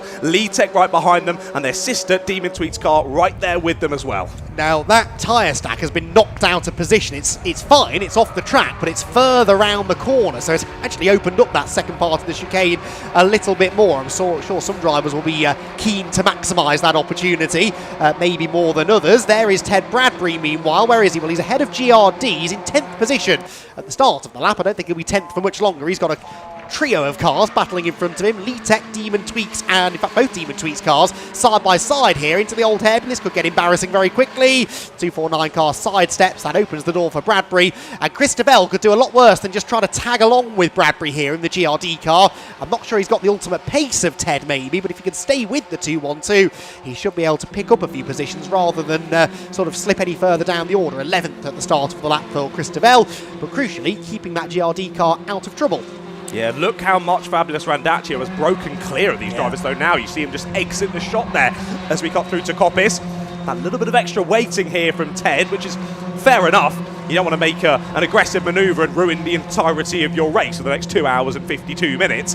But equally, just not quite catching the drivers at the best possible position. Maybe Uvio had a little bit of a better run of it. That's given them so much opportunity here to get further down the road. But of course, Ted waiting for it. He's on the long game at the moment. There's still lots of time in this race left to go and plenty of opportunity for him to close back up to Uvio, as he now does try and get past, and he will. Up the inside of both Leatech and Demon Tweaks too as they head down into the first corner. Positions made. But we turn our attention back to the sharp end. Yeah, where Northern Velocity have got the lead now. Jack Harding with a good move up the inside of Abby Eaton now. Jack Harding versus Abby Eaton. I've seen those two do battle a few times over the years, usually in an open top Mazda MX-5. Those two were both front runners in MX-5 Super Cup, although now I'm casting my mind back. They didn't race against each other a huge amount. I think Abby came back and did a few guest appearances during Jack's stint in that championship, but Eaton was the champion a couple of years before Jack really started to make a name for himself in MX-5s. Either way, great to have them both up there battling at the front. This, of course, the track at which Abby clinched famously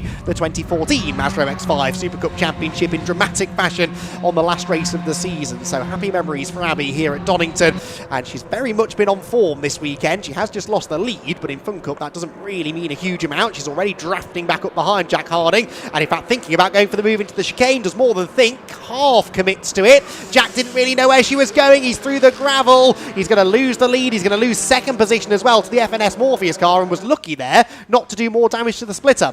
Yeah, that was a little bit clumsy, but understandably so. They, like you say, didn't quite know where Abby was and decided the safest point to go was over the gravel. As you say, the danger of that is it totally ripping your front splitter off. We've seen that done pretty easily with even the shortest of excursions over the gravel. So Northern Velocity have done well there to keep that splitter intact, but they might just lose even more positions. Here comes the Rob Boston Red Vinyl car round the outside down Craners, and Uvio trying to push them. They want to follow through down through into the old hairpin. That's exactly what they're going to try to do. Squeezes their way through a Northern Velocity, and that time the splitter has gone. Velocity off into the gravel, and that has destroyed the bodywork of the entire car, front and rear. Oh, dearie me. Well, not a good lap for Jack Harding. He was leading half a lap ago, and now he's only got half a car left, and he's well down the back end of the top 10. That's a real shame, but just nowhere to go, really. Maybe that slight damage to the front splitter meant he had a bit of understeer as well down through the old hairpin. He was offline, dirty side of the road. It was all conspiring against him, really. And sadly, that's even more damage done for Jack Harding's Northern Velocity car. They'll be able to fix some of it maybe as they go through the race, but I don't think it's going to be driving quite the same. Yeah, my thoughts on that one, I think obviously was gave a lot of room to Abby earlier on in the end of the previous lap, maybe a little bit too much room, and then maybe the frustration from losing those positions there, thought, no, Uvio, you're not having this around the outside, this is mine. But yeah, you always knew Uvio were going to squeeze into the exit there, exactly what they did, and like we say, that has almost destroyed their race. With the amount of damage on that car, they're going to struggle to get a good position through the rest of this one. So maybe could have given a little bit more in the battle with Abby, but maybe needed to just give a little bit less in the battle with Fabulous Randaccio. Either way, was really exciting to watch. And once again, we lock our eyes back on to this top three. Still Rob Boston with two runners in this top five at the moment. They are doing very nicely in this, but it is a certain Abby Eaton who once again leads the train then in the 146. The Clapham North will lead us on through the rest of this lap. So these top three are broken away decently well. That won't quite help if they continue battling, which they do. Rob Boston up the inside of the FNS Morpheus car, but the two drivers chasing the 169 and the 403, very speedy pedallers, and it is of course Fabulous with the fastest lap so far. So surely it's a case of when, not if, that this group of three becomes a group of five. I suspect close to the beginning of the next lap, more than likely, because the leaders are going to go side by side again. It's Rob Boston to the lead this time, maybe. Not Rob Boston himself, but one of his cars.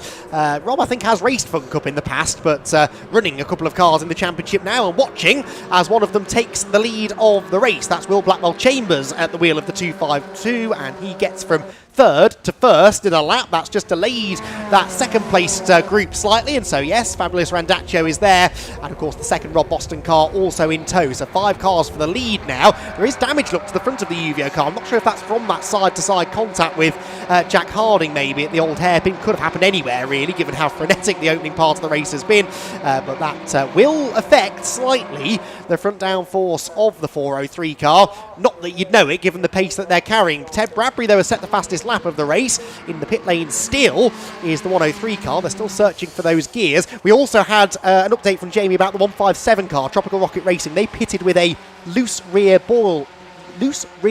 ball joint. Sounds painful. And that car is back out on track. It was a quick fix, thank goodness, but that has lost them a fair bit of time after an early pit visit. Yeah, that's positive then for Tropical Rocket, as we're seeing the onboard view of the car stuck in the pits there in your picture-in-picture. So some exciting shots there of the mechanics getting to work as they try and get that Red River Sport car back out onto the circuit. Speaking of on the circuit, there's quite a few bits of Fun Cup car now strewn around. I was watching Northern Velocity as they were overtaken by Ted Bradbury in the Vape Club car. Half their car was sort of being dragged along behind them as they went down the crane of curves. They're doing a good job to keep stuck in there, as we just saw them in the background there, battling down into the S's once more. I just wanted to highlight as well the fact that UVO Hoffman's Motorsport are now into 3rd place. It wasn't that long ago when we saw our top 3 sort of title contenders all line astern. We now find UVO in 3rd, Vape Club in 7th, and GRD still there in 11th, as they were when those 3 were nose to tail. So it just shows through this first 15 minutes of the stint how things have changed, and the drivers have settled in to this racing action. But it won't be a crazy amount of time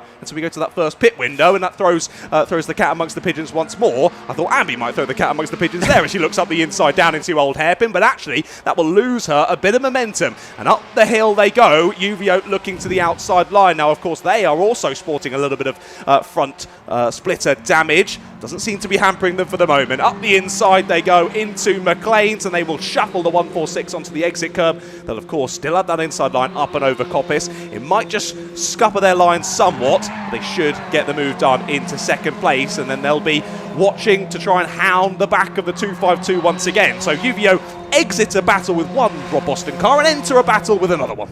Yeah, wherever you turn this weekend, there is a Rob Boston car, seemingly, certainly towards the pointy end of the grid. But UVO then get the advantage for now as they drop down into the chicane, at least for 2nd position they do anyway. Of course, I'm forgetting about Will Blackwell Chambers, who is starting to get away ever so slightly. I don't imagine that lead advantage that he's got will be massively long-lived. Ted Bradbury looking up into 6th position now, with smoke though. Smoke from the Vape Club car in the background. Is that bodywork rubbing, or is it something more sinister? I think maybe it's just bodywork. I can't see anything out of the window. There it is, as it accelerates out of Redgate. Was that an issue for the Vape Club machine? Hopefully not, because we want to see that car up there contending for the race win. Can't see it now, but I definitely spotted it as it headed towards us into Redgate. 100% out smoke coming out of the back. It definitely looked a little bit sus, but I don't know if it's bodywork or if it's mechanical issue. Let's have a look. We'll keep an eye then on the 212, because as you say, great run through the order so far from Ted. Fastest lap on the board from him, and up into the top 6 he's gone. He's got a few seconds now to catch this top 5 group, but then we will find 2 of our championship protagonists then up in the top 6 battling with each other once more. Still only 15 minutes into this 3-hour endurance race, and very much all to play for then as we look on towards our first pit stops of the race. I've got to say as well, fair play to Lee Tech. They were in that massive battle pack with Vape Club. They managed to clear it as well, and they're sort of trying their best to stay with the Vape Club car as they close up to the back of this top 5. As huge crowds watching the screens. Hopefully they've got the noise muted down there. I wouldn't blame them. I would not blame them. Yeah, they're watching on from, in fact, Steve Foden is sat there. This is the Rob Boston Racing Garage. Steve Foden, who's contending the Mazda MX-5 Championship this year for Rob Boston Racing, was chatting to him earlier on, and he was enjoying the racing and revealed a shared passion for snooker with me. So already liked Steve an awful lot. He's gone massively further up in my estimations after that conversation. Only proper people like proper sports, John. That's what I say. Snooker and motorsport, not a bad combination. But yeah, he's enjoying himself, watching along with good friend Rob Boston, who for many, many, many years was really only known for running cars in Mazda MX-5s, but of course had run cars in other championships long before that, and it's nice to see Rob branching out now into Fun Cup as well, and he is finding a bit of success with it. He's certainly taken to it quite quickly. His cars are looking quick. I'm sure he'll be getting a lot of guidance from JPR, who run the championship and have been running these cars for 20 odd years in this country, but each individual team will make their own tweaks to the cars, and whatever Rob Boston Racing are doing, it's clearly working. They lead the race, and they've got another car in 5th position, that 169 car, just keeping a watching brief, you feel here, John, not necessarily getting directly involved in this battle, but staying in touch with the leaders. Exactly that, yeah, just keeping themselves in touch for the moment. Yeah, I've been really impressed with the whole Rob Boston Racing outfit. I mean, when we saw that they were entering entering Fun Cup, we knew that they were going to do an impressive job, just given their accolades from other racing series and championships. But I've still been very impressed with how well they've taken to Fun Cup, because as we say, these cars all very, very similar under the bonnet, but there's all those little bits of tweaks and things that you can make to just find that little bit of extra pace, and of course that changes from circuit to circuit as well. So if you've got a team that have been in the Fun Cup for a while, they should already have all the notes and data on such things, and you should at least be able to get a decent baseline to start from. Or is that a bit more of a challenge for the Rob Boston crew? Of course, like in the Red Vinyl car, they've got Rob Croydon, who's done years of racing, so that will help initially with data and things. But yeah, my overarching point is that they've done a great job taking to Fun Cup, and from the off, they've been up in the top 5 and top 10 with usually both cars as well. It's been mightily impressive, and for now, both those cars up in this group of top 6, and it is now 6, as look who's joined the party. It's Ted Bradbury. He's with us in our leading camera shot for the first time, and he might just do a double overtake for the first time. There's that smoke you're talking about. Looks to be off the front right corner, doesn't it? So maybe just some robbing with the bodywork down the front right. Doesn't seem to be hampering his pace at all. No, I'd love to get a close-up, if possible, of the left front corner as we look at it, right front of the car, of that 212, just to see, because I can't see any obvious signs of damage, but there is the smoke. It's the front splitter catching, I think, slightly on the right front tyre, and it's only happening at certain points. The car has got game over written on the back of it. Hopefully this isn't game over for 212. Hopefully it is a minor issue, but it's not going away, is it? You would want a tyre rub to disappear after a lap or so. If it keeps on going, it could do damage to the tyre, it could do further damage to the splitter. So if that is what it is, they'll definitely want to try and pull that bodywork away slightly at the pit stop. It's so hard to tell because it's a black splitter against a black tyre, but I think that's all it is. I think if it was something more sinister, it would be getting worse. It isn't getting worse, it just isn't getting any better. Surely the only other thing you could think it might be would be brakes, but then that would surely be hampering his performance a bit more than it is. So yeah, an odd one there. From that little close-up, as you say, tough to see with the black on the black, but it looked fine from where we're sitting, so no idea. Either way, for the moment, that smoke is continuing, but pace also continuing from Ted Bradbury. Still, that fastest lap of the race goes to the 212 car. He's now cleared a decent number of cars in this top group as they actually continue to battle down into the braking zone. That's the Boston Red Vinyl car up the inside of the FNS Morpheus car. So a switch around for 5th place then. That would have lost both of those cars a little bit of time. So the group of 4 now ahead of them. The top 3 separated by just over 1 second. All very close as we carry on to another lap. As, oh dear, I can tell you that's just a transponder issue for Vape Club as they drop down the order. You can see them on your screen. So don't worry, they have been put straight back into 4th place. But clearly a transponder issue for Ted as he sets another fastest lap of the race. A 1:20.9 from Mr. Bradbury. He was going so quickly that the timing screen couldn't keep up. That's all that was. Ted Bradbury, who has been stealing lap records all season long. I'll have to go onto the Fun Cup website in a moment and double check the Donington Park lap record, but he's been very proud of the fact that he's taken a few lap records this year, and he'll, if he hasn't already claimed the Donington one, will certainly be after it heading into the latter part of the race. But this stint has been all about gaining positions, and he keeps on gaining positions, nips up the inside of Clapham North with EDF Motorsport. That is 3rd position now for Ted Bradbury, who started, let me remind myself, oh, well, of course, 26th and last, because he won the first race, or the team won the first race. It wasn't all Ted, of course. Vlad played his part. So up into 3rd position. He could well go from last to 1st here before the first round of pit stops. And he has got the lap record. He has. He has got the lap record. The old safety car. Safety car's just been scrambled. Why? Not that we know why here in the comms box, but safety car is out on circuit. I think, have they just grabbed the leaders? I think they have actually. They've done a great job of that, haven't they? Scrambling straight out and grabbing the leader straight away. As to why we've got a safety car, I'm not so sure at the moment. Well, Leatech have just pitted a lap ago. In fact, no, they're back out now. So I saw them going slowly at the start of the lap. They just pitted out of sequence. So I wonder if either they had an issue or there's been contact with someone that maybe has... that'll be why. The tyre stack, the other tyre stack now, has been knocked well and truly into the middle of the road. I thought I caught people going wide down there last time by, and that is why there was an obstacle in the way. Now, who's hit it? There's a incriminating bit of white bodywork that's been left just at the scene of the crime, so someone's missing perhaps a right front corner, or maybe a left front corner, actually. Luckily for the drivers, there are a lot of white cars in the field. Yes, well, I mean, Uvio were already missing a bit of body. But let's stay on this camera, shall we? That's Northern Velocity. they haven't really got any white bodywork left on that car, have they? No other obvious culprits at this point, so we'll try and find out. We'll do some detective work. Who lost ground on that lap? Well, Letech lost 6 positions, but that's because of a pit stop.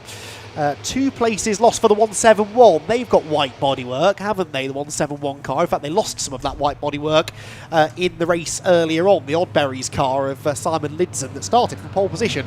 I wonder if maybe they are responsible. They've lost a couple of positions. In fact, they have not yet come through. They're in the pit lane, that's why. So yes, I am not Sherlock Holmes, far from it, but I reckon maybe they had something to do with that. The colour matches, and they have not, they've made it into the pit lane, but not been able to continue in the race for now. So I think maybe that might be the reason. We will try and get to the bottom of that, but for now, the race is neutralised. Not long before our first pit window at 16:21 local time. The first pit window will open, which is in 7.5 minutes' time, give or take. So it'll be, pretty much bang on half an hour into the race, and that is going to get very interesting if we haven't got back to racing by that point. Indeed, we shall see how that plays out then. Of course, slightly different pit stop window times in that first 1 hour race. Had a little bit of a chat with Simon after. The only thought potentially was it was so if teams just had 2 drivers in the race, you didn't come a cropper of that rule that no driver can do twice as much time in the car as another driver. So there was potential that was maybe why the stints would change ever so slightly in that first 1 hour. But back to usual proceedings here in the 3 hour in terms of those pit stops. And impressive from the drivers, 30 minutes to move both tyre stacks down at the S's. Of course, we moved the one on the second part of the corner pretty early on in that stint, and then we've moved the one on the entrance there right at the dying moments before we go to that safety car. But I think your thought that it might be the 171 is possibly correct. Well, yes and no. They've been in the pit lane to repair damage to the left rear, says Jamie. Okay. That supports my theory. They're back out there now, which means it was a very quick fix, and that's obviously been quite a big hit with the tyre stack, and that doesn't necessarily support my theory. I'm also not convinced the rear bodywork on that car is white. I think it's more to the front. It's about to go past our... well, I don't know, because it's not there. No, black wings on the back. So I'm still not on the wiser, quite frankly. There is the 171. You can see it on the screen. Missing a left rear wheel arch, but the right rear wheel arch is black, not white. So unless I'm really badly colourblind, I don't know whether it was that car. Jamie also reports that Letech did a drive-through for exceeding track limits. That's why they dropped down. Now, you'd only just mentioned that they were doing really, really well inside the top 10, but that was coming at a cost with track limits being exceeded, and so they unfortunately had a drive-through. So we don't see that often, especially in 3-hour races with just 30-minute stints. That's what happened to Letech. The safety car, therefore, saving them a little bit. Yeah, wow. That is that's early on to be having a penalty such as that. Now, I believe you were alluding to there, and I still am yet to work out whether the track limit warnings carry over from driver to driver. Because when I was racing, they definitely did, because I had to serve a penalty that my brother had caused. So that's your story. That's 100% what happened. Don't go and check the timing. I'm not going to tell you what race it was. And that definitely carried over. Now, I don't think that was a case of him getting them all on his stint and then me having to serve it. I think it was shared between him and my father before I got in, and then I had to... I still don't really know. I didn't think it resetted between drivers, but you seem to think maybe it does. Well, yeah, but I said at the time I might be mixing that up with other series. I know that things like British GT, for example, at the end of a stint, well, halfway through the race, which is also the end of a stint, they tend to reset. So I could be getting confused. Maybe Jamie could find out for us. He must be able to find someone in the know down in pit lane. Jamie's got about 4 minutes before he needs to find somewhere to hide, because the pit window will be open, and I fear that might just stretch into the end of this safety car period. Jamie does, though, his ears were burning, clearly, have an update on the 171. I was right, twice today I've been right. They lost it on the entry to the chicane, lost it whilst downshifting. So locked the rear brakes, downshifting, spun and went backwards into the tyre stack. So it was the 171. I don't know where I got white bodywork from, but anyway, it was that car that hit the tyre stack. Remarkable they've got it back out there so quickly, because those tyre stacks are very heavy. We saw what it did to the front of the Red River Sport car earlier on, and yet the back of that 171 car clearly quite sturdy. Yeah, clearly it's held up a little bit better, hasn't it, there on the rearward entry to the tyres. Amazing that you managed to call that, mate, considering it definitely was white bodywork on the floor. So whether they've caught the front of the car as they've gone, I don't know what's happened there. I was right by accident. Exactly. Is what happened there. Now, the only thing to worry about is that you were right, Andy. So there we go. We continue on behind the safety car. And yeah, it's not been an ideal day, has it, for the 171? Yeah. Didn't exactly have luck in the first race, parking up outside our commentary box window, and then it's all gone wrong in the first in here in race number 2 of the day. And it was Simon in the car. In fact, he just left the pit lane when it stopped coming out of the pit lane in race 1, and he's had a whoopsie in race 2 as well.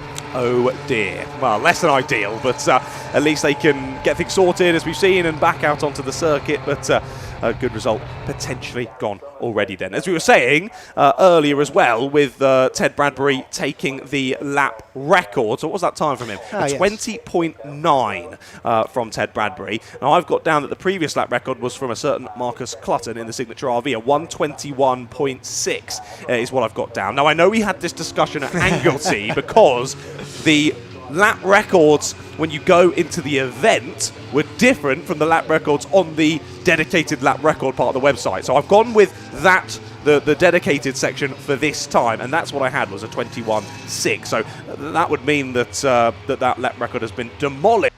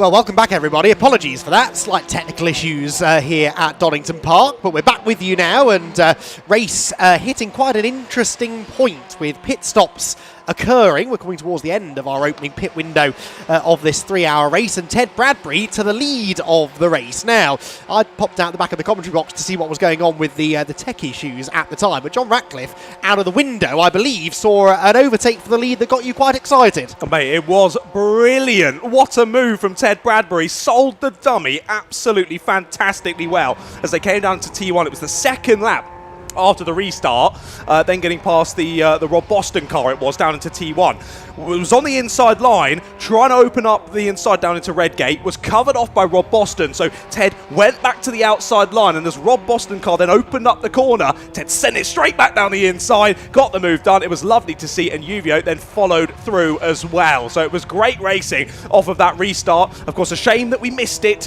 but these technical gremlins can happen when you're producing such a big live stream. So thank you for sticking with us, as there you see Ted making more positions. That time was making some time and a place on the back marker there. But we continue on then, as Andy alluded to, these first round of pit stops continuing as well. Of course, as we would have expected, your championship leaders of GRD pitted pretty much immediately. As soon as the window opened, they were straight in to change driver over. So that means out for stint 2 is Simon Rudd behind the wheel once again for car number 1. But yeah, Vape Club and Uvio Hoffmans up at the sharp end once again, both having a very, very exciting restart, and I'm glad we got the pictures back. Indeed, because I wish I could speak today. I've lost all use of the English language this afternoon. We can see GRD there coming through as the Rob Boston 169 car was released from the pit lane. GRD, as we sort of expected, pitted early, as you just said, and they're now starting to climb back up the order, having got Simon Rudd out into some clean air. Now, there is Ted Bradbury. He is yet to stop. The same is true of the Uvio Hoffmans Motorsport car in second and the Clapham North EDF car in third, and I doubt any of them will come in this time either. I think they can do at least one more lap before the pit window closes. Bradbury leads. He's got the fastest lap of the race as well, a 1:20.900. A conversation you will have missed whilst unfortunately the stream had gone down is that Bradbury already had stolen the lap record for Donington Park's National Circuit in race 1. He has bettered it again now in race 2 by quite a bit. A 21.199 was his best lap, so he's found 3/10 on that since race 1. That is a lap record, and it is the second fastest lap in Fun Cup Championship history, the fastest average speed, clocking in at about 92 miles an hour at Thruxton a few years ago. That is the second highest average speed lap time ever recorded in Fun Cup history. So a really quick lap that for Ted Bradbury, and he leads the way with a pit stop owing, but he's going to go right to the end of this pit window, I'm sure. I'm sure he will. I'm sure he will. We'll wait to see when they do decide to peel into the pits. We saw as they came under the gantry to start a new lap, the pit lane open board was still out. So they continue on round. I think they'll see the close board this time. They'll go round for another trip around Donington Park, and then they'll head into the pits, and then it'll be the battle of who can do the speediest stop. Of course, we know Uvio rather quicker though, so let's see if they can jump the Vape Club car. Of course, Ted and Vlad have been getting more and more and more on it in terms of working together as a team and getting those pit stops down to a fine art as they need to be. So let's see how it changes up when they come into the pits. At the moment, as they cross the line to start what we think will be their last lap before they do come in, there's 1.2 seconds between them. Now this might hamper Uvio a little bit more as the 146 of Abby Eaton tries to go up the inside down at the first corner. It's not going to happen though. That will lose both of them a bit of time to Vape Club though, and might just give Vape Club the opportunity to stay in the lead through the pit stop period. Yeah, looks good, doesn't it? They are gapping them, definitely. I wonder what sort of pace Simon Rudd's got. 22.8 last time, 4/10 slower than Bradbury, so provided it's a good pit stop for the Vape Club team, they should be able to come out with the race lead. Bradbury then with this advantage. Ted has been doing a lot of Fun Cup racing of late. He was over in Belgium at Spa competing in the 25-hour race a couple of weeks ago. He'd done a few of the French races as well. I think he'd done another race at Spa a few weeks earlier in which he actually had a massive accident, he was telling me, and was really looking to walk away from that unscathed, but then went and did the 25 hours, had an absolute blast, and yeah, he's really properly getting into this Fun Cup thing now. When he came out of Mazda MX-5s into Fun Cup, it was a bit of an odd career move. Not many people his age would do that, but he's really made a name for himself now in Fun Cup, and you can see why. He's pulling away from one of the masters of Fun Cup racing, Fabulous Randaccio, albeit with a bit of damage to the car. Abby Eaton is peeling into the pit lane, but the leading two going through for another lap. Oh, they know they have pitted, haven't they? Yes, it was just a wider entrance into the pit lane for Vape Club and Uvio. So in they all will come, and it's key now to see where they rejoin the circuit in relation to some of those who've already pitted. That again, Ted just showing his masterclass driving there, as of course you come out the final corner, you peel off to the left to show that you're coming into the pit. You don't need to tell the drivers behind you because you know that they're going to be coming in as well. So he used the wide line, carried the speed, and then came straight into the pit lane. And that might have just kept them the lead here. We see them exiting the pits, and the 212 is still ahead of the 403. As expected, they've dropped the other car that was in the train, of course, the Clapham North car. We would expect them to have a slightly slower pit stop, but as you were alluding to there with those noises, Andy, the door slightly open there on the Uvio car as they exited the pit lane. Looks as though they've got it closed now, though. Yeah, luckily, you're centrally seated in a Fun Cup car. You don't sit on the left or the right, you sit in the middle like you would in a single-seater, so you're close enough, if you've got long enough arms anyway, to reach over and close either door should you need to, and that is what was required there of the Uvio car. Vlad Vasiliev then comes out in front of Uvio, but already you can see the excess speed that Farchini has over Vape Club, and Vape Club I think might lose this advantage in a moment or two. They head up then towards Coppice Corner, and we do have an interview waiting in the pit lane, but I just want to see what happens here because I think this is going to be a significant move essentially for the lead of the race, we believe, with Farchini in the slipstream. Vlad, though, in fairness, defends the middle ground here into the chicane. He's late on the brakes, and he will get into the chicane still in front of the Uvio car, so fair play to Vlad Vasiliev. He's not going down without a fight here, and he will retain the race lead for now. Whilst this battle continues on, let's head down into the pit lane and hear from Jamie. Thanks, Andy. Yeah, I'm with Ted now. Mate, last to first, happy with that? Yeah, I mean, at the start I just struggled to get in the groove of things. I mean, a few mistakes on my behalf, a few mistakes from a few other drivers as well, to be fair, but yeah, it's mental out there. It's really close with everyone. Fabs and the Uvio car did a mega job to get going at the start. Like I said, I just made a few wrong race decisions, a few wrong places on the track, just put myself in the wrong place. But yeah, I mean, I guess that happens sometimes in racing. You can't get it perfect, but yeah, just not really happy with myself because I've made a lot of mistakes to begin with, and I wanted to give Vlad a bigger gap than that. But yeah, car feels good, everything feels good. It's just I need to perfect my game. We saw a little bit of smoke coming from the, I think it was the left front. It looked like maybe the splitter was just rubbing on the tyre. Could that be just from a curb strike? Yeah, maybe. It was to do with another car, really, but yeah, I don't want to be pointing names or anything. It's not the person I am, but yeah, it's what it is. Just want to be clean, want to race well, and yeah, it's really close out there. Really good championship to be in at the minute. I mean, I think it's definitely one of the most competitive in the UK. So yeah, great to win the last race, and hopefully we do well this one. All right, thanks, mate. Well, I don't know what we were talking about, honestly. I thought going from last on the grid to the lead and setting a new lap record by 3/10, beating your own previous record from the previous race was a pretty good stint. But obviously we need to raise our standards that we expect to see from young Ted, don't we? Exactly. That just shows what kind of a driver he is as well. There's always more to find, isn't there? There's always more to find out there on circuit, no matter how perfect it seems from us here in the commentary box looking at his stint. He still wants more. That just shows you the grit and determination that Ted has as a racing driver. Well, his teammate, sadly for him, seemingly has just lost the lead. Uvio getting through. We expected that to happen. I think, to be fair to Vlad, he kept the Uvio car behind for a little while there.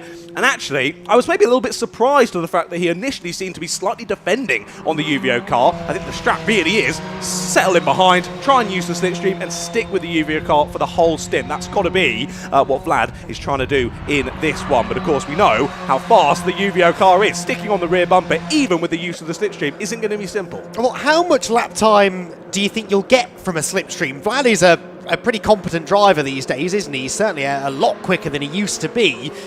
I think he might just be able to stay with that Uvio car because that toe's got to be worth maybe more here than almost any other track apart from perhaps Silverstone. Yeah, 100%, 100%. I would agree with you. Second to Silverstone in terms of how effective it is. And I think just a case of Vlad, even if he's close enough to go for a move, he shouldn't do it. Yeah. He should sit behind, not waste that slipstream that he's gained, and just drag some really good laps out of this one, get some good times on the board, and see if he can get anywhere close to that lap previously from his teammate Ted. Just to put into perspective, that 20.9 from Ted earlier, I think the closest next lap time is a 21.6 in this race so far. So over 7 tenths different between the fastest time of the race from Ted and the second fastest time. And as well, I was looking down to GRD. They picked up the pace a bit now, but their fastest time from this race, even with Simon on board, is a 22.2. That's 1.3 seconds slower than Ted's time. And it's noticeably warmer than it was in race 1, so that in theory should slow the track down a little bit at this point, and yet he's gone so much quicker than he went even in race 1. It's just remarkable, isn't it? I know this sounds a bit like the Ted Bradbury show, but it sort of was for that first half hour or so, and he is now sitting back and watching as his co-driver Vlad Vasiliev does the job of trying to stay in touch with the race leaders. Now, a car that led at times in that opening stint was the Clapham North with EDF Motorsport car, and we can head down here from the driver who was making all of the moves in that car in stint 1, Abby Eaton. She certainly was, Abby. First of all, we're going to talk about race 1, because your 4 abreast move into Redgate, it wasn't planned, was it? I only intended to maybe get a couple of them, but I thought, well, they're giving me space, so I'm going to hang it around the outside, and yeah, 4 into 1 apparently does go. I mean, the car's got some real pace today, and 10th to 3rd on the first lap, pushing for the lead, and of course they all caught you and started ganging up on you, but again, great clean fight out there.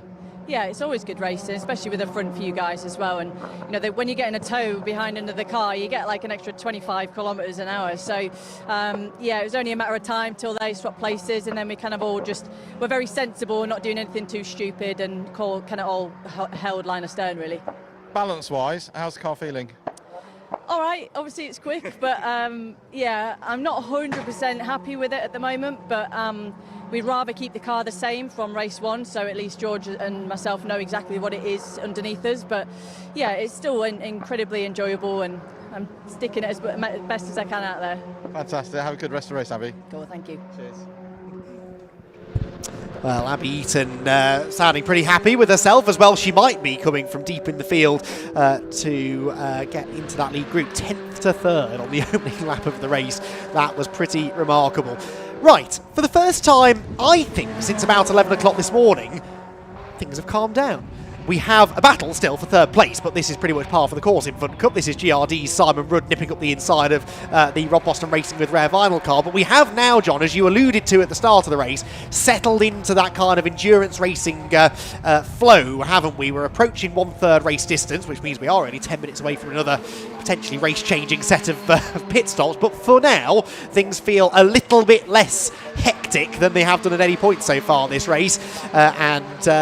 It's really now about watching lap times and seeing who's got the long run pace. I think Vlad Vasiliev, to your point, is doing exactly the right thing, sitting in behind the Uvio car. But now Simon Rudd's up into 3rd. Can he start bridging that gap to the leading 2? Yeah, Vlad's doing a great job, isn't he, now settling in behind and really keeping within the wheel tracks of the Uvio Hoffman's Motorsport car ahead. Great job so far from Vlad as he continues to press on through this stint. But as you said, GRD now through on both of the Rob Boston cars, those two nose to tail. The Rare Vinyl car maybe looking to re-attack down here as they head into the S's, but I think we'll probably think better of that, sticking behind the championship leader as they head on to a new lap of the race. So it was, 5 minutes into the race that we had UVO Vape Club and GRD nose to tail. That was for 11th, 12th and 13th, if I'm not mistaken. It's now for 1st, 2nd and 3rd, as maybe we would have more expected. But yeah, Simon's had to work hard in this opening part of the stint. Of course, he got in relatively early, jumping into the car. So he's had a bit of a longer time in this stint than maybe some of the drivers around him, but he settled in very nicely, as we would expect from Mr. Simon Rudd.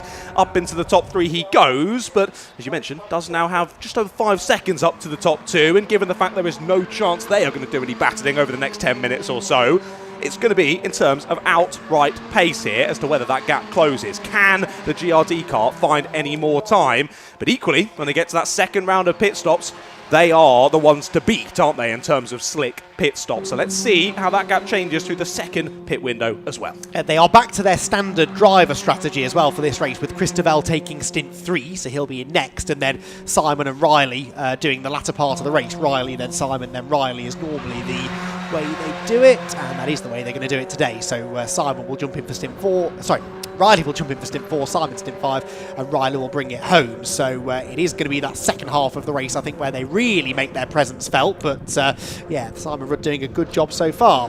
That UVO splitter is about to collapse. That UVO splitter is going to collapse pretty shortly. Look at it. It is flapping around in the wind like nobody's business. And now that the wind is sort of caught on, as you look at it, the left-hand side of it, it's really starting to get wobbly now. I think it might be too long until that decides to free itself from the car. But we will see. For the moment, not affecting UVO's pace at all. Now, don't take this the wrong way, John, but I suspect in your time in the Fun Cup you maybe did have to drive around slightly broken front splitters once or twice. I didn't know you'd met Peter Rackland.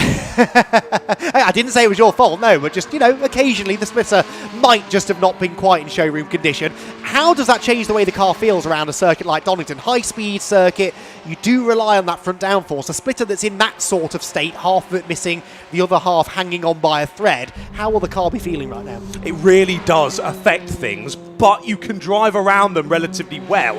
You just have to change your driving style up a little bit, which, of course, with drivers behind the wheel of UVO Vape Club GRD, they're going to know this. They've got plenty of experience behind the wheel of these cars, and it will change things. But, like I say, you can drive around them with a bit of a different driving style, but then that affects things in and of itself, because, of course, you're having to use a little bit more mechanical grip to force the car around the corners, because you don't have the use of that aero grip that has gone from the loss of the front splitter. And thus, using said mechanical grip puts a lot more heat into the tyres, starts to overheat them, you lose more grip, and then it becomes a self-fulfilling cycle of overheating, sliding, overheating, and sliding. And again, you might see as well, say if that UVO, if that whole front splitter does go, you might see, if it's a stop with fuel, you might see someone going around the tyres and just letting a little bit of air out on each of the tyres just to try and drop those pressures a bit, lose a bit of that heat, and thus make it not quite so frustrating on those tyres. And of course, the more you use the mechanical grip, the more you overheat them, the more life is taken out of them, and by the time we get to that last sort of 30 or 40 minutes of the race, you're going to be driving around on ice on those tyres. Now, I say that from my experience with the GTs. I've never driven the Hankook, so it could be a little bit different. I've heard they're a little bit more forgiving than the GTs, but either way, still, overarching point, you want a front splitter on the car. I think the basic principle is the same though, right? If you don't have as much grip but you're still going this quickly, you're probably asking more of your tyres than everyone else. So whilst the tyres can handle it slightly better, it's still going to have an effect, I suspect. Yeah, my father wasn't happy with my comment, shall we really? say. Really? You surprised Hello, me. Dad. Hello. Look, I've been ribbing him most of the day, so it was only fair that he was always going to deflect onto someone else at some point. Sorry, Dad. You're just the first one to come to mind, because I love you so much. Right then, on to a new lap we're going to go then. 5 minutes just over until we get to the next pit window. Like we say, Vlad has settled in very nicely here behind the UVO Hoffman's Motorsport car. Sadly for those two, though, these three have been working together mightily well, haven't they? GRD, Rob Boston Rare Vinyl, and the Rob Boston car 252. Staying line astern, not making any overtakes, and that gap has shrunk massively. They've taken over 3 seconds now out of that gap, and like we say, 5 minutes to the window, 2 seconds now the gap. They might end up getting into a battle here before we go into the next pit window. I'm feeling an overwhelming sense of pride here, because how many times have I said, if only the drivers worked together, they would probably go quicker than if they battled. They finally got the message. They're actually working together. The leaders are working together. The third place packer lead are working together. And in the end, we're all going to be winners, because we're now going to get a 5-car fight for the lead. And all of this follow your leader stuff is going to come to an end, I think, towards the end of this second stint of the race. It does go to show that if you work together, especially around a high-speed circuit like this one, it really can, it can reap dividends, cards, pay dividends even, for drivers that are willing to do so, especially in a long race like this. There's no need to be knocking lumps out of each other just yet, when you could potentially be going quicker if you form a temporary truce. They're pretty much with the leading two now, aren't they? Even though Vlad and Farkini have been working together themselves, they just don't have an answer for the pace of those behind. Who's that getting prepared for their next stint? Yes, I was promised to go on this sim today, wasn't I? I'm not sure who that is, but I might have to pop down after the race before they take it down and see how I compare to the pros. Yeah, Well, we'll see. I'm not going to get on because I will only embarrass myself. Right, here comes the number 1. Up the inside goes GRD. That didn't take long, did it? As soon as they caught the back of these two, up the inside goes the number 1, and into second place they go. We thought the gloves would come off, as that looks like maybe a bit too much steering angle on the sim there. Clearly something going wrong there on the simulated action, but everything going right on the real action that we're seeing on our screens, as now the 2-1-2 potentially looking back up the inside, actually under pressure here from Rare Vinyl. They slingshot their way up the inside. Into third they go. Will there be an overtake here between your championship leaders and the UVO Hoffman's car? Well, the 2-1-2 is going to get shuffled to the back of this pack of 5 now, which I don't think is the worst thing that could have happened there for Vlad Vasiliev. Either way, we reshuffle once again. UVO Hoffman still trying to keep the number 1 car behind us. They look right, look left, can't get the move done up through Coppice, and they run nose to tail down Starkey Straight once more. Don't forget as well, Vlad is double stinting here. He will double stint now. Ted is double stinting next. Vlad is taking that car to the checkered flag unless they change their mind, which does happen. Jamie, I'm sure, will have his finger on the pulse there. Meanwhile, for the lead, Simon Rudd has now dragged the GRD car to the front of the field. Simon, you only started 8th on the grid. Why is it taking you so long? Nearly an hour into the race, and GRD finally have got to the front, but this has been a typical GRD performance. That car does not have a scratch on it. They've stayed out of trouble. Christabel did his job. Simon Rudd has done his job, and that car is now to the front of the pack. They bring with them the Rob Boston Racing with Rare Vinyl 169 car. The Rob Boston Racing number 252 car is third. Fourth now for UVO, and fifth for Vape Club. So the two cars that were first and second a lap ago are now fourth and fifth. Yeah, the whole train's gone past, hasn't it? I couldn't believe that down through the S's, that both of the Rob Boston cars were able to follow through, muscles their way past into second and third respectively, and we carry on.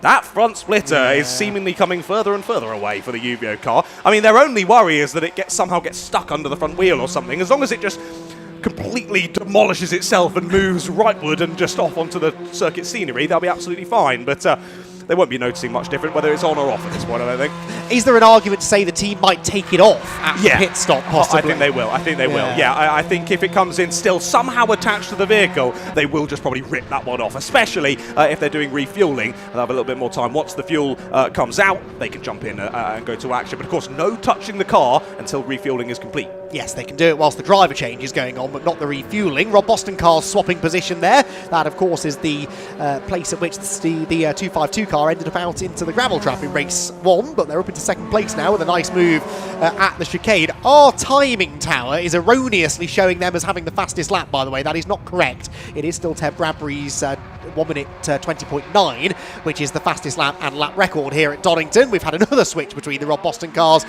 in second position as well. The 169 car back through. They need to be careful not to give Simon Rudd too much of a lead here. He's not broken the toe yet, but if they really start battling for second, they could let him off the hook, especially given the fact his teammates second and third. I'm surprised they're not working together a little bit more effectively, although in fairness they've already latched right back onto the leader heading up the hill. Indeed. Let's see how these drivers meander their way through. There's going to be a change to the lead. One of the Rob Boston cars finds their way through as there's more battles further ahead on circuit, but further behind in terms of the order. How are they going to appear? PLR UVO is still slightly in the way, but will move to the outside of the circuit as the drivers try and fire their way through down Starkey Straight once again. So it is the Rare Vinyl car into the lead then. GRD to second, UVO back through into third place. Then the next Rob Boston car there fourth, and Vape Club still there in fifth place, but drivers all getting prepared down in pit lane as now the pit window has opened once again here, so we'll see that board out just under the gantry as they head on to a new lap of this race. But I can imagine we'll be waiting a little bit longer to see drivers dive to the pit lane here. I'm interested to see when they decide to go in. Of course, the number 1, who's looking for a move again down into Redgate, we would imagine will stay all the way to the end of the window, whereas on the other hand, the Vape Club car, you were saying about double stinting, of course, so actually they might still leave it till the end of the window just in case, because there's nothing gained, nothing lost. Well, where they are now, they've got a slipstream from the quickest cars on the track. They don't need to lose that, do they, really? Because Vlad just needs to stay in touch with the leaders so that when Ted doubles later on, he can maybe do some serious damage. So, yeah, I think he'll stay out as long as he's got a slipstream from this group of cars in front, although he's just becoming a little bit detached now, isn't he, as they head up the hill. They've just negotiated the PLR UVO car, which is in the hands of Stuart Lyons. Quick update, by the way. Jamie told me earlier on that Neil Plimmer is on holiday. That's why he's not here. Not great planning, that, Neil. No, the calendar was out a while ago. It's only the 3rd Fun Cup race he's ever missed. Wow. In the goodness only knows how many he's entered. So, yeah, Neil Plimmer, I'm sure, is watching on from a beach in some faraway land. If you are, I hope you're enjoying yourself, although maybe not enjoying seeing his car going a lap down. Of course, Neil, though, actually has 2 chances to do well this year because he's registered as a driver in the Uvio 403 car. So if they can win the championship, Neil Plimmer could yet become Fun Cup champion once more, despite the fact he didn't complete most of the season in that car. Such is the quirk of the rules. Yeah, well, shame he's missing this race, but hello, enjoying the race from wherever you are. Yes. And good to see the fans as well in the picture-in-picture there, waving their checkered flag, adorned with Lightning McQueen. Big fan of racing. Good to see getting indoctrinated from a young age here down at Donington Park. Have you spotted as well the bollard on the front of the 252? How have they managed to get that so nestled in to the front bodywork? That's genuinely impressive. Well, it's broken the splitter, hasn't it? That's why. It's got wedged inside the splitter. So there's almost an argument to leave it there, because whilst it's there, it's plugging the gap in the splitter, whereas when they take it away, it could cause them problems. Don't know what the legality of that is, deliberately leaving a bollard in place, but it's not doing them any harm, really. Yeah, it seems to be all right at the moment, doesn't it? So leave it as it is. If it ain't broke, don't fix it. That's what they say, isn't it? So for the moment, working okay. The 252, they're pressing on still near the back of this leading pack then, as there is Christopher getting ready to hop into the car for GRD. As here come the drivers now passing the Northern Velocity car as they head down into the final couple of corners once more. Of course, as you mentioned, that timing tower, the fastest lap is incorrect, but I will give the 252 their dues. Oh. That is the second fastest lap of the race from them, so still very speedy as they're now looking to make places. They get a nice run off of the exit as they almost all tripped over the Northern Velocity car as they dive to the pit lane. Yes, that car now in the hands of Jake Simpson. Jack Harding, of course, was in it when it started undressing itself earlier on after his gravelly moment. Jack, actually, speaking of Lightning McQueen, when he started racing in the MX-5 Super Cup, that was his livery on his Mark III MX-5, was a almost exact replica, actually, of the Lightning McQueen colours. Big NASCAR fan is Jack, again. That's a good way to get into my good books, and no wonder, therefore, that he's taken so well to Fun Cup racing. A bit unlucky today, but every time that team has appeared this year, they have been among the quicker cars on track. So, Rob Boston Racing lead as we move now into this next round of pit stops. We've had a few people in from further down the order, but leading contenders, as we sort of anticipated, they're running a strong pace. They're not massively tripping over each other. They're quite happy to keep on going, but someone will blink first from this group. And, of course, because this is now a longer 3-hour race, we've got fuel strategy to think about too. That wasn't an issue in race 1, but in a 3-hour race, generally 2 full tanks of fuel should get you from start to end. So they'll start it with a full tank, usually. They'll then fill that over the course of the race. Whether they choose to do that all in one pit stop or gradually with sort of one churn at a time at every stop, we'll wait and see. But that could make a big difference in a race where you do not want to lose touch with the lead pack. 100%. It's all going to come down to fuel strategy, especially if there aren't too many safety cars across this race as well. It will really come down to that fuel strategy. We might still see a change for the lead of the race, though. Out on circuit, up the inside goes Simon Rudd for the GRD team once more. Back to the front, there you go, through the Rob Boston with Rare Vinyl car. They dropped to second place then, Uvio to third, and then the other Rob Boston and the Vape Club car still there. Yeah, looking on the lap times, all these drivers consistent in their pace, all sort of around the low 22s and the high 21s. So looking through this group of the top 5, the last laps 22.4, 21.8, 22 dead, 22.3 and 21.8. So actually, fastest of that train was the Vape Club car there in 5th place. So despite seemingly, when you look at the cars here, they've dropped a little bit away from the top 4, clearly still able to use the slipstream very well, as they're the fastest of this train of 5 at the moment. So like you said, potential strategy for Vape Club, just stay out while you've got the slipstream. I think that's being confirmed here by Vlad as he continues to put in some really nice pace. Yeah, this is a good stint, this from Vlad. It's key that they have a good pit stop. If they are leaving Vlad in the car for the next stint, he has to come out on terms with the leading group, one suspects. But we'll wait and see. It'll be interesting as well to see his pace compared to Christopher, for example, in the GRD car. Anyone peeling in this time? Answer Nope, they all continue on to another lap. They've got about 4 minutes of the pit window still to go. And so, an hour and 6 minutes into the race, the leaders come across the line separated by only 1.2 seconds, the top 5 that is, and it's almost 3 wide there into Redgate Corner, because the Rob Boston racing cars, again, aren't playing that nicely, are they? And yet they were both gaining on GRD. You feel that if they'd worked together there, one of them at least might have had a pop at the number 1 car, but as it is, Simon Rudd retains the advantage down the hill. Yep, no working together, and they stay as they were. It almost looked as though the 252 might be under a bit of pressure from Uvio as they got through to the corner exit, but not able to make use of it, Uvio, and they stay in 4th for now. I've not seen electric pace from any of the drivers in this pack so far. Certainly no one challenging that 20.9 from Bradbury earlier on. No one even getting close to joining him in the 20-second mark. So amazing pace from him earlier on in this one. But now ticking through to the end of this second window of the race, it's going to be the battle of the pit stops and also the potential battle of the strategies, as we say. Do teams put one churn of fuel on, or maybe 2 in this stop? Could they put none? Could they still go through to the next stop? I think it's going to be too close. That was a bit of a scary one.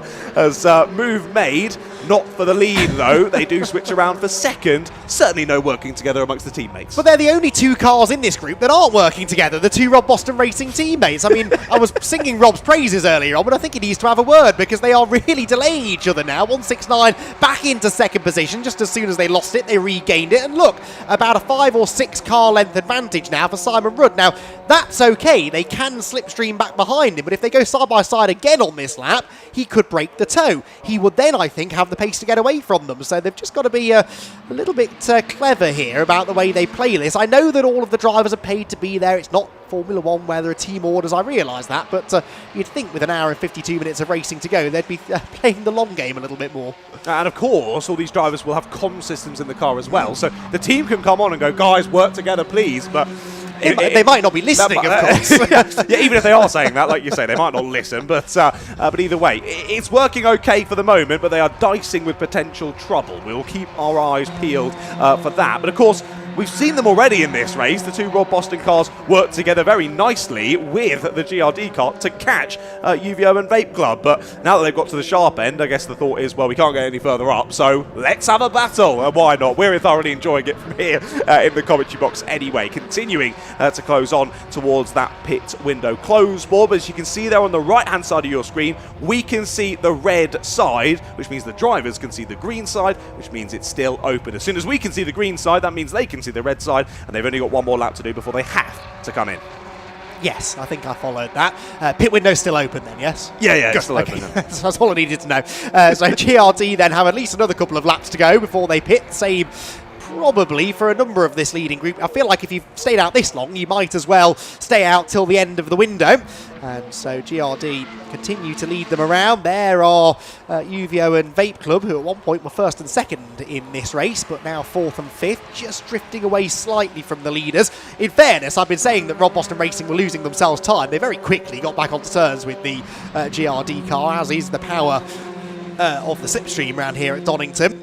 And they'll really need to try and maintain that advantage, or that gap to the leader going into the next round of pit stops. I wonder what they'll all do on strategy. I think they probably can go another stint without fuel. I think an hour and a half, 90 minutes in a Fun Cup car is pretty doable, I think, on a tank of fuel. I think it's the upper limit of what you can do, but they should be able to make it. Meanwhile, change for the lead, 169 to the inside, and through will go the Rob Boston Racing with rare vinyl car of Tom Roach, who gets himself ahead of Simon Rudd. All 5 of them continue on to another lap, but it is Rob Boston Racing to the front of the field.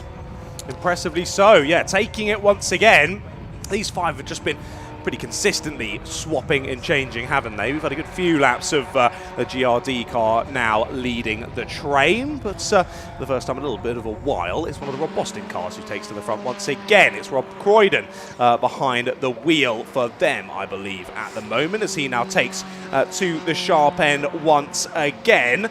As looking down the order, I'm completely wrong. It's not Rob Croydon. He was in for the first, and it's Tom who's back behind the wheel for them and doing once again a stellar job. Every time I see that car with the bollard on the front, it makes me giggle. I don't understand how it's still stuck in there, but like you say, it might actually have structural rigidity now. Doesn't the car, might it? So if they pull it out, it might start looking like the Uvio front splitter, and they don't want that. So keep it where it is. But as we tick now below an hour and 50 minutes left to go, I can imagine if they've not seen the closed board yet, they will see it this time. One more lap of Donington Park National, and they have to dive into the pit lane. Now, interestingly enough, will any of the drivers see if they can offset the other strategy by just going for it this lap, trying to get a good out lap and then getting ahead, or do they all go together and think there's plenty of time left in this race, I want to stick with you so I have that toe for sure?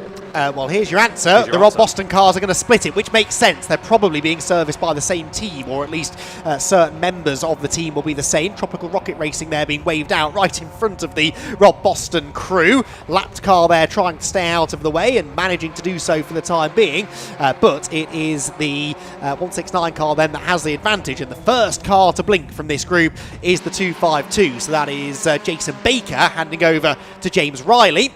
And where will that car come out in relation to some of those that are pitted? Well, none of the leaders have yet, have they? So they should, in theory, come out into a nice bit of clean air. Although, as we've seen, John, that's not always actually the advantage that you'd think it would be. Yeah, exactly. Often you would assume coming out to clear air, great, you don't have to worry about anyone, you can settle in. But no, you really need that slipstream to gain time around here. And has been shown it can be sort of half a second to a second a lap even, just from that slipstream alone. So sticking in with it can really help for the rest of the race. I've just had a look back as well to my Anglesey notes, because I do have a couple of notes on the 3-hour races in terms of that fuel strategy, because my brother used to always do that, and I've got some notes here. So you only need 2 churns for a 3-hour race, but if there's no safety car, it will be very tight at the end of the race in terms of fuel left over. So only 2 of the 5 stops need to be fuel stops, allows for more strategic variability, and teams will likely try and wait to fuel under safety car, of course, if they are able to do so. But we've seen in that race 1 how often now we're waiting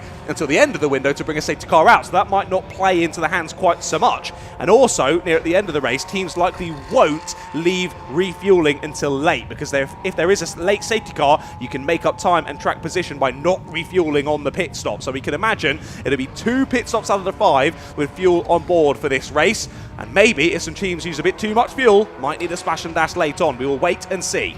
Well, 2 churns of fuel just went into the GRD car, 1 churn into the 169. The others, I think, were dry stops, and so for that reason, 212 are going to come out with the race lead. Look at that, it's all changed. So Vape Club out onto the track, having not taken fuel. The same is true of Uvio. It's been a slow... Oh, the other Rob Boston car had already stopped, hadn't it? Out gets GRD right in front of Rob Boston Racing. Now, it was a double fuel stop for GRD. I'm pretty sure it was only 1 churn for Rob Boston, and yet they still had a near identical pit stop time, which says all you need to know about how strong the GRD pit stops are. Again, that little bit of tyre rub from the front of the 212 car. Is that now Bradbury back in? I wouldn't. It wasn't doing that when Vlad was in the car. And I'm not saying that Ted is the problem, but I just wonder whether it's because Ted pushes a bit harder than Vlad. I'm not so sure.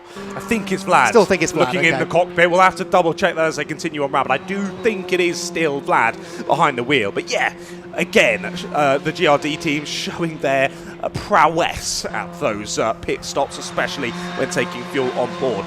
2 churns for the same time as another team does 1. Amazing stuff from the GRD team, and that is why they win races, and that is why they win championships here in the Fun Cup Endurance Championship. What a stop from GRD. Let's see as they continue on round then.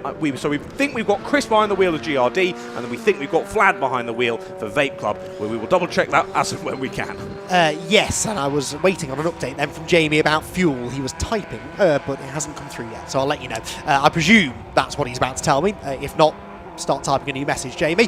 So 212 lead, Uvio second, and look at the gap they built up now as a result of that fuel strategy. And they haven't ripped it off with the front nose. They haven't ripped the bit of splitter off, interestingly enough. It seems as though some of it has come off, maybe half of it has come off, but some of it's still left there flapping around the front right tyre. So not ideal, as there again you see that smoke coming from the Vape Club car. So it's definitely as they put load on that front right, isn't it? There's a bit of rubbing clearly with some bodywork, because in other areas of the circuit it seems absolutely fine. So clearly that is what it must be, just a bit of bodywork that we can't see because of the black on black that we mentioned earlier.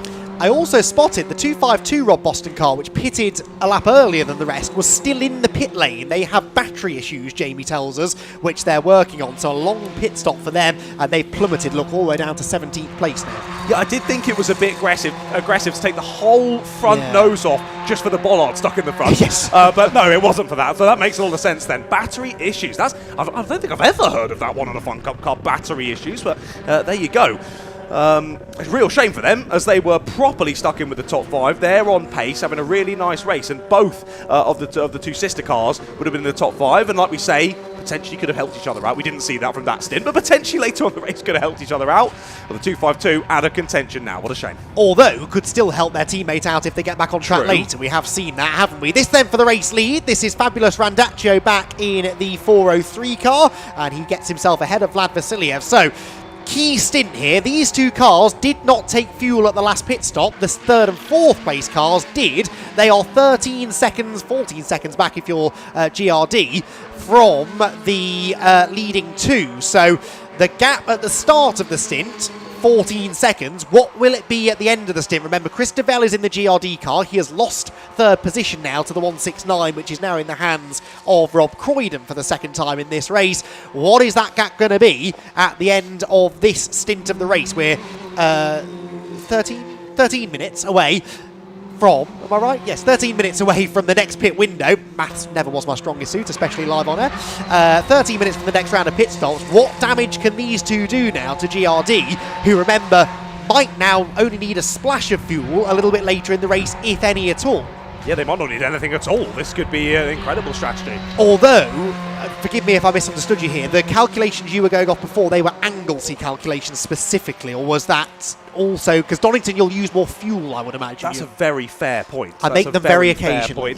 I hadn't even thought about that, because I've copied that over from another set. I don't even know what track that's from, so I have no idea. I think it must be Anglesey, because before this one here, and I think we split another one now into 1 and 3, haven't we? This was always a 4, so I wouldn't have had them for Donny note. So you make a very good point there, Andy, as you always do. As you always do. Not so sure. Yeah, they will be using more fuel, won't they? So maybe there might be need of, maybe not a full extra churn, but a little bit extra. But again, going early with that double churn into the car, if there is 1 or 2 safety cars later on in the race, of course burning way less fuel, they don't even need to think about it. They can get to the end of the race. So a lot that has to play out here for kind of us to work out who's maybe done the right thing and who's done the wrong thing. But a little bit of time until we quite know the answer to that. Well, we can perhaps start to look into that, though. I've got safety car stats, if you'd like them. We've had 13 races on the Donington Park National Circuit. We have had 34 safety cars, which averages, as I'm sure you're about to tell me, 2.6 safety cars per race. So it is highly likely we will get them. We've had 3 safety car free races here at Donington Park. They were all 1 hour though. So any endurance race we've had here, we've always had safety cars. So I think it's very likely we'll get one, certainly given the ferocity of the racing we've enjoyed so far today. I think as we get deeper into the race, there's always a chance that someone ends up in a gravel trap, the tyre stack gets moved again, as we saw earlier on. We've already had a safety car in this race, of course, so it's very likely we could get another one. 2 to 3 safety cars is the average, and that means it's a good thing if you've got your refuelling out the way early, because GRD shouldn't fall a lap down, even though they've taken on all of this extra fuel. So if they get a safety car, they've taken on the fuel, it's not really a massive net loss in time, and they've got their quick drivers to come in the second half of the race. Very interesting. I think it'd be difficult to work out on the strategy 0.6 of a safety car, but we'll leave that up to the teams. 2.6. Let's say we are more towards 3 than 2. Let's round up. Yeah, that is still a decent few across a race like this, isn't it? So, like you say, 1 already completed in this race, so we're definitely not going to go for a no safety car race. But will there be any more? Let's wait and see. For the moment, the sort of feeling is there doesn't seem to be, as drivers sort of settling into pace, maybe working together a little bit more than we would have expected, and we're settling in. But at some point, the drivers will find where they should be again and start to lock horns once more. So let's wait and see for that. And I would also raise the point that this is the first time in 11 years we've had 2 races in a day here at Donington Park. Now, I know it's still only 4 hours of racing, but that first race was so ferocious. They were not driving with any sort of mechanical sympathy on their mind. They won't have been able to completely refresh the car after race 1 as they normally would do. So the chance of a bit of attrition maybe coming into play in the second half of this, I'd say, is maybe a little bit higher than normal. So again, only takes a broken drive shaft or a battery issue or whatever it is to cause a car to stop out on track, and it could well bring about that safety car. So all signs point towards this not being a straightforward run to the flag, put it that way. Yeah, 100%, 100%, especially around a circuit like this at Donington Park. We've spoken about it so much, about the fact of carrying the speed through the corners. The best way to do that is to use all of the inside apex curb, and as we say, that's not the nicest on the mechanical sympathy for the car underneath you. So if the drivers continue doing that through the race, at some point you would have thought something's probably going to go. And for the drivers who maybe use a little bit extra, Ted Bradbury might just find near the end of the race that things start to bite them, because we have seen that for the Vape Club car a couple of times where they've been in a really good position and they hit one bit of extra curb, they do something fails, and they drop down the order. The chicane that we've just seen the Clapham North car go through in particular that's the place where you can really abuse the car. I was speaking to another driver a few weeks ago, not a Fun Cup driver, from another championship, who said he hates coming to Donington Park because he doesn't have the budget to just replace parts on his car all the time, and he loses 3 or 4 tenths of a second a lap just by not abusing the curbs at the chicane because he can't afford to break the car, whereas those running with bigger teams will hammer the curb lap after lap. If they do a drive shaft, if they break the suspension, break the steering, who cares? They'll throw some new parts on the car and it's not an issue. Now, I'm not saying budget's the factor here, but it goes to show those who abuse the curb through that chicane lap after lap after lap, far more likely to break a drive shaft or do something to the suspension. And remember, that second tyre stack has not been replaced where it was. They can use so much more of that second curb now than they normally would be able to. You'll see it as this group come through the chicane now. The first tyre stack, that's been put more or less back where it was, but that apex there, they can run right over the sausage curbs on the inside, which is worth quite a chunk of lap time. You can be absolutely sure that's where the quick laps are being set. It's probably why Ted Bradbury found 3 tenths since race 1, but what effect does that have on the car? Exactly that, yep. Initially, it'll be putting in good lap times, but an hour, 2 hours further down the road, you don't know how that's going to affect things. I mean, we were discussing about the tyre stacks earlier, and you weren't a big fan of them, but surely that point is a positive for the tyre stacks in terms of forcing the drivers to not do such things, and that doesn't give an advantage to a driver who is more happy to hit the big inside apices.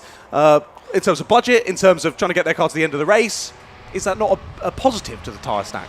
I like your train of thought. I don't fully agree. I think if you just got rid of the sausage curb and let them run over the green stuff, it'd be fine, wouldn't it? But there you go. Not the grass, I mean. If it's concrete, run on it. If it's grass, don't run on it. And the grass is sort of self-penalising to some point, but who knows? I think I'd much rather have a big tyre stack than just a big block of metal that I could hit and just rip the front of my car off that I can't really see because it's been painted and it's out of my eye line. At least a tyre wall, I can see that's coming. That's right in my eye line. Well, Red River Sport definitely knew when it was coming before, didn't they? Oh, we got a car stop. Oh, there we go. It's the were we Odd just Berries. saying? Odd Berries once again. Race 1, they've stopped. Race 2, they've ground to a halt again. The 171, your pole sitters, stopped down before the final S's. Well, surely, if they can't get that going, that's going to be a safety car. Of course, where they were placed when they stopped down at T1, they were slightly off on the grass. This time, that is all tarmac. Okay, they're well off the racing line, unlike they were down into T1 in race number 1, but still in a bit of a dangerous place, I would say.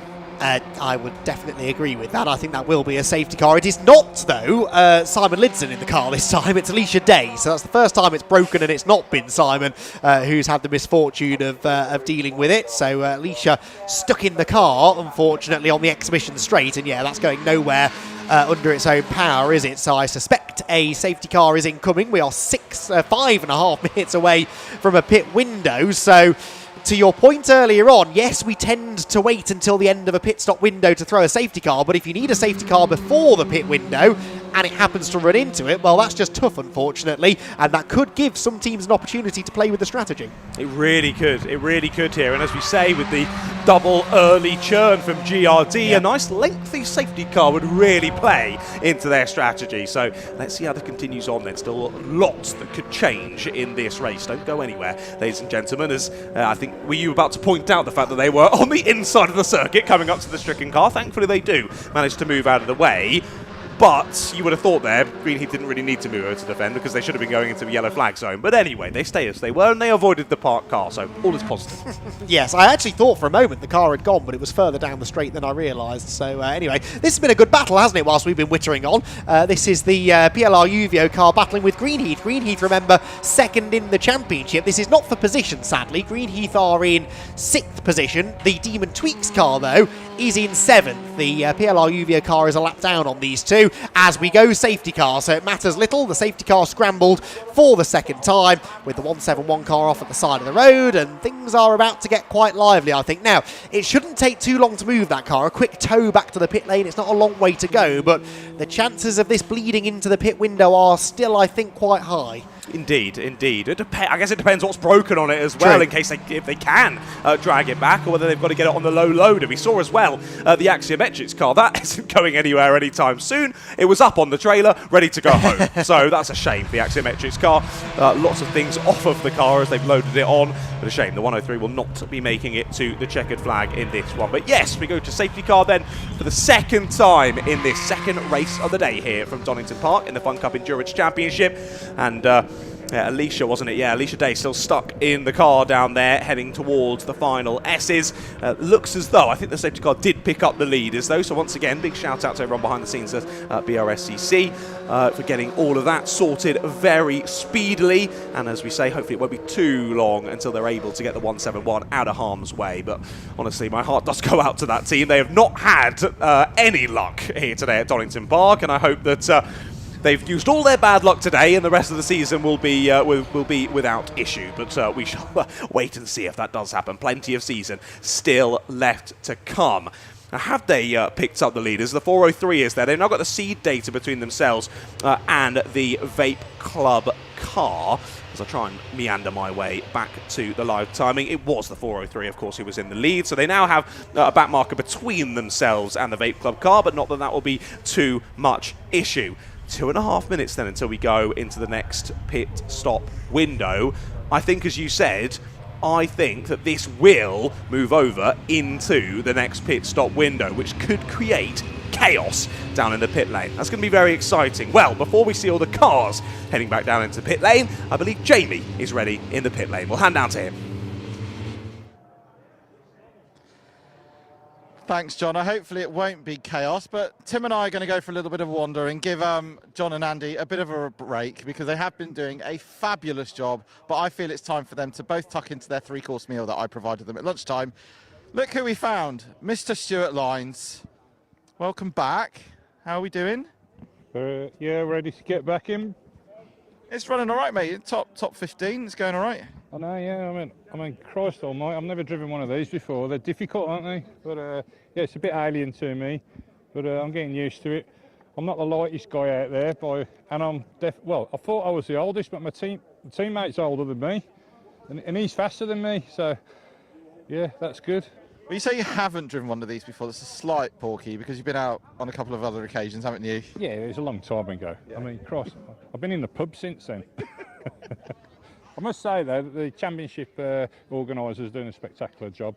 You know, obviously we run championships, and it's good to see someone else trying to do it as good as us. You know, they're doing a brilliant job. I think they need a pat on the back. Are we likely to see you out again? Yeah, might be. I might go to Alton Park.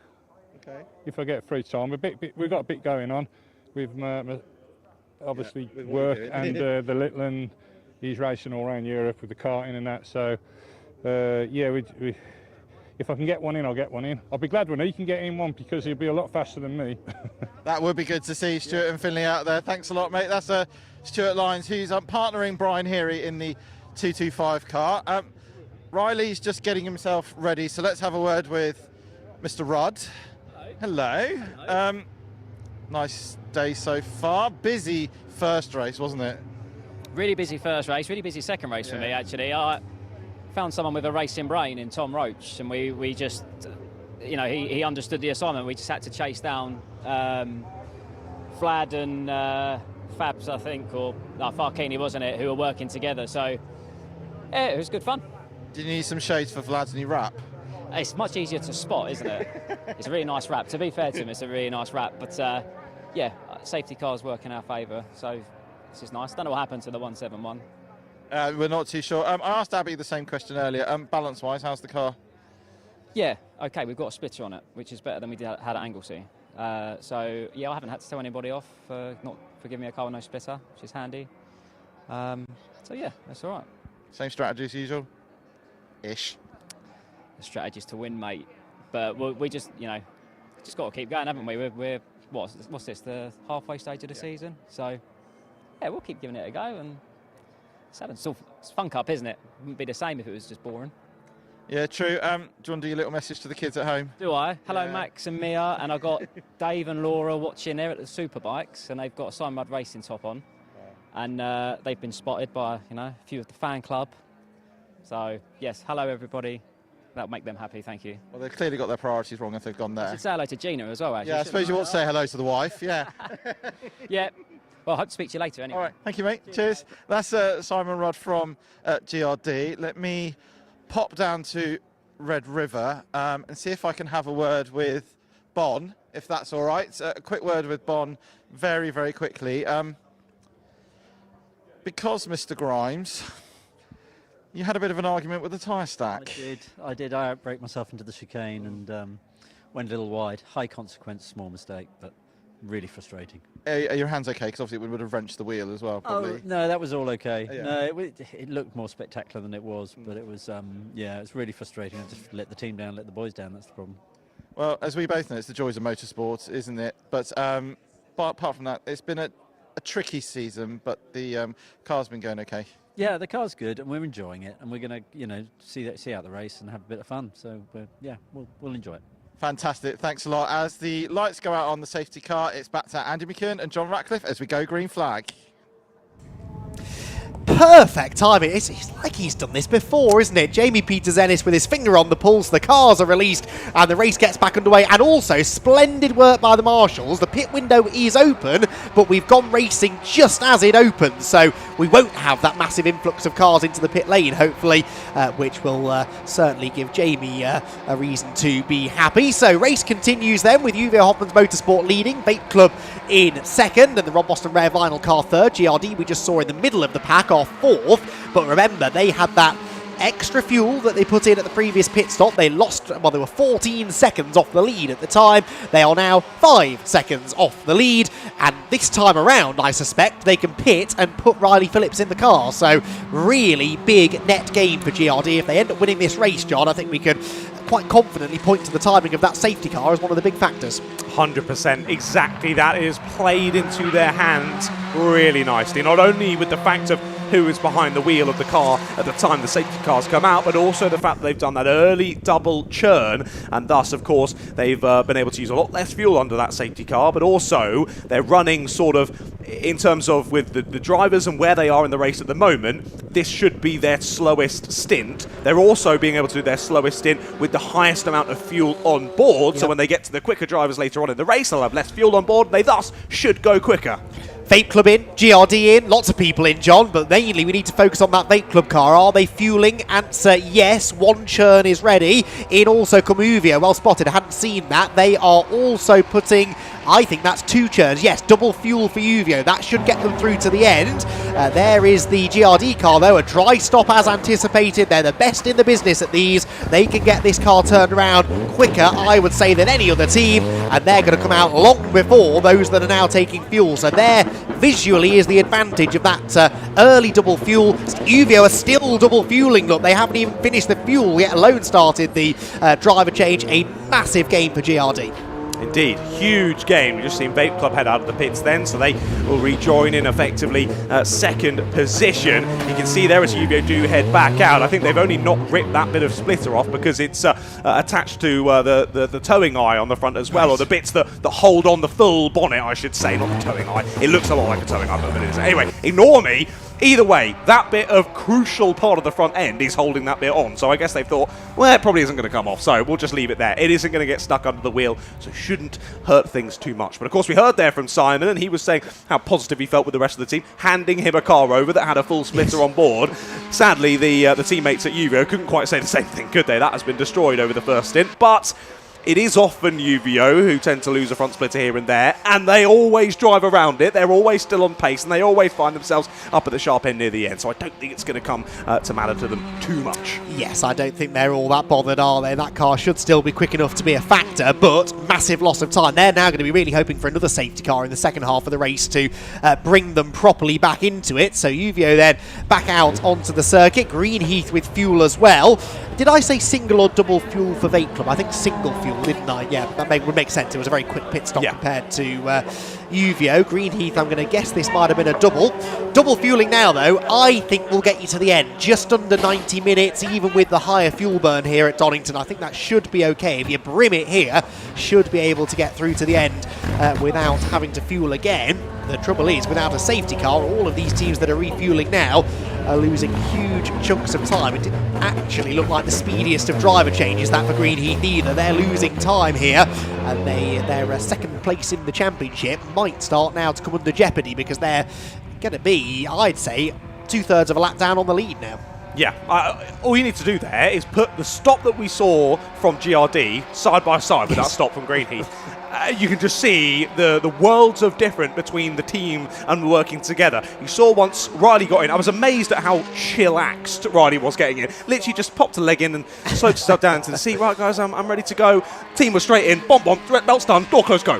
It was instantaneous, wasn't it? The Greenheath, there was just a little bit of a stumble there, wasn't it, while they were in the car. One door was closed, the other was still open. They were trying to sort a couple of bits. Can so easily happen with these belts. So difficult to get them over quickly and get them into the buckle quickly as well. That was often where we'd fall foul. We'd get into the car really swiftly, you'd get everything over onto you, but then a buckle would be swung the wrong way round and we'd have to unspin it, and then everything, because there's so much pressure going on as well, everyone's so heightened, and you make a little mistake and that leads to another mistake, and then suddenly you've lost 5 seconds, and that's going to take you at least a whole stint, if not more, to get back out on circuit. So it just shows how crucial these pit stops are in terms of winning races and winning championships, just like we saw from that stop there from team number 1. Yeah, and those are the kind of little mistakes, not even mistakes, just little things that can happen in a pit stop that the more you practice, the more you learn that these things can happen, and then you are able to find solutions. And so I'm sure GRD will have thought of a solution, I don't know what it is, but something that means that the belt doesn't end up the wrong way round, and it doesn't end up being sat on as the driver gets in, and everything is seamless because they practice. I think they practice pit stops more than they practice going around the track sometimes. They were doing it this morning after the qualifying session, I noticed, and that's why Riley was so nonchalant getting into the car, because he's done it 1,000 times before, whether it be in competition or not. Everything, they can always do it with their eyes closed and probably still be quicker than the rest of the field. It's an absolute game changer, and for a couple of years now GRD have been by far the benchmark team in terms of pit stops, and that is one of the big reasons why they've had so much success in the Fun Cup Endurance Championship in recent years. So still waiting for our top 3 cars to pit. Everyone else pretty much now has made their 3rd mandatory stop. So Rob Boston Racing lead the way in the 169 car, Clapham North 2nd, GCI 3rd. The 4th place car GRD is the one that is leading the pit stop charges. 4.6 seconds ahead of Vape Club. That is Ted Bradbury now into the Vape Club car, remember, for the first time since the start of the race. So Ted Bradbury with the bit between his teeth, I'm sure, to try and chase down GRD. And on the previous lap, he was 8/10 quicker than Riley Phillips. So, okay, we think still have more fuel to take on later in the race, Vape Club, but they've got Ted Bradbury in for the next hour and a bit. Maybe he can overcome that. 100%. Well, 8/10 surely can't just be the difference in fuel load. That's a huge change in pace there for Vape Club, and they are closing in to the back of the GRD car. It's then a further 23 seconds then back to the UVO Hoffman's car. So that's what they've lost then in terms of that, taking that bit of extra fuel on that pit stop. 23 seconds to catch our top 2. You can see them there heading down the straight in the background there of the GRD car coming into the final couple of corners. There is the 146 now heading on to a new lap, as well as the 169 now appeals to the pit lane. For a double fuel stop, Jamie tells us, and there we can see the double fuel stop being done. So this is your standard strategy. That middle pit stop makes sense, right? You brim it at the start, you brim it halfway through, you've got enough fuel to get to the end. But sometimes going a little bit differently on that strategy can really pay dividends. Yeah, the fact that GRD could put 2 churns in so early would lead me to believe that maybe they had a little bit less on board to start the race, maybe. Good point. Yes. Presuming it was 2 full churns, of course, and 2 Very churns went fair in. point. We Yep. don't know whether they both got drained, but yeah, good point. That's maybe they, and that's something that we don't really talk about. But I guess teams must do is not necessarily send the car out at the start of the race with a full tank of fuel, because it is worth lap time, isn't it? Having a bit less fuel in the car. 100%. But again, it's a tough one, that, because if you commit to having less fuel in the car to start with, there's less opportunity to change the strategy once you're into the race. If things occur and you have many safety cars and things, you want to change strategy, more difficult to do so, and it'll hamper your race performance throughout. So it's bold to go for it that heavily before the race, but if any team might do it, GRD. And if any team is not going to tell us what they did, it's GRD. So that's why we speculate so much when it comes to their pit strategy. Other teams we can sometimes work out. Some teams just straight up tell us, but GRD keep their cards very close to their chest, don't they? And who can blame them? Because they are the team that has the biggest target on their back. Everyone wants to beat GRD. They can't have us spilling their secrets. Tropical Rocket Racing, by the way, have just pulled over at Redgate Corner. We're not seeing this on the stream. I just saw it out of the window. I think, though, they pulled... Yes, they're waiting for the gate to open, the access gate, and then they should be able to get the car out of the way. That will be covered under yellow flags for now, but hopefully no need for a safety car. Yeah, it's not gone well in the second race of the day, has it, for Tropical Rocket, which is even more frustrating given their brilliant performance in the first race, really getting stuck in. But yeah, a massive shame for them. Issues early on. They were one of the teams that peeled off after lap 1, wasn't it? So, yeah, going from bad to worse, sadly, for them, as they peel off to the side of the circuit down at Redgate. And, yeah, if they're able to get through the barrier, they'll get back to the pit lane and hopefully get things sorted, but they're going to continue to fall down the order, sadly, for the 157. So just local yellow flags then down at Redgate for now, as the marshals jump into action and try and get that 157 car out of harm's way. Yes, they had the loose rear ball... I've said it wrong again. the loose rear ball joint. I don't know why I can't say that. The loose rear ball... Oh. They had a problem earlier on, John, and they fixed it, and it's broken again. Right, moving on. The Clapham North car's pitted from the lead. There is the... I can't even say Tropical Rocket Racing half the time. I've only just learned that one. I'm not even going to attempt it. Off they go, and they will try and fix whatever the latest issue is with that car. Right, moving swiftly on. GCI are in, and they're taking fuel, John.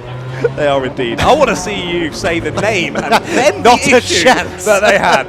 Anyway, yeah, GCI into the pits then. The 111 peels into the pit lane, and the Clapham North car not too far down the pits as well into the pit lane. The 171 as well that we saw have issues earlier on. They have come back in as well. Oh, that was close. That was very close there. As the mechanical helper, whoever that was for the 171 team, came round the back of the car just as the 146 was leaving the box.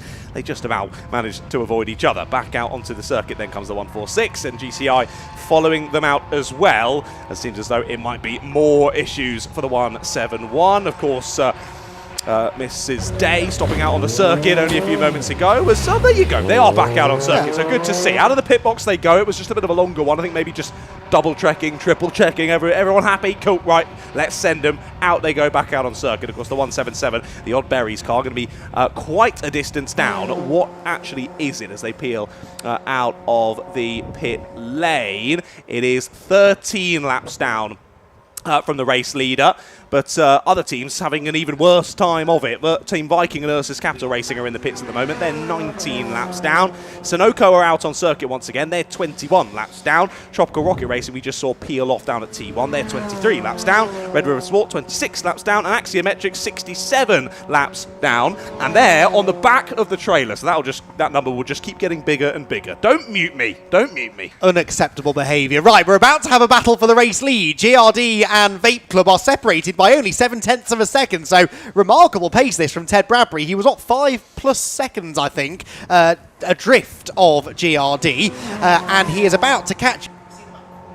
He's about to catch GRD, in fact he has caught GRD, and is about to start putting some pressure on for the lead. So GRD with a narrow advantage. There they are, look, Vape Club up alongside them heading through Schwantz Curve. This is for the lead of the race, and I don't think really there was any point in Riley Phillips fighting that. His car is a bit heavier, as we've documented, with fuel, and quite frankly, Ted Bradbury is faster than anyone else so far this weekend, even Riley Phillips from what we've seen so far. And Riley knows, doesn't he, John, that he can sit behind the Vape Club car now, and probably most of the advantage in lap time that Ted did have will disappear with the power of the slipstream. Exactly that, yeah. Of course, we've seen the 2-1-2 following in the slipstream for a couple of stints with Vlad behind the wheel. Now Ted's behind the wheel, and the GRD car's going to do exactly the same, probably. Sit behind, use the slipstream well, and these two continue to scythe on ahead. Yes, I don't anticipate Riley's going to have a go at getting back through, although we'll just pause for a second and see if he does go for the move. No, he's giving a shove to the Vape Club car, which does have a faster... A 21.5? Oh, no, that's wrong, don't worry. A 20.9 is the fastest lap. I think it's a glitch in the... I was thinking exactly the same thing, but no, that's 20.5. I thought he'd gone 4 tenths quicker. I was like, my goodness, Ted, you're on an absolute roll. But no, sadly, just the timing screen telling us fibs. He's good, but I'm not sure even Ted Bradbury's quite that good, although there's time. There is time. So Bradbury to the lead. Riley Phillips settles in behind. I think we can take a look back, though, now as we move into the second half of the race. Some of the highlights so far.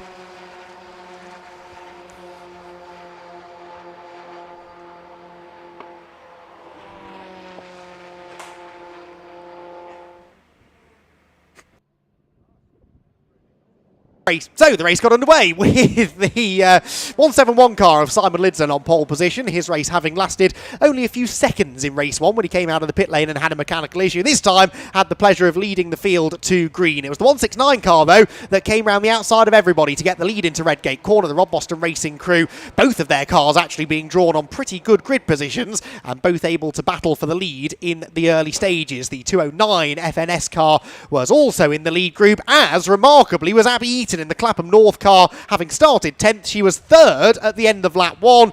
A remarkable performance. She then took 2nd into Redgate Corner, and it wasn't long before the 146 car was challenging for the race lead. There was drama, though, for Demon Tweaks, one of their cars off the road coming down through the Craner curves, and they would lose quite a bit of ground. So too would Sunoco after this gravelly excursion at McLean's. There was also trouble down at the chicane for the Red River Sport car, which outbraked itself and clattered into the tyre stack. The other Demon Tweaks car took a glancing blow, and the Red River Sport car was destined for the pit lane. That brought about no, that didn't bring about a safety car, actually. There was more drama before that point. The Northern Velocity car traipsing through the gravel trap at the chicane, and then half a lap later, down at the old hairpin, that destroyed the front and did a lot of damage to the rear bodywork of that car and sent it again, losing time, dropping down the order.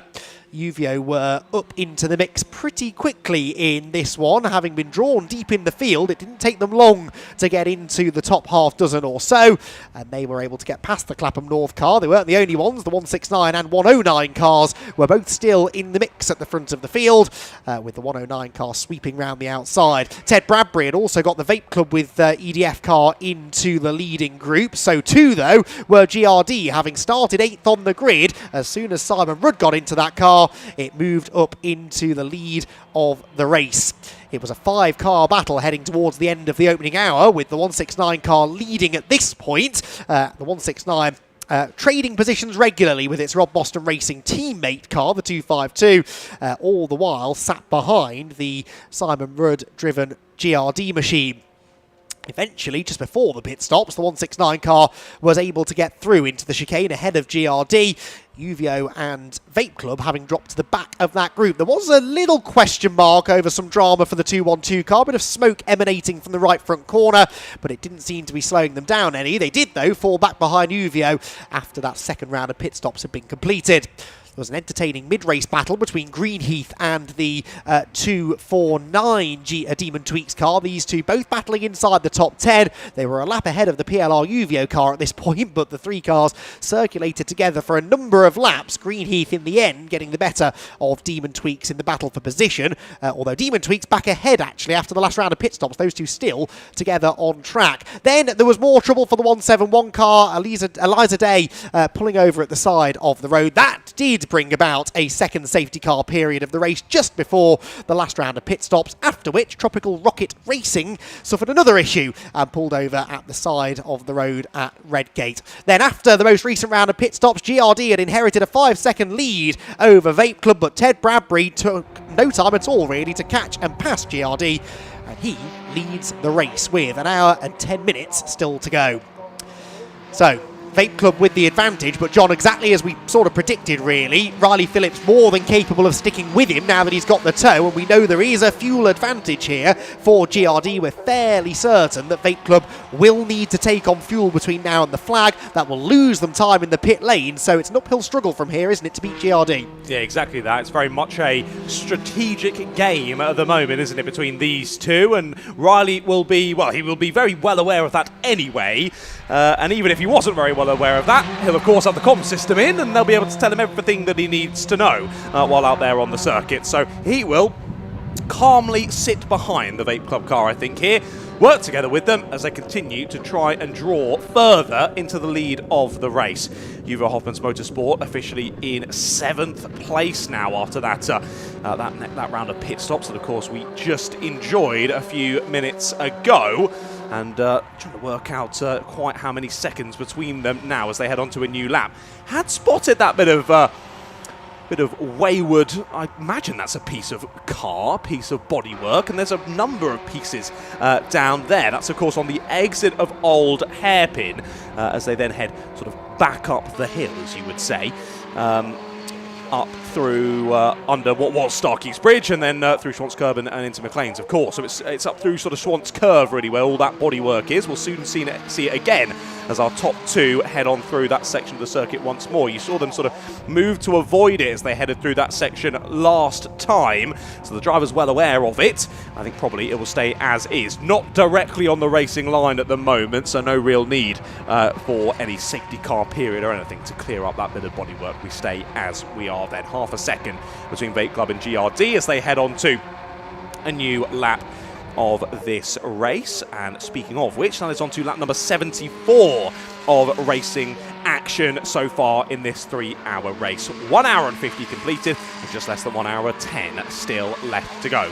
There is the 146, Clapham North with EDF here.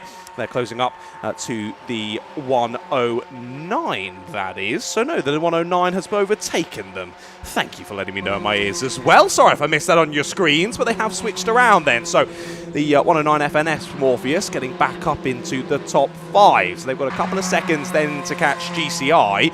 And GCI right on the rear bumper of the Rob Boston rare vinyl car as well. So Rob Boston machinery still up there in the top 3, but only one of the two cars now, sadly for them. The 252 has dropped into 13th after that battery issue. So honestly, fair play to them. They're still there up in the teen places despite those issues. There've been plenty of cars with issues throughout this race, though. We've still got the bottom 5 all out of the race at the moment. The bottom 4 currently out of the race. There's still a couple of other teams well off the leading lap, but still circulating because whatever issues they have had, they've been able to sort relatively swiftly and continue on with on-track action. But a number of laps down and going to struggle to get any decent points through the rest of this race. But we continue to circulate then. Of course, we've seen that manoeuvre now for 5th position with FNS Morpheus getting past the Clapham North EDF car, and now Rob Boston with Rare Vinyl and GCI starting to lock horns as well. Here we see Greenheath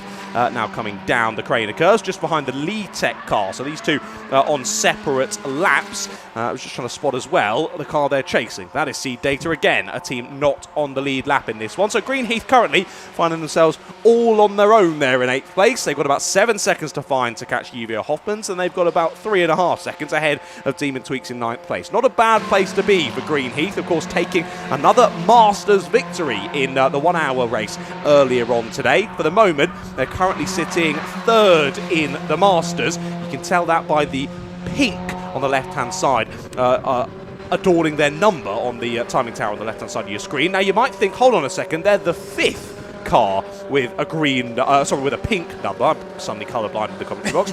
And that is because even if you're a Masters team, if you finish on the overall podium, you cannot finish on the Masters podium. Now, I do believe in terms of the Masters Championship, you still get points in terms of being that high up in the Masters, but for the podium itself, where you get the prizes, it's only if you're off of the overall top 3. So for the moment in Masters, FNF Morpheus now your P1 in the Masters category, then Clapham North with EDF, and then Greenheath rounding out that podium.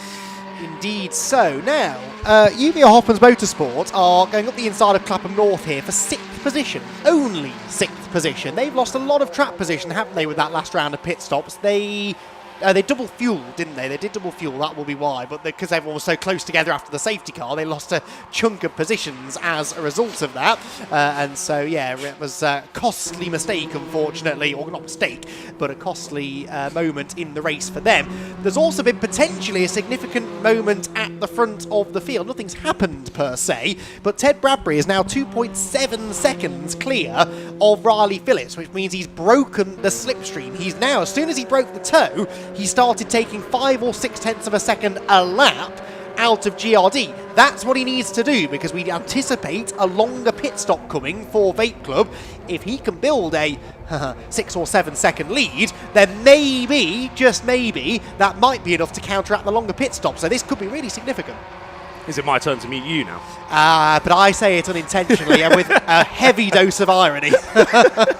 So it's allowed. Fair enough, fair enough. We'll let you off there, mate. We'll let you off. But yeah, indeed, that's exactly what the Vape Club car needs to do. Get a bit of a gap out the sharp end and maybe offset that bit of time that they've lost in terms of maybe the slightly better strategy at the moment for GRD. A little bit squabbly there as they head down into the bottom section of the circuit. So that is the secondary Demon Tweaks car. I think getting a lap back from the 109 FNS Morpheus car. They're there in 5th place. Now with the UVO Hoffman's car looking to chase them down, as almost there a bit of contact there. A little bit of smoke coming off the GCI car as they squabble with the Red River Sport, isn't it? And another driver getting stuck in there as well. So plenty continuing on in this one. So GCI, what is that? 1.7 seconds off of the back of the 169 at the moment. And then they've got the 109, hot on their heels as well. But as we say, in this part of the race, we're very much focused on the strategy for the moment and how that all plays out through the next couple of pit stop windows.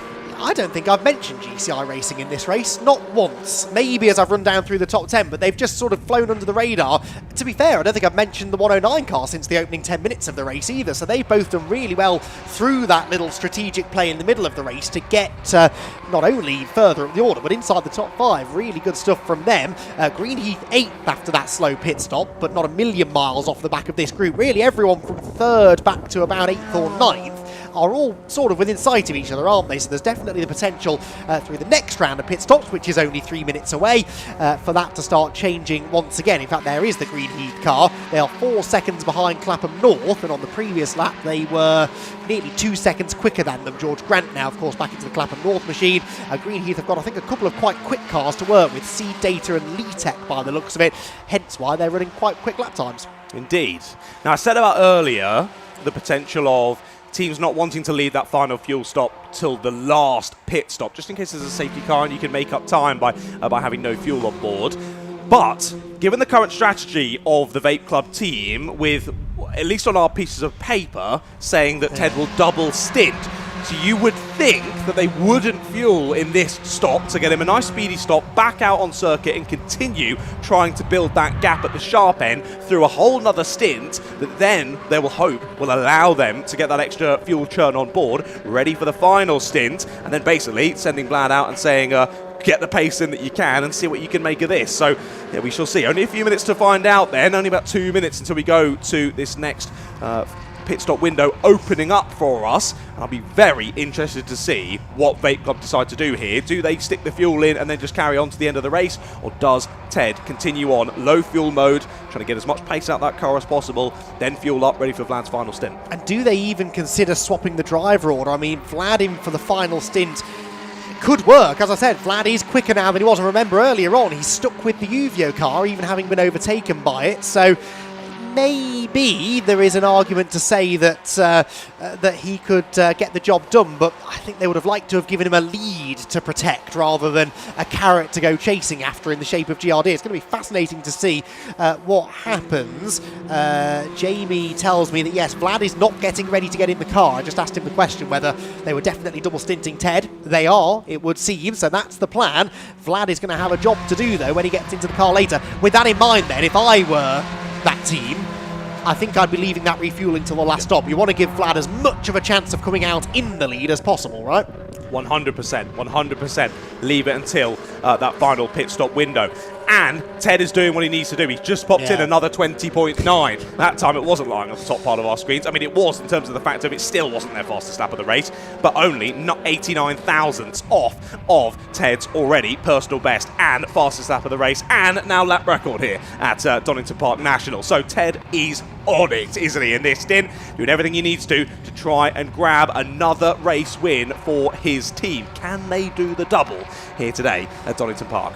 If they can, it will take a Herculean effort, and actually they're the only ones realistically who look like they can stop GRD, because they're 30-odd seconds, 36 seconds clear GRD of the next best car, which we do believe, in fairness, the 169 is now fueled to the end, but so probably is GRD, so they're not going to gain back any of those 36 seconds through the pit stops. 5.9 seconds the lead gap, but Bradbury was stuck in traffic that time. It was a 21.7. It was still 3/4 of a second quicker than the second place car, but not quite as quick as he has been going.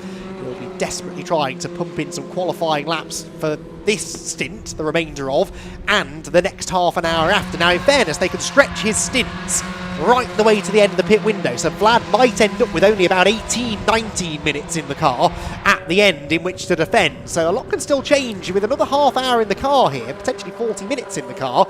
That 6-second gap, that could more than double, couldn't it? It could. My only other thought then is, have Vape Club put enough fuel in the car yet to actually make it to the end of the final pit window? I don't know. I do not know. If only we had live data on the amount of fuel left in the car. Anyway, that's what makes it so exciting here in this Fun Cup Endurance Championship race, and we have less than 1 hour left to go here of Saturday's action. Of course, no Fun Cup tomorrow, but still plenty of racing action, so make sure you join us for tomorrow's live stream as well. But for now, we've got 60 more minutes to focus on this round number 6 of the Fun Cup Endurance Championship. Vape Club, GRD and Uvio still looking like the ones to watch, but on very different strategies at the moment. You're right, though. I think I only just realised this, but I think I like not knowing what the fuel strategies are. You watch other forms of motorsport, and there's a graphic that appears every 30 seconds to say so-and-so is going to catch so-and-so in 2.3 laps. It takes all the fun out of it, doesn't it? We like to not really know what's around the corner. The unpredictability is what makes one of the things that makes motorsport so exciting, in my opinion. So, yeah, let's keep it that way. We don't want any live fuel data. We quite like the fact the teams don't want to tell us what they're doing. It means we can discover as it happens. Yeah, we don't want any AI assistance in our comms box. Most definitely not. Yeah, no. We're absolutely fine just thinking, will it happen, won't it happen? I don't know, but it's mighty exciting. Yes, exactly. And if I sounded like I knew what was going to happen, no one would believe it, would they? Let's be honest. It's much better if we're stumbling around in the dark. What I can tell you is that lead gap's nearly 7 seconds now, so I really do think if they can get through another stint without refuelling, Ted Bradbury could legitimately have a 15 or more second lead over GRD, and I'm not convinced a fuel stop. It won't be a full churn of fuel required, of course, if they can get to the end of that next stint without refueling, so I'm not convinced they're going to lose a huge chunk of time to GRD. Their pit stops have been quite good in general today, Vape Club. I'd say they're maybe second quickest, so if it's just a splash of fuel, they might not lose too much time. I wonder what the preferred strategy would be, and I guess it kind of comes down to the driver's choice as well. Would you prefer having a bit more fuel on board and driving it as hard as you can, or a bit less fuel on board, fuel save a bit and try and eke it out a little bit later? Very different driving styles, and like I said, that might play into positives of certain people and how they drive these Fun Cup cars, so it'll very much depend on that as well. So like we say, it's all very much to play for here. We are in the dark here in the commentary box as usual, and we are thoroughly looking forward to seeing how it all plays out. And of course, as you can see there on the timing tower, a lot of bits that say pit in blue, so pit window very much open once again. Indeed so. I can tell you, courtesy of Jamie, that 146 have double fueled and 262 are in with a gear selection issue. That's not a standard pit stop, unfortunately, for the 262 car. I'm going to raise another question that you won't be able to answer because you can't possibly know, but this, I know Ted Bradbury's quick, don't get me wrong, but Riley Phillips is also pretty quick. It's odd to me that he's losing 0.8 of a second a lap. Now, you made the point earlier on that because we burn a bit more fuel here than we do at some other circuits, maybe actually that full fuel load that they took on GRD at the last stop might not be enough to get them to the end.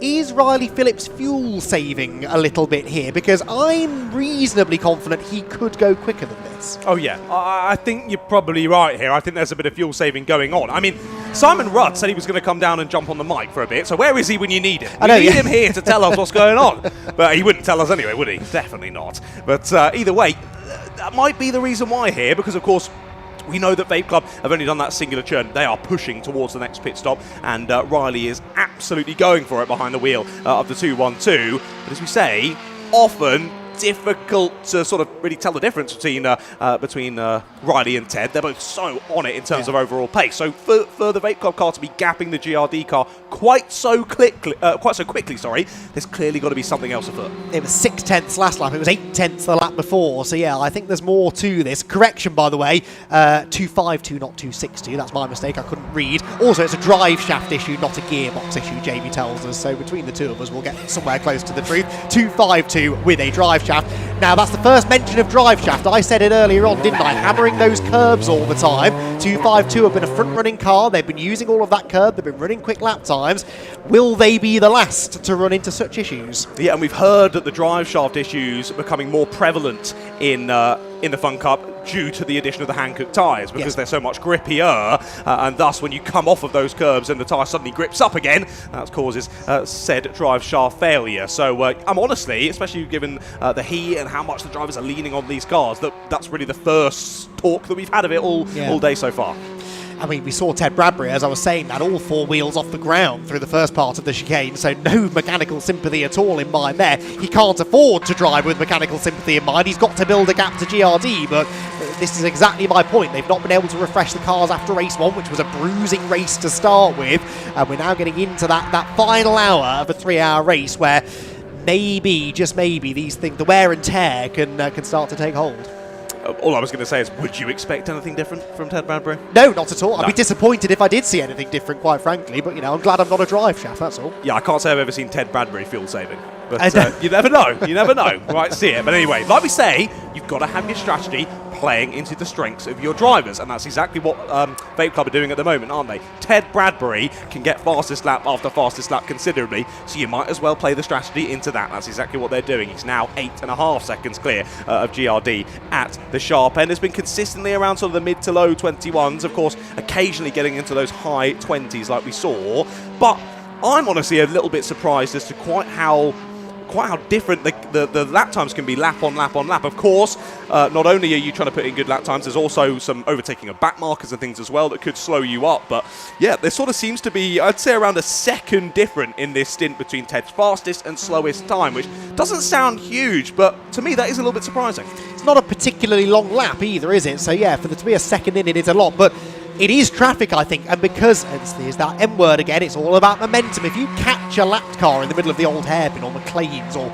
the chicane at the end of the lap, you're going to lose so much more time than you would if you caught them in the complex at Croft, for example, a low-speed, tight technical sequence of corners. So I suspect maybe that's what it is. It's just because you lift off the throttle a fraction and it takes so long then to get the speed back up, doesn't it? It does. It does. Yeah, no, again, another very fair point from I'm the on stand fire in the queue. today. You are It on can't last. We've got 52 minutes for it all to go wrong, Andy, don't you worry. Oh, yes. But yes, absolutely fair point as well. Well, drivers continuing on then as we press on through this race. That gap is almost at 10 seconds now between our front two. And then again, you've got to say as well, both those two at the sharp end doing a great job, because it sent 37 seconds back to Rob Boston, Rare Vinyl in third place. And yeah, considering they're doing 1 minute 20, 1 minute 21 lap times, that's not that far off, half a lap ahead of third place. They have created quite the chasm out front, haven't they? And really, barring a safety car, seems as though it might be these top two battling through to the flag. But as we say, there's plenty of differing strategies going on at the moment amongst these drivers up at the sharp end, so still could all change. It's going to come down to the slickness of those pit stops that are still to come, and of course, well, who had the best strategy coming in to the race.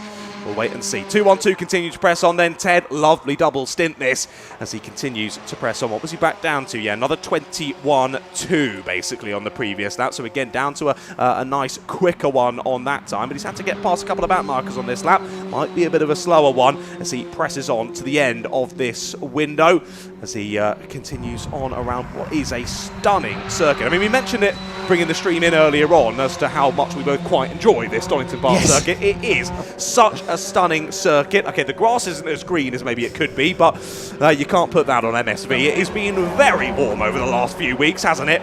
And we're still yet to get any rain today. I mean, there were some ominous clouds, weren't there, at least at the 1 hour and maybe into the sprint races earlier on, but it's lovely blue skies now here at Donington, so for all the plane spotters, they get a lovely view of the planes flying into East Midlands, and for all the Fun Cup spotters, they get a lovely view down Craner Curves. They do indeed. Now, in the pit lane, we're going to get a view very shortly, I think, of the race leader pitting, because we're almost at the end of this pit window, 50 minutes to go. 11.1 seconds the lead now for Ted Bradbury over Riley Phillips, and that's only going to continue to grow, one would imagine, as we move into the next stint, depending on what they do on fuel anyway. Rob Boston with Rare Vinyl, 35 or more seconds back. Bear in mind, we've only been racing for just shy of 40 minutes since the last safety car period, and the leader is now nearly 50 seconds, as you said, ahead of the third place car. Remarkable pace. Yes, the pit stop strategy has had something to do with that. Rob Boston, remember, double fueled last time out, but even so, Bradbury, who is way over the exit curve at McLean's, is really starting to build a cushion over the rest of the field. And it's going to be fascinating to see what he does when he comes in. The window is not yet closed, actually, so he's going to keep on going for now. If he is double stinting, though, I suppose he could pit whenever he likes. There's no real need to go all the way to the end of the window, but I suppose he'd rather pit under a safety car if that were to happen, so you might as well hang on in the eventuality that occurs. Litek are in the 99 car from 11th position. And they are in that group of cars that's sort of battling for 8th, 9th place once all is said and done. So Litek, despite that drive-through penalty they had in the first hour, first half hour actually, for track limits, they have recovered reasonably well. Yeah, they've recovered really, really well. They've been another team that have sort of been off and on depending on which race day it is throughout the season so far, but another positive one here in the second race of the day here for the 99ers. More drivers dive to pit lane. Both of our leaders dive to pit lane, in fact, both the 212 and the 1. Let's watch this refueling. Both refueling, though, significantly. They both had a churn of fuel in, so I think this will fuel them to the end now. There's no point putting fuel in now if it's not going to get you to the end. Here comes Ted Bradbury. Is he going to get the lead? It's going to be very close. GRD might get out just in front. They will get out just in front because Vape Club needed fuel, maybe a bit more fuel than GRD. Now we'll really see what pace they've both got, because surely both cars are fueled to the end now. Can Ted Bradbury get back ahead of that GRD car, which is now in the hands of Simon Rudd, and can he build a gap for his teammate to defend in the latter part of the race? Yeah, amazing. Well, that gap was about 12 seconds, wasn't it, as they came into the pit. So amazing that that amount of time has changed there in the pit lane between the two of them, because, of course, there was a bit of fuel on board for both. It would have been a heck of a lot more on board for the Vape Club car, but only one churn each, though. No, sorry, I correct myself. Double churn. I hadn't seen the first churn going in. Jamie tells me it was a double fuel for Vape Club. That makes sense, because it was double fuel for GRD last time, double fuel for Vape Club now, and they've come out basically together. Yeah. Okay, cool. We've worked out the strategy, but as we say, no longer need to think about that, at least with these two cars out front. It is a straight fight to the finish now. And what we can assume now as well, of course, with Ted in the car, ready to hand over to Vlad for the final stint of the race. His goal is get back ahead of the number 1 and get as far clear as possible, but that will be easier said than done. Yes, now it's time to see what he's really got. Of course, they've rejoined right behind the 169 car, which leads the race, except it doesn't anymore because it's pitting.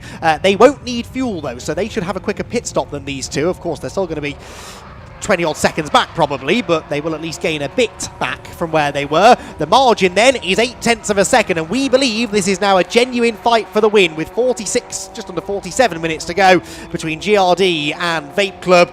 Next to nothing separating them, and the Vape Club car, for me, already looks a bit quicker. It's closing, it's got the slipstream, Bradbury's got the bit between his teeth, and he knows exactly what he's got to do. It's not just about getting past Simon Rudd now, he has to try and build a gap. The question on my mind, though, is what has happened to Juvia Hoffmans? Yeah. What happened in all that? Because they were right in the mix all the way through to sort of, 1 or 2 pit stops ago, and they've just fallen away from it. I just do not understand why they haven't been able to drag themselves back up into the fray again. We'll wait until the final cars finish these pit stops then of the penultimate window of the race. But yeah, I'm very confused as to how UV Hoffman's, it just hasn't really worked for them through the second part of this race. We'll see if they're able to get back up into contention over these final 2 stops then. They're still there in 7th place at the moment, as here might be the look for the lead. Looks for it anyway, does the Vape Club car, but slots back in once again as they head through the S's and onto a new lap of this race. Of course, the number 1 gets the benefit of the slipstream of the 252 ahead. No, of course, that's not the 252, that's a Red River Sport, but the exit will be used by the 212 nonetheless to get the inside line, but GRD will hang it round the outside. Aggressive stuff. It didn't take long for the Vape Club car to close back up, but at the first time of asking, they've not been able to make it past. Yes, and now Simon Rudd with no interest in just letting Ted through, interestingly. Riley didn't put up a fight before, but Simon's going to. I don't think he'll be able to keep him behind for long because of the nature of the slipstream. He had a bit of a wobble there as well, did Rudd, and Bradbury sees his opportunity, gets alongside, side by side for the lead up through Starkey's and Schwant's curve. Is Bradbury going to make the move stick? He'll have the inside line for McLean's when we get there. Oh, they're just in the back of shot, not sure what's happening. There they are. Bradbury goes through and makes the move stick into McLean's.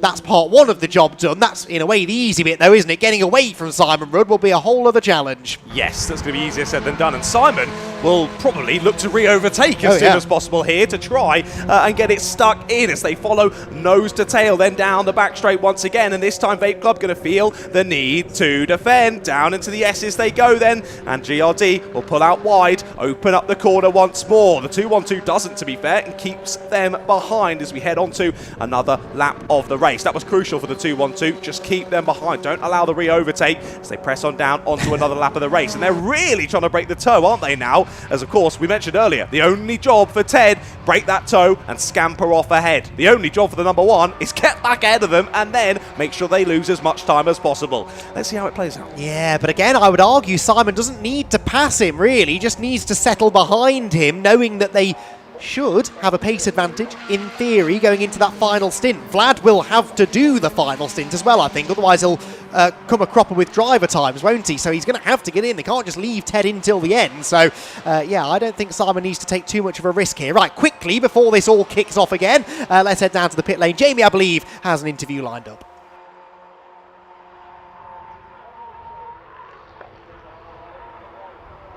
You've just been explaining to me that the loss of your splitter is costing you up to 2 seconds a lap.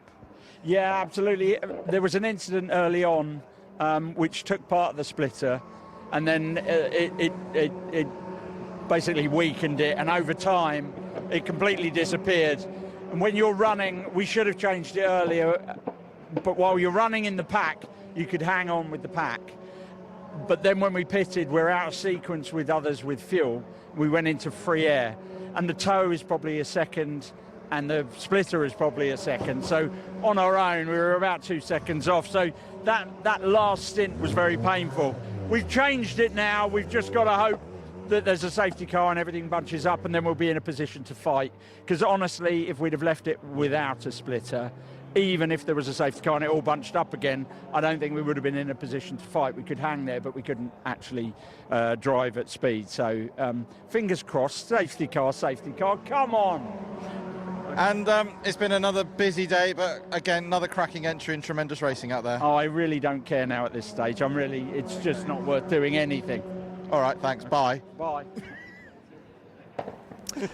Someone clip that and use that as an advert for the championship, will you? Genuinely, because in case you hadn't realised, there was a touch of sarcasm there, courtesy of Farkini. He has been doing this for far too long to let this put him off. He is the kind of character that makes the Fun Cup such a fun paddock to be a part of. He does indeed. Yep, they're always a team that you'll have the best banter with off track, but the hardest battles with on track. And yeah, they really are a good advertisement for the championship, aren't they? They really show what it's all about. Well, we continue on then. Sadly, the race not really coming to them in this one, as that is really threading the needle there from Ted, but exactly what he needed to do. Nicely done. And GRD will follow through as well. But yeah, of course, we were talking about from early on quite how much that splitter was affecting things. But then again, we knew that was hampering their time. And as I said before we went to the interview, why have they lost so much time though? Makes sense. They come out into fresh air, and we said there that was a big strategy for some of the teams, who just, especially like we saw with Vlad behind the wheel earlier on, don't pit early, just stay out there and use the slipstream because it's going to gain you so much time rather than getting chucked out in fresh air, which is exactly what has happened then to Juvia Hoffmans, and that's why this race has clearly gone away from them. Well, the top two still absolutely nose to tail, and yeah, Simon doing a great job there in second place, keeping within just a few tenths of the race leader. Indeed so. So, is Simon trying to get the lead away? That's what I'm trying to figure out. I don't know whether we dare tear our eyes away from this in case Simon does have a go for the lead, because there are other battles going on elsewhere down the order. Fourth position, for example, I think is about to change hands. Greenheath are challenging GCI Racing. Greenheath, again, just slowly but surely picking their way up the order, and they are now knocking on the door of fourth position. They're 1.1, they've just got into Redgate Corner, actually. They're 1.1 seconds behind GCI Racing, but they're lapping about a second and a half a lap quicker, so I think they're going to be making a move for fourth position before too much longer. They are 26 seconds behind Rob Boston Racing with Rare Vinyl, so their third position looks reasonably unlikely to be challenged. So the leaders then head down into Redgate Corner, but not far ahead of them on the road is a fight for fourth position, which I think is bubbling away quite nicely. Yeah, 100%. I mean, there's 1.2 seconds between GCI and Greenheath going on to this lap, and it was, funnily enough, 1.2 seconds that Greenheath took out of the gap to GCI on the previous lap. Issue for them on this one, though, I think it was Northern Velocity that they had in between themselves and GCI ahead. So not only have they got to find that time once again, they've got to get past the back marker. So it might not be this lap, but the following one, there's potential here for a change of fourth place. Now, as you say, Greenheath there in fifth, already in potential victory for the Masters class anyway. That change to fourth won't affect things, but of course, a Masters victory is lovely, but they'd love to be on the overall podium, so they're pressing on, doing what they need to do, and here we cut straight to them. Shout out to the Alpha Live guys behind the scenes for picking up that battle just as the 14 goes down the inside, and into fourth they go. Yeah, Greenheath going well. I keep saying this as if to remind myself more than anything else. They're second in the championship, Greenheath. This is significant. They're only a couple of places now behind GRD, the championship leaders. Okay, they're nearly a minute behind them on track, but position-wise, they're doing pretty well. Greenheath, who's in that 14 car now, it is Paul Turner, with Gary Bates set to take over for the final stint. Now, having got past GCI, of course, there's no guarantee they'll get away from them. Again, the slipstream will allow Ian Wood in the 111 car to stay in the wheel tracks of the 14 for now, but Greenheath have, at least for the time being, moved their way through into fourth place. Now, the lead battle has just gone past my window, and there is a second, 1.1 seconds nearly, between Vape Club and GRD. So Ted is getting to a point almost now where he's broken the toe again, and that's where perhaps he can start building that lead. He could stay in the car if he wanted now, Ted, for another 18 minutes, give or take, if he goes right to the end of the next pit window, which I'm sure he will. What sort of a lead can he build in 18 minutes if he has indeed broken the toe? Exactly, and that's the crucial part of that statement, isn't it? Has he broken said toe? Well, if he has, braking's probably going to be a bit uncomfortable. Very good. Sorry, mate. But yes, if he has, we saw already in the previous stint quite how much he can scamper off into the distance. So let's see what he does with that one then. The gap over a second, as you say, for the first time in a little while. Let's see how that plays out. As we saw, Greenheath made that move up into fourth place. There you go. But sadly, it's 30 seconds ahead to the Rob Boston Red Vinyl car. And then from them up to Vape Club and GRD in the lead, it's then 35 seconds. So they are in the most no man's land of no man's land that I've seen so far here today, at least. And yeah, they're still happily, they're in third place, the 169, with not too much to worry about at the moment. Greenheath with the issue now, the fact that it's always a little bit easier to be the chasing car than the one being chased, and they're now at the front of a train of five. Not that they're battling with all five of those cars, but GCI now just able to sit in the slipstream and just wait for the opportunity to arise. And of course, as we say, there's still another pit stop window to come as well, so still driver changes to happen. They could leapfrog them in that process as well. So only when we get into that final stint can we really start to call who's battling who for which position going through to the checkered. I'll tell you what though, they both could end up battling Juvia Hoffmans Motorsport before the end, because now that they've sorted that splitter, Fabulous Randaccio is flying. He's just taken 6th place away from FNS Morpheus Motorsport. He's 10 seconds behind these two, but is lapping quite a bit quicker. On the previous lap, 9/10 quicker than Greenheath, so he's just in that next group of cars behind this quartet. Quintet, I should say, 5 cars together. But at the head of the next pack is the UVO Hoffman's Motorsport car. Any position they can gain is vital for the championship. Even if they don't end up winning the championship, they are going to be battling the likes of Greenheath and GCI and probably Vape Club for second in the championship at the very least by the end of the year. So really important that this car gets on terms with the next group, and I think they might, now they've fixed the splitter, have the pace to do so. Indeed, yeah, they're putting in some great pace at the moment, aren't they? Looking to chase down the two teams ahead. And again, as we say, the same point I made for GCI in terms of pit stops still to come. Same can be said for UVO as well. 10 seconds to find, not only on circuit but also in that final stop as well. We know UVO are decently speedy with those pit stops. So again, a team to watch here as they try and find their way back into the top 5. And I want to mention as well that you were chatting about earlier, the fact that Greenheath are second in the championship. I think that shows as well just how hardly fought a championship season in the Fun Cup is, because that is a team that have never got an overall race victory, who are up in second in the championship pretty much halfway through the season. That just shows, like I say, how closely fought it is amongst the order, and how things can change so quickly with a slightly poorer result than you were hoping for. So championship absolutely wide open. Make sure you join us for all the rest of the rounds this season. Ooh, that was a close moment. The FNS car bouncing over the curbs as it negotiated the Demon Tweaks car, that was, wasn't it? Heading down through the final chicane. So out across the line they will go once again. And there, the leaders, Riley Phillips, has put in some really good laps here to cling on by his fingernails to that slipstream from Ted Bradbury. He's back to within 6.5 tenths. That's well within slipstreaming range. So again, crucial moment potentially in the race. Over the last 5 minutes, Ted came so close, probably only a tenth of a second or so away from breaking the toe, and wasn't quite able to do it. And again, how significant could that prove when he hands this car over to Vlad Vasiliev in now about 14 minutes time. Simon Rudd, remember, I think I said Riley Phillips, Simon Rudd will hand over to Riley Phillips at the final round of pit stops, and we don't anticipate either of these cars to need any fuel.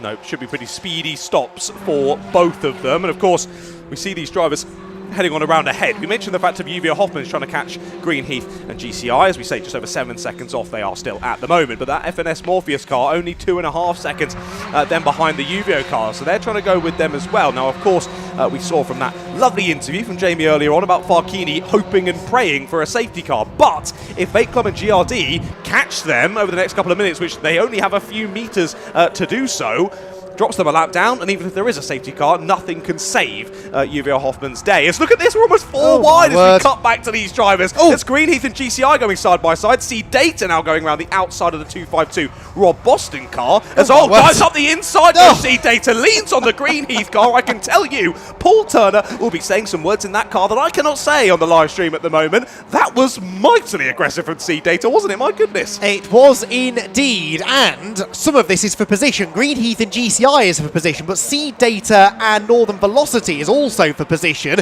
That is for 11th place. Seed Data trying to hang on, but Northern Velocity have been catching them. The 252 car is the only car in this group that isn't fighting for a position with this lot, and he can't quite find a way through on the way into Starkey's corner. So two separate battles for position going on, and they all arrived at Redgate Corner absolutely together. Yeah, another impressive camera cuts there from the guys behind the scenes, suddenly cutting to it, and they're four wide going down into the first corner with what is that, 2.5 hours of the race complete, still going four wide. Classic Fun Cup. Welcome if you've never been here before. I hope you're enjoying. Well, we're side by side down into the S's once more. It's the 252 with the inside line this time, though, and Seed Data will slot in behind. So Greenheath still staying ahead of GCI. Seed Data still staying ahead of Northern Velocity. But lots to think about for the drivers involved in this battle. And there'll be a lot of communication over the comms, I would have thought, as well, with drivers trying to work out, right, who am I actually battling here? Who do I actually really need to worry about in this battle? Who do I need to keep behind? And I think Greenheath will know exactly that. It's just GCI to worry about in this battle. Use the toe as you can, and of course, keep that nose clean. Made a bit more challenging when people like Seed Data chuck crazy moves like we've seen earlier, but Paul did a good job there. Allowed Seed Data the room, got out of harm's way, and kept that splitter intact. A little bit of a slidey moment down through the old hairpin once again for Seed Data, but they have gotten through on the 252, and now it's Seed Data whose turn it is to lead the train.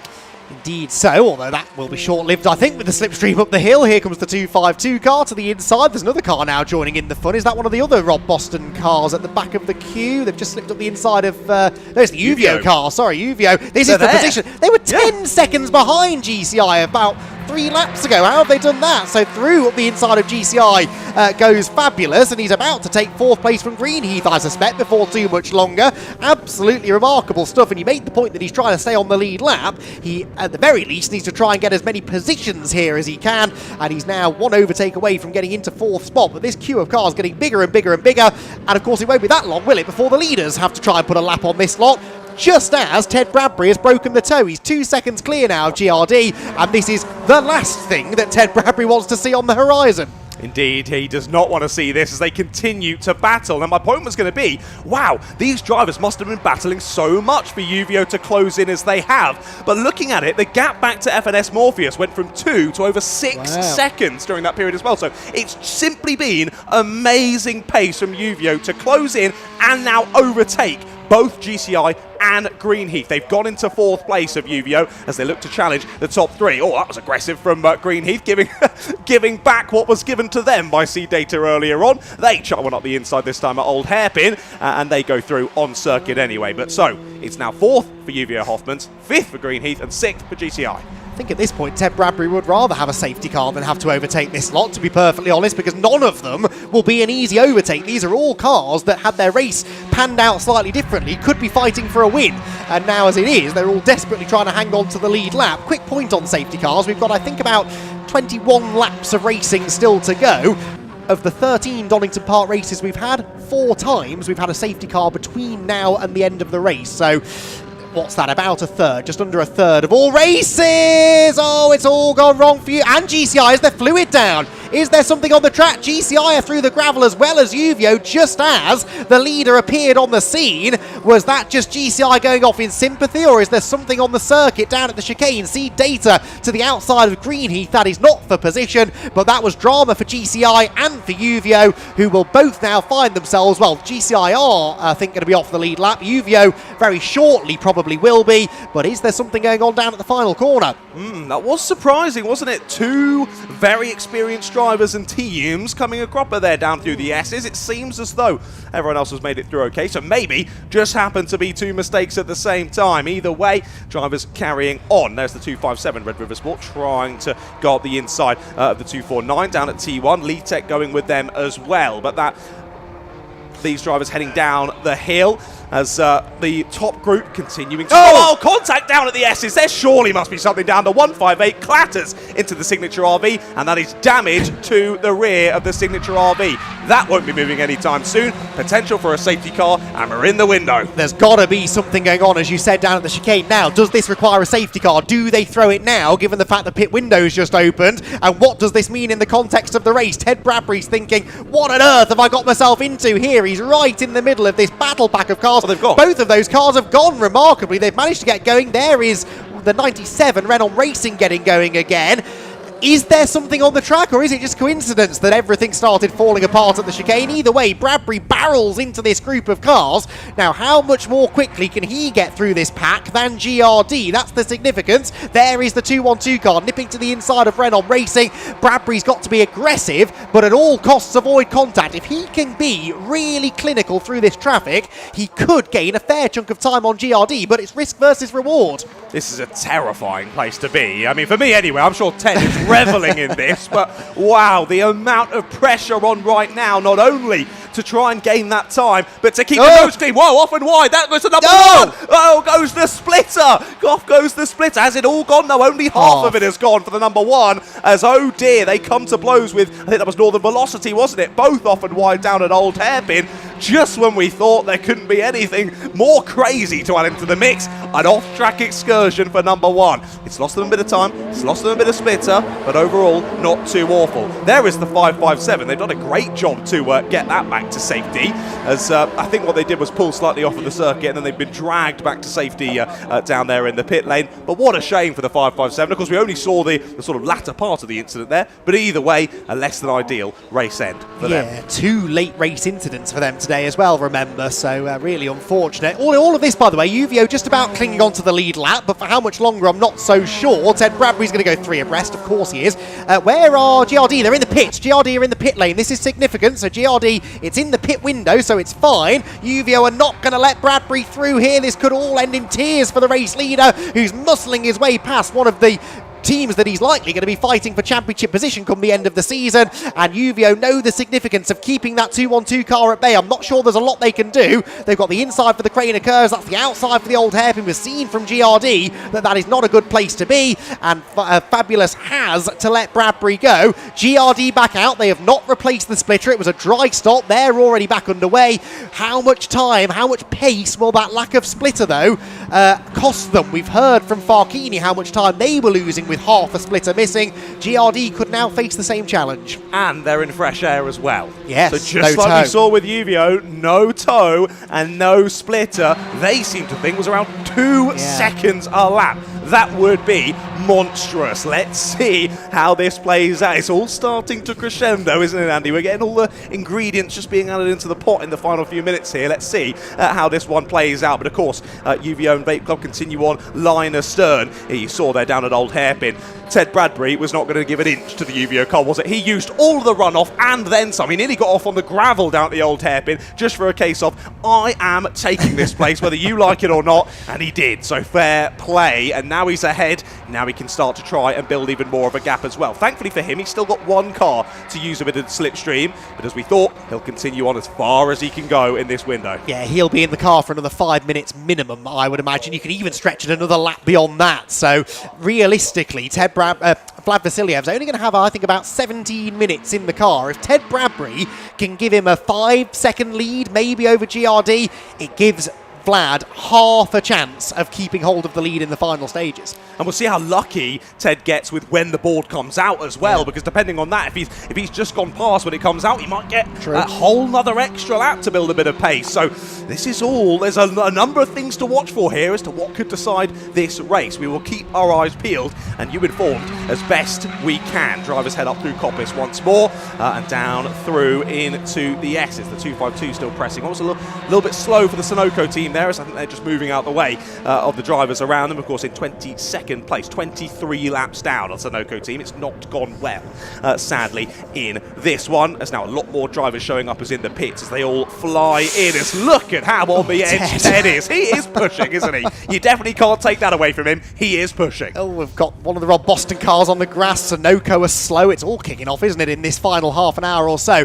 I hate to bring them up, but Ted does need to be a little bit careful with track limits here. We've seen him straying beyond the edge of the curbs quite a few times. It would be heartbreaking if they lost a shot at a race victory because of a penalty. I'm not wishing that into existence, but it's just an observation. He has been running a little bit beyond the edge of the track on a few occasions, but it's massively spectacular to watch. And the 212 car, game on, it says on the front of the car. I'd absolutely agree with that. They are not out of this fight just yet. The UVO car is staying right with them, but he's keeping them at arm's length. It's not a distraction. It's not slowing him down, and he is continuing to pump in the fastest laps he possibly can. I've noticed as well, above the game over on the front of the car anyway, it says, I'm coming for you, across the front. However, I will say, they've not done what the ambulances do in flipping it, so it will be totally backwards for anyone actually looking in their rearview mirror, but it looks great on stream if nonetheless, guys. 169 with a dry stop. They are third place, remember, and likely will stay third, I would imagine, unless UVO can put in a demon final stint here to try and close down what was, I think, a 20-odd second deficit at one point. Out goes the Rob Boston Racing car. Through comes Ted Bradbury. We're not yet at the end of the pit window. I don't anticipate this car coming in until he absolutely has to. Jamie tells me that Vlad Vasiliev is getting ready in the pit lane to get in. And what pressure will be on Vlad Vasiliev's shoulders here? Wherever this car comes out, it will either be just in front or just behind the GRD car, and it's going to be down to Vlad Vasiliev to ensure it's in front of GRD at the end of the 3 hours. And it's the 169 Rob Boston with rare vinyl that's just come out of the pit lane ahead of these two as well. So the third place car is now just ahead of these two, which just shows quite how much time is between them. Of course, the Rob Boston car with rare vinyl has now done that extra stop, which has dropped them further back. But even sort of 10-20 minutes ago when we were watching Ted heading on round, around. I noticed he was sort of coming up through McLean's as the Rob Boston Red Vinyl car was only just starting a new lap. So huge chasm between the top two and third and then beyond in this one. But we keep our eyes peeled. We wait with bated breath as to when Ted peels in the pits, and when Vlad peels back out, where is the GRD car? Well, that 169 car, there are worse cars to have in front of you if you're Ted. That's a quick car he can slipstream with. On the previous lap, John, he was 2 seconds quicker than Riley Phillips. That has to be that damage to the front splitter for Riley's car. I've not spotted whether he's in traffic or not. I'll try and keep an eye out of the window. But Ted Bradbury is taking chunks of time out of GRD. There is every chance. He's 34.6 seconds ahead of GRD with a pit stop to serve. We don't anticipate they'll need fuel. There will be a driver change, but can they get that done without losing the lead? That is going to be nail-bitingly close. Indeed it is. Look at that time from Uvia Hoffmans. They've just jumped into the 20.9s, a 20.966 for Uvia Hoffmans. Again, just proving how much they lost not being in a tow and not having a front splitter. And who's in that situation right now? It's number one. Team number one GRD find themselves in exactly that predicament.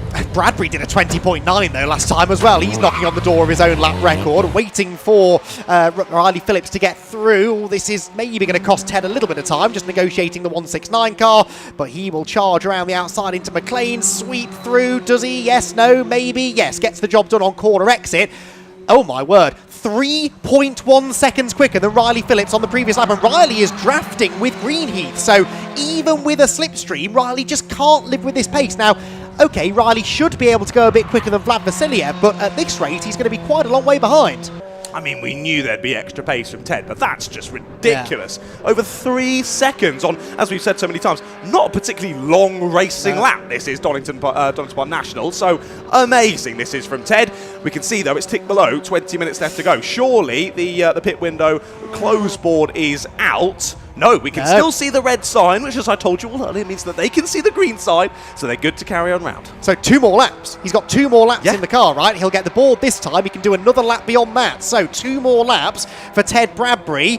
That means he's going to pit with 17 minutes to go. Vlad will go out with 16.5 minutes to go, something like that. And I think he's going to have a lead over the chasing car. Is that... who's that getting ready down in the pit lane? Can't see in that light. I don't think it's Vlad, but someone who's very excited to get out on track. I suspect Vlad's mood will be a little bit more stressful right now than whoever that individual was, because he knows he's going to have a real job on his hands here to keep hold of the lead. It was 6/10 gained that time by Ted, because, of course, he was busy battling with the 169 car, but now hopefully he can get his head down and keep on pushing on. I thought it might have been George Grant for the Clapham North team, and he is getting in next, so it might be make sense. It might be him. But anyway, he's certainly limbering up, ready to go, isn't he? And I think Vlad will be doing something similar. Like you say, maybe a little bit less flamboyant in it, though. He might be a little bit more locked in the helmet, thinking, right, I've got a serious job to do right now. Yes, chewing his fingernails, I suspect, at the moment is Vlad Vasiliev, and that's putting it mildly, especially if he's watching these pictures, because now Fabulous Randaccio is becoming rather a menace to Ted Bradbury, because he's within slipstreaming range and he's forcing the leader to defend into some of the braking zones. That's slowing Ted down. 22.5 that time by, which was only about 3/10 quicker than Riley Phillips did last time by. He's defending again into Redgate. So actually, these last 2 laps of the stint, Ted is now not taking quite as much time out of the GRD car as he'd like to be. He will pit this time, but it looked like he might lose more time before that point. He's really getting ushered along here, isn't he, by the UVA car? My goodness, I mean, these two are on incredible pace right now. Now, the interesting thing as well will be the fact of, like you say, they've seen the close board. Now they have to come in at the end of this lap. But Uvio are going to be coming in at the same time as the Vape Club car, as they still put pressure on up into the top part of the circuit. Through McLean's they go.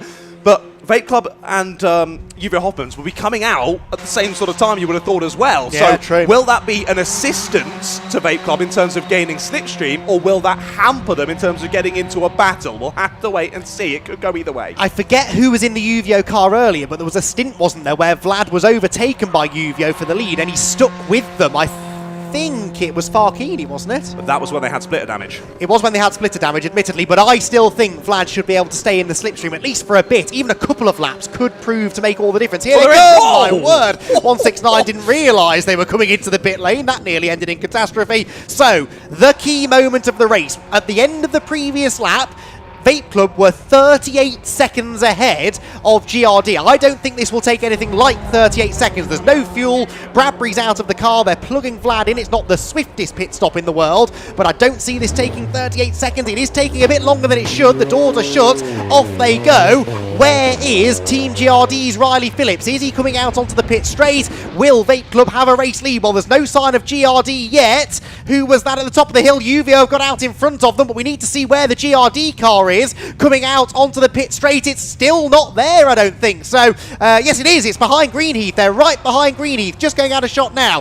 That is the advantage that Vlad Vasiliev has. That is, to my eye, something like 5 seconds or so, with 16 minutes to go. Grandstand finished. Did someone want? I think you're going to get exactly what you wished for. Here we go then, and as you said, UVO out ahead of the 2-1-2. Now, as we said, this is crucial for Vlad to get in the slipstream here and stay, as you say, at least for a couple of laps to try and use it as best he can. If he drops out of the slipstream here on this first lap, he might just be a bit of a sitting duck, because as we said, Greenheath and GRD still working together fantastically well. None of that would have been planned. They have locked into that track position very, very nicely. As we say, the crucial fact here is, can the 2-1-2 remain in the slipstream? We'll find out in the next lap or two as to how maybe this next 15 minutes is going to play out. Well, so far so good, I'd say. They're going to gain a few car lengths down the straight. That will put them even closer onto the main straight. He doesn't need to overtake the UVO car. And it now essentially becomes a case of whether UVO are quick enough to keep them 5 seconds or so ahead of GRD. There in the background is the Greenheath car. I couldn't even see Riley Phillips because he was so close behind Greenheath coming past the pits. We will now get our first proper read on what the gap is. Through goes Vape Club, 112 laps completed. Through now go GRD, 4.5 seconds the advantage. 15 minutes just under to go. I mean, we couldn't script it any better. I think Riley Phillips is going to be quicker than Vlad Vasiliev, but is he quick enough to get there in time? Who knows? Indeed, this is going to be nail-biting stuff. What an exciting end to this 3-hour endurance race. Now, another factor to play in as well, of course, we've spoken about mechanical sympathy throughout the race. There's potential, of course, we've already spoken about the Vape Club car. Loves hitting the curbs. You never know, something might go wrong late on. But also the fact of number 1 has sat behind the number 14 for so long now, and I don't mean just sit behind like they are doing right now, right on the bumper as they go down the straight. That means basically no airflow is going into the radiator, and those temps start rising and rising and rising. It's not crazy hot today, but it is decently warm. You might see, if those temps start to properly rise, that Riley might have to pull out of the slipstream just to get a bit of cool air through the engine and through the whole system. And you might be thinking, well, why doesn't he just overtake the Greenheath car? But you'll notice they've ripped that splitter off completely on the GRD car, more or less. I don't think he'd be quick enough without the slipstream. He's got to stay behind the Greenheath car. So both of our potential winning teams are completely reliant on the pace of the car directly ahead of them, cars that are themselves battling for position, because Greenheath are trying to catch UVO for 4th position, and they're pretty close in the championship, those two cars. What a bizarre scenario. I can't ever recall the conclusion of a race quite like this. Having said that, Riley makes a liar out of me. He dives to the inside of Greenheath. Maybe he feels he can go quicker. He needs to, because on the previous lap, he only matched Vlad Vasiliev. He needs to be taking time out of him, and this, John, will not be helping. This is exactly what I said, what I was going to say was going to happen. If he pulls out from the slipstream and makes a move, all they're going to do is start swapping down every single straight, and if they can do that calmly and concisely, it might work in gaining a bit of extra pace. But again, you've got to hope that Greenheath agree, yes, I will work with you perfectly here. Now, they actually have a horse in the race as well, as you say. They're trying to catch UVO, so maybe there will be a bit of a truce between these two and working together. But they have to hope that the two cars ahead aren't quite on the same pace as them. And as you say, for the moment, they're pretty much dead set between these two pairs. Let's keep our eye on this. 12.5 minutes still left to go, and well, Riley's clearly pushing. A bit of dust kicked up there on the apex of the corner as they now head down Starkey Straight once again.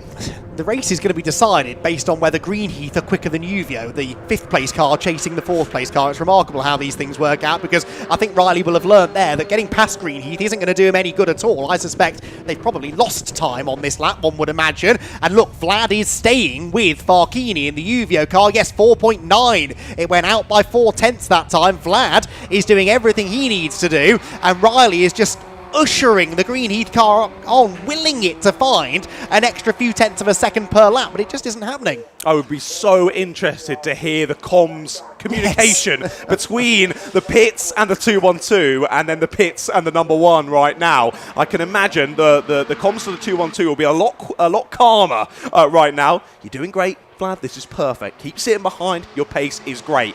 In terms of the number one, it'll be a case of do what you can, Riley, because he seemingly tried everything at the moment and nothing's quite working. Like you say, it might just be that GRD's hopes at winning this race rely on the pace of Greenheath, which is just, where else would you have that? Where else would you see this? This is just the most amazing race as we close in towards 10 minutes of 3 hours left to go. And of course, Farkini's got good reason to try and keep Vlad in the lead because he doesn't want GRD to win because they're the championship leaders. And Farkini is exactly the kind of driver who would think like that, I think. He's got a very wise head on those shoulders. He hides it very well, but he does read a race extremely well. They're very tactically minded, those two. Look at the decision they made to swap cars after the season opener, for example. He and Fabulous will be properly switched on to the fact that they don't want GRD to win this race. Okay, Fate Club could well become championship contenders by the end of the season as well, but GRD are the more imminent threat. Here they come, meanwhile, back to the inside of Greenheath. Now, on the previous lap, they gained about 0.3 of a second on the leader. They've got past Greenheath. They've kept in front of Greenheath this time, but do they now have the same pace in front?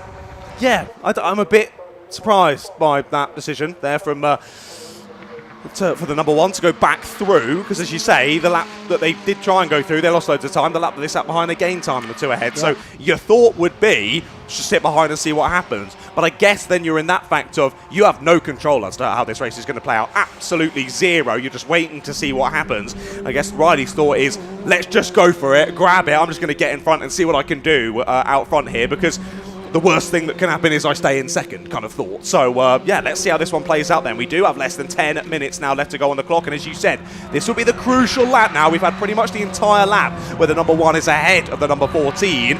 If they still gain time here, the race is still on.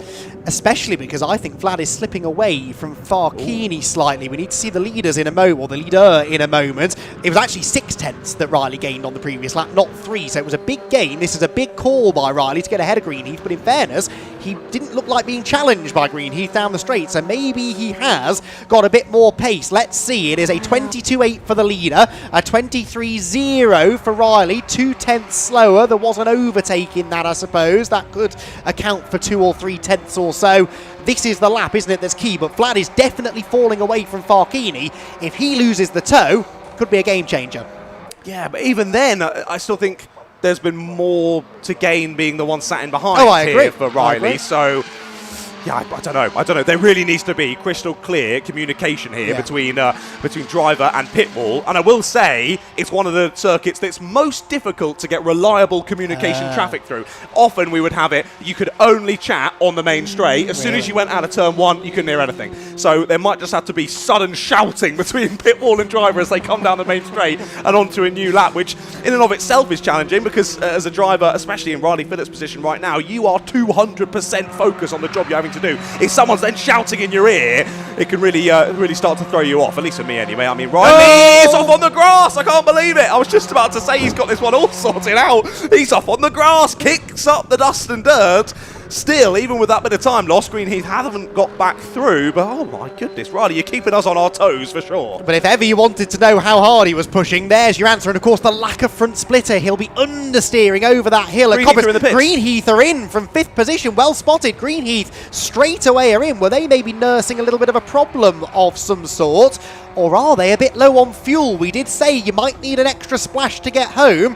I haven't really been following their fuel strategy, I'll be honest. Maybe they forgot to do that, or they've just miscalculated slightly. We'll have to wait and see. But that means there is no one to work with now for Riley Phillips, whether he wants it or not. And Vlad has definitely lost the toe to the Uvio car. The gap, though, John, remains at 5 seconds. Yep, 100%. Toe is gone for the 212, isn't it? This is outright pace now. As you say, even if the GRD wanted someone there to use as a slipstream, they can't anymore. The Greenheath car peels into pit lane. Actually, sadly for them, as it looks like maybe it was Clutch. We saw? Clutch. Yeah, I think you're exactly right there. They might head back out on circuit, but this is going to be a lot of time lost.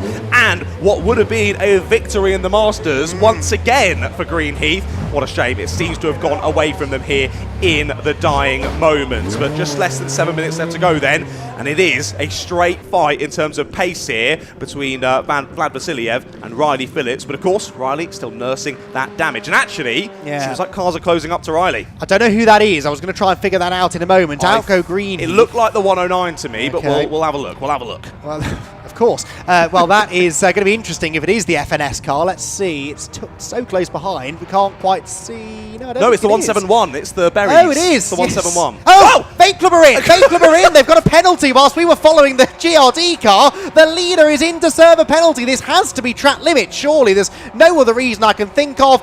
Disaster for Vape Club. Vlad Vasiliev with a stop-go penalty at the end of the pit lane, and that hands it to GRD.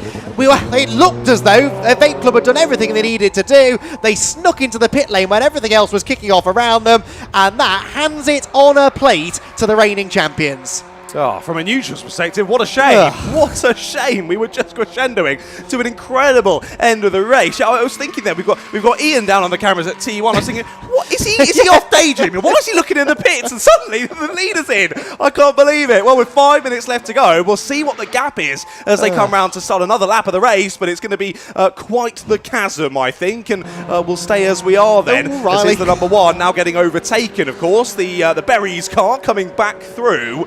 But the number one, I think, probably would have seen there that the Vape Club car came in. Of course, there'll be some comms at least down the front straight now as they head on to another lap.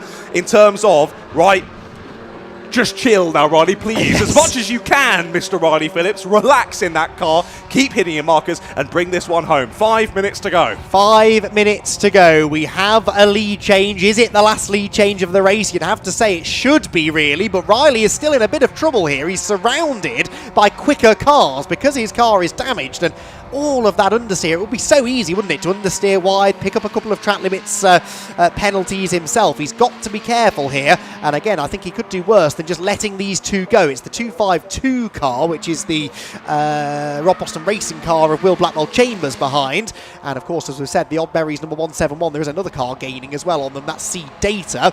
So 252 then pull out of the slipstream, pull up alongside the race leader, and after their many dramas, they are well down the order. 252. They're actually battling the Oddberries for position, but there are 6 laps between them, so define battle. They do just so happen to have found each other on track, though, and they are 18th and 19th, respectively, in the running order. Riley then settles in behind, as is all he needs to do. He's 24.5 seconds clear now. Vape Club, who themselves are 14.5 ahead of the 169 Rob Boston Racing car, which has been putting some good lap times in, but I don't think we'll have time to catch Vlad Vasiliev. And it just looks like another one of those races that has fallen into place for Team GRD. It really does. It really does. What another epic showing from your championship leaders, and it's these kind of performances that are why they are multiple race winners, multiple champions here in the Fun Cup Endurance Championship. You've got to be in it to win it, haven't you? You don't know what will happen around you. You can play your strategy to perfection, but something goes wrong. I was going to say out of your control. A penalty for track limits is in your control, but these things stack up, as we say, and one little mistake and suddenly the whole race changes, as we've seen here in the dying moments of round number 6 here at Donington Park. Thank you so much for joining us here for rounds 5 and 6 of the Fun Cup Endurance Championship.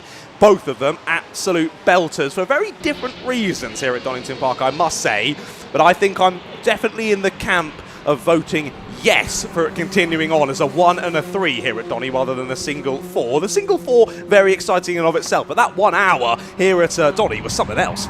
Yeah, fantastic stuff. I mean, both races have kept us guessing, haven't they, really? It's been a fantastic day. Donington, we said at the start of the day, it always delivers good racing. One-make racing in particular, in the Fun Cup, of course, is a one-make endurance championship. It is, as they brand themselves, the most popular one-make endurance championship in the world, and you can see why. And if you want to get involved, you can do an awful lot worse than getting in touch with Christian Rose, who runs the championship these days, and getting yourself on the grid. You could be a part of this. No matter your experience level, we have absolute novices come and do Fun Cup.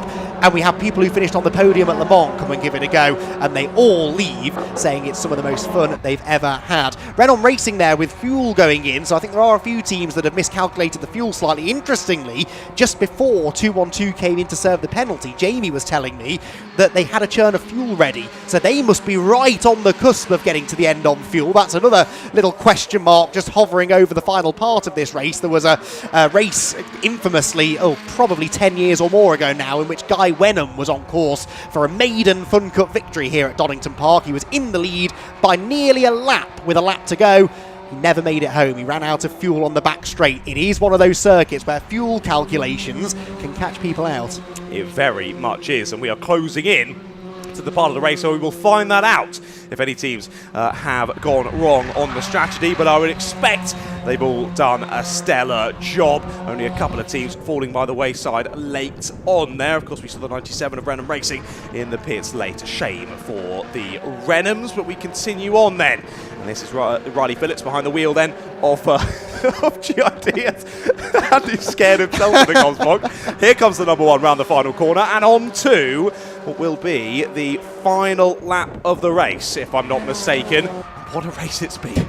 Yes. Oh my goodness. There's half of me that's glad to see the checkered flag. There's another half of me that wishes we could carry on into the night, because I've been having so much fun, but I'm also exhausted, quite frankly. It's been one of those days where you've just had to keep your eye on so many different things. The racing has been top quality. And through it all, GRD just seem to find a way, don't they, to get to the front. They've got no front splitter. They haven't led, actually, that many laps in either race today, and yet it looks as though they're going to come away with a solid podium finish in race one. What were they, second, I think, in race one, and a race victory in race number two. Another win to add to their tally for 2026. It's been a brilliant start to the season for GRD. They won the first two races of the season at Alton Park and Snetterton. They had a win last time out at Anglesey in the second race. They were on the podium earlier on today in second, and now on course for another race victory here on the Donington Park National Circuit. They come out of Coppice Corner for the 121st time and make their way now down towards the final chicane for the final time of asking. And for GRD, a race win beckons. My word, they've had to fight for this one. It might not have been the on-track battle for the victory that we were sort of hoping for in the closing stages, but they've had so much thrown at them over the last half hour or so. It's a deserving race victory for Team GRD here at Donington Park, and they're going to win by 25 seconds or more, I think, come the end of the race. And that is going to be a very significant winning margin, much more significant really than it should have been. Simon Rudd and Christabel embracing with the team on the pit wall. They're delighted. GCI Racing come home in 5th position, by the way. Solid points scored for the former champions. And here comes Vlad Vasiliev in the 212 Vape Club with EDF car. He and Ted Bradbury have to settle for the second step of the podium here at Donington Park. After a battling drive, they so nearly had it, and we assume a track limits penalty at the end of the race there took them out of contention. And Rob Boston Racing get themselves on the podium in 3rd position. The 169 car shared by Rob Croydon and Tom Roach. Tom Roach's welcome return to the podium. I don't think they've had a podium yet this year, so it'll be the first podium Tom Roach has had for maybe over 10 years in the Fun Cup Endurance Championship, back in the days when he was racing the 125 car to a race victory, I seem to recall, back in about 2015 or so. Anyway, brilliant day of racing, John. I'm sure you'll agree. The stragglers coming home. So many storylines. Uvio here coming through in 4th place, for example. They'll be disappointed, I'm sure, not to have made the podium, but at least they've scored some decent points. Just not enough, really, with GRD continuing to win races. Exactly that. Yeah, they were just unstoppable today, weren't they, GRD? And, of course, lucked into a bit of an easier take of the lead than maybe we would have seen. But, yeah, wow, still a great race. And I've got to say as well, fair play to Greenheath. Despite those issues, they stayed on the Masters podium. 8th place overall and 3rd on the podium. And that, of course, gives the FNS Morpheus team a Masters win. So they've done a great job in today's race as well. And the Demon Tweaks 249 joining that podium as well. But yeah, great day of racing here across all of the championships. But yeah, a 1 and a 3. I'm a big fan of that here at Donington Park. Could I suggest a 1, 3 and then a 1? That would be interesting. Now there's an idea. A night race. The last race, a night race. Yeah. That started at 10 o'clock. Why not? We've nothing else to do tonight. GRT with a race. We could do it tomorrow night, couldn't we? No one's going to be doing anything else tomorrow night, are they? There's a football match on, but I don't think anyone cares. GRT the winners by 28 seconds over Vape Club, with Rob Boston Racing with Rare Vinyl completing the podium. Uvio Hoffman's Motorsport in fourth ahead of GCI Racing. Then it was FNS with Morpheus Motorsport, Demon Tweaks, Green Heath, Clapham North and Seed Data to complete the top 10. Northern Velocity 11th, then it was Demon Tweaks' second number car, the 207, ahead of Letech and Renom Racing. Solid finish there in 14th place. 15th position at the flag was the PLR Uvio car. Bit of an under-the-radar day for them, but of course not their usual driver lineup. I'm sure we'll have them back out next time out. JPR for Hire's 248 car was next ahead of Anglo-Asian Mining. Rob Boston Racing's 252.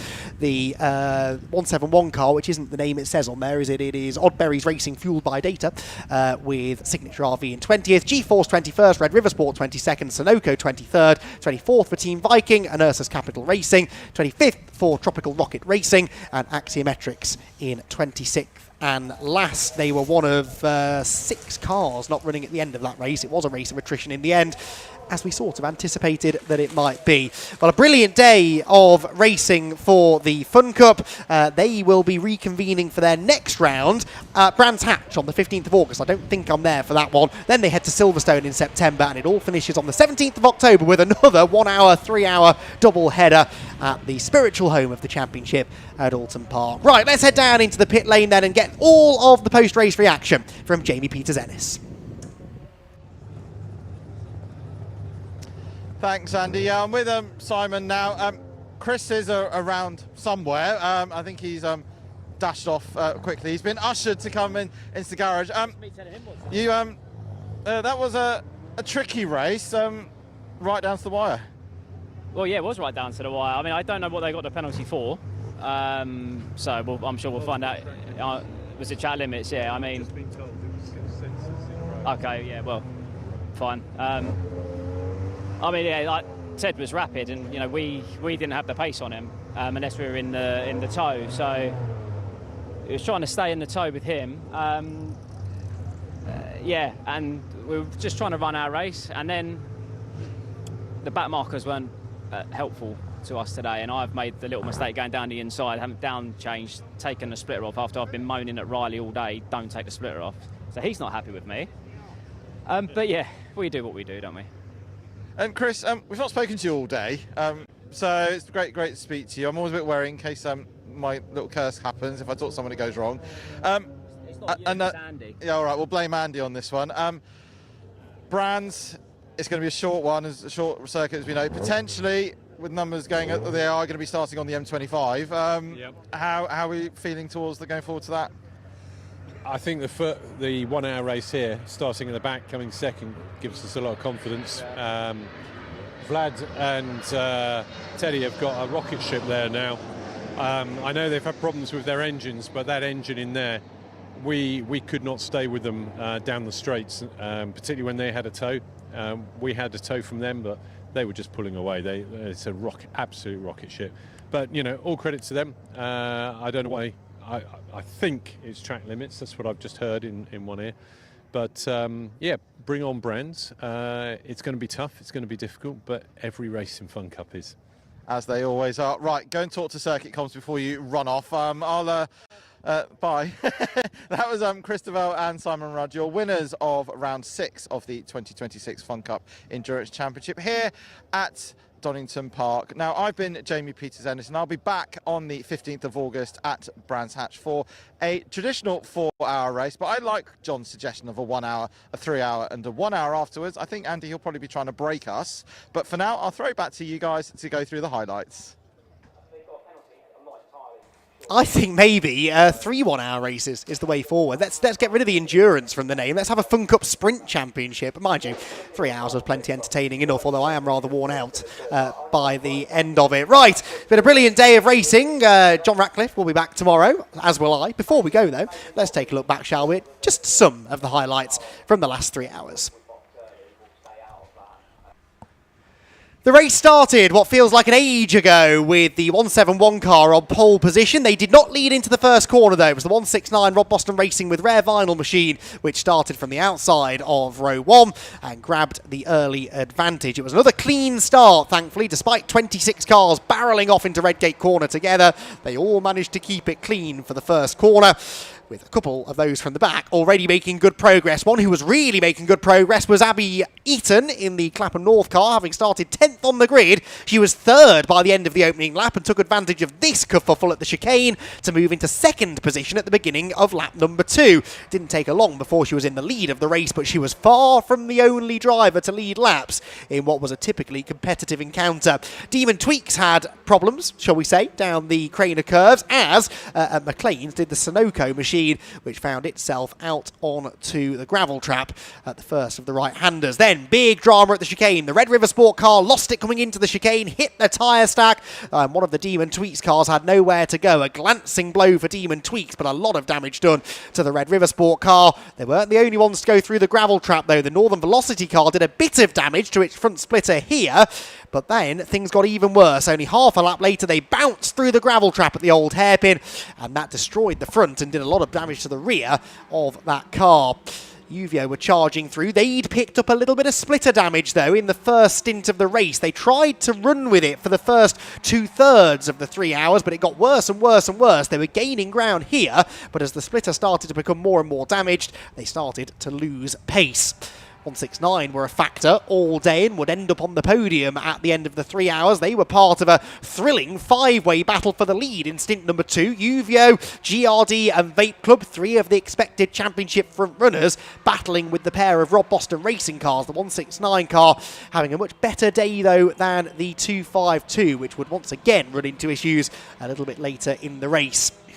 169 managed to get to the front of the field just before the pit stops. The Rob Boston cars were running 2nd and 3rd at this point and not really working together all that effectively, it has to be said. That group of 3 had caught and passed Uvio and Vape Club, though, and then started to get away from them ever so slightly.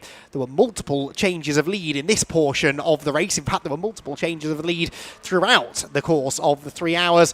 Vape Club and Uvio then did their fair share of trading positions as we moved into the halfway point of the race.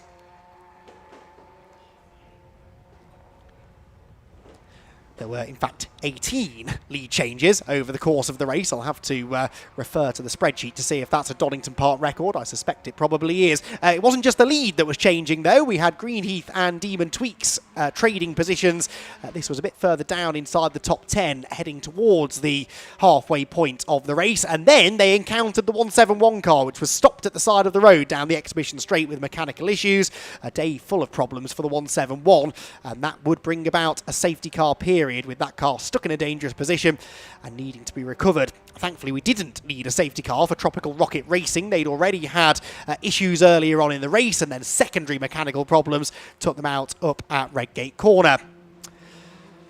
Then Vape Club and GRD started debating the race lead. The second half of the race was a very tactical affair with different fuel strategies. GRD had double fueled at the 3rd pit stop of the race, and that meant that they were good to go to the end without requiring any other fuel. They then looked into a safety car, and that meant that they regained all of the time they'd lost in the pit lane. It was then down to Vape Club to try and drag themselves back into contention, knowing they would have longer pit stops until the end. And Ted Bradbury was absolutely up for the challenge.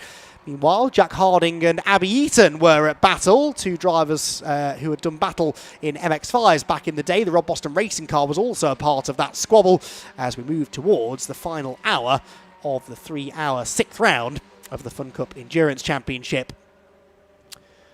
The Renault Racing car skated straight on at the chicane. For a couple of laps, it looked as though maybe there was fluid on the track down at the chicane as a number of cars were skating straight on, seemingly struggling to get the cars stopped into that always treacherous final couple of corners, and a few of them really did trip over each other. Ted Bradbury, meanwhile, was absolutely charging. He had caught the GRD car and was able to get through on the inside line into Redgate Corner, not there, but a bit later on in the race to get the lead away. He then had to debate with Simon Rudd and then Riley Phillips in the final stint, both of whom put up a real challenge to the Vape Club car.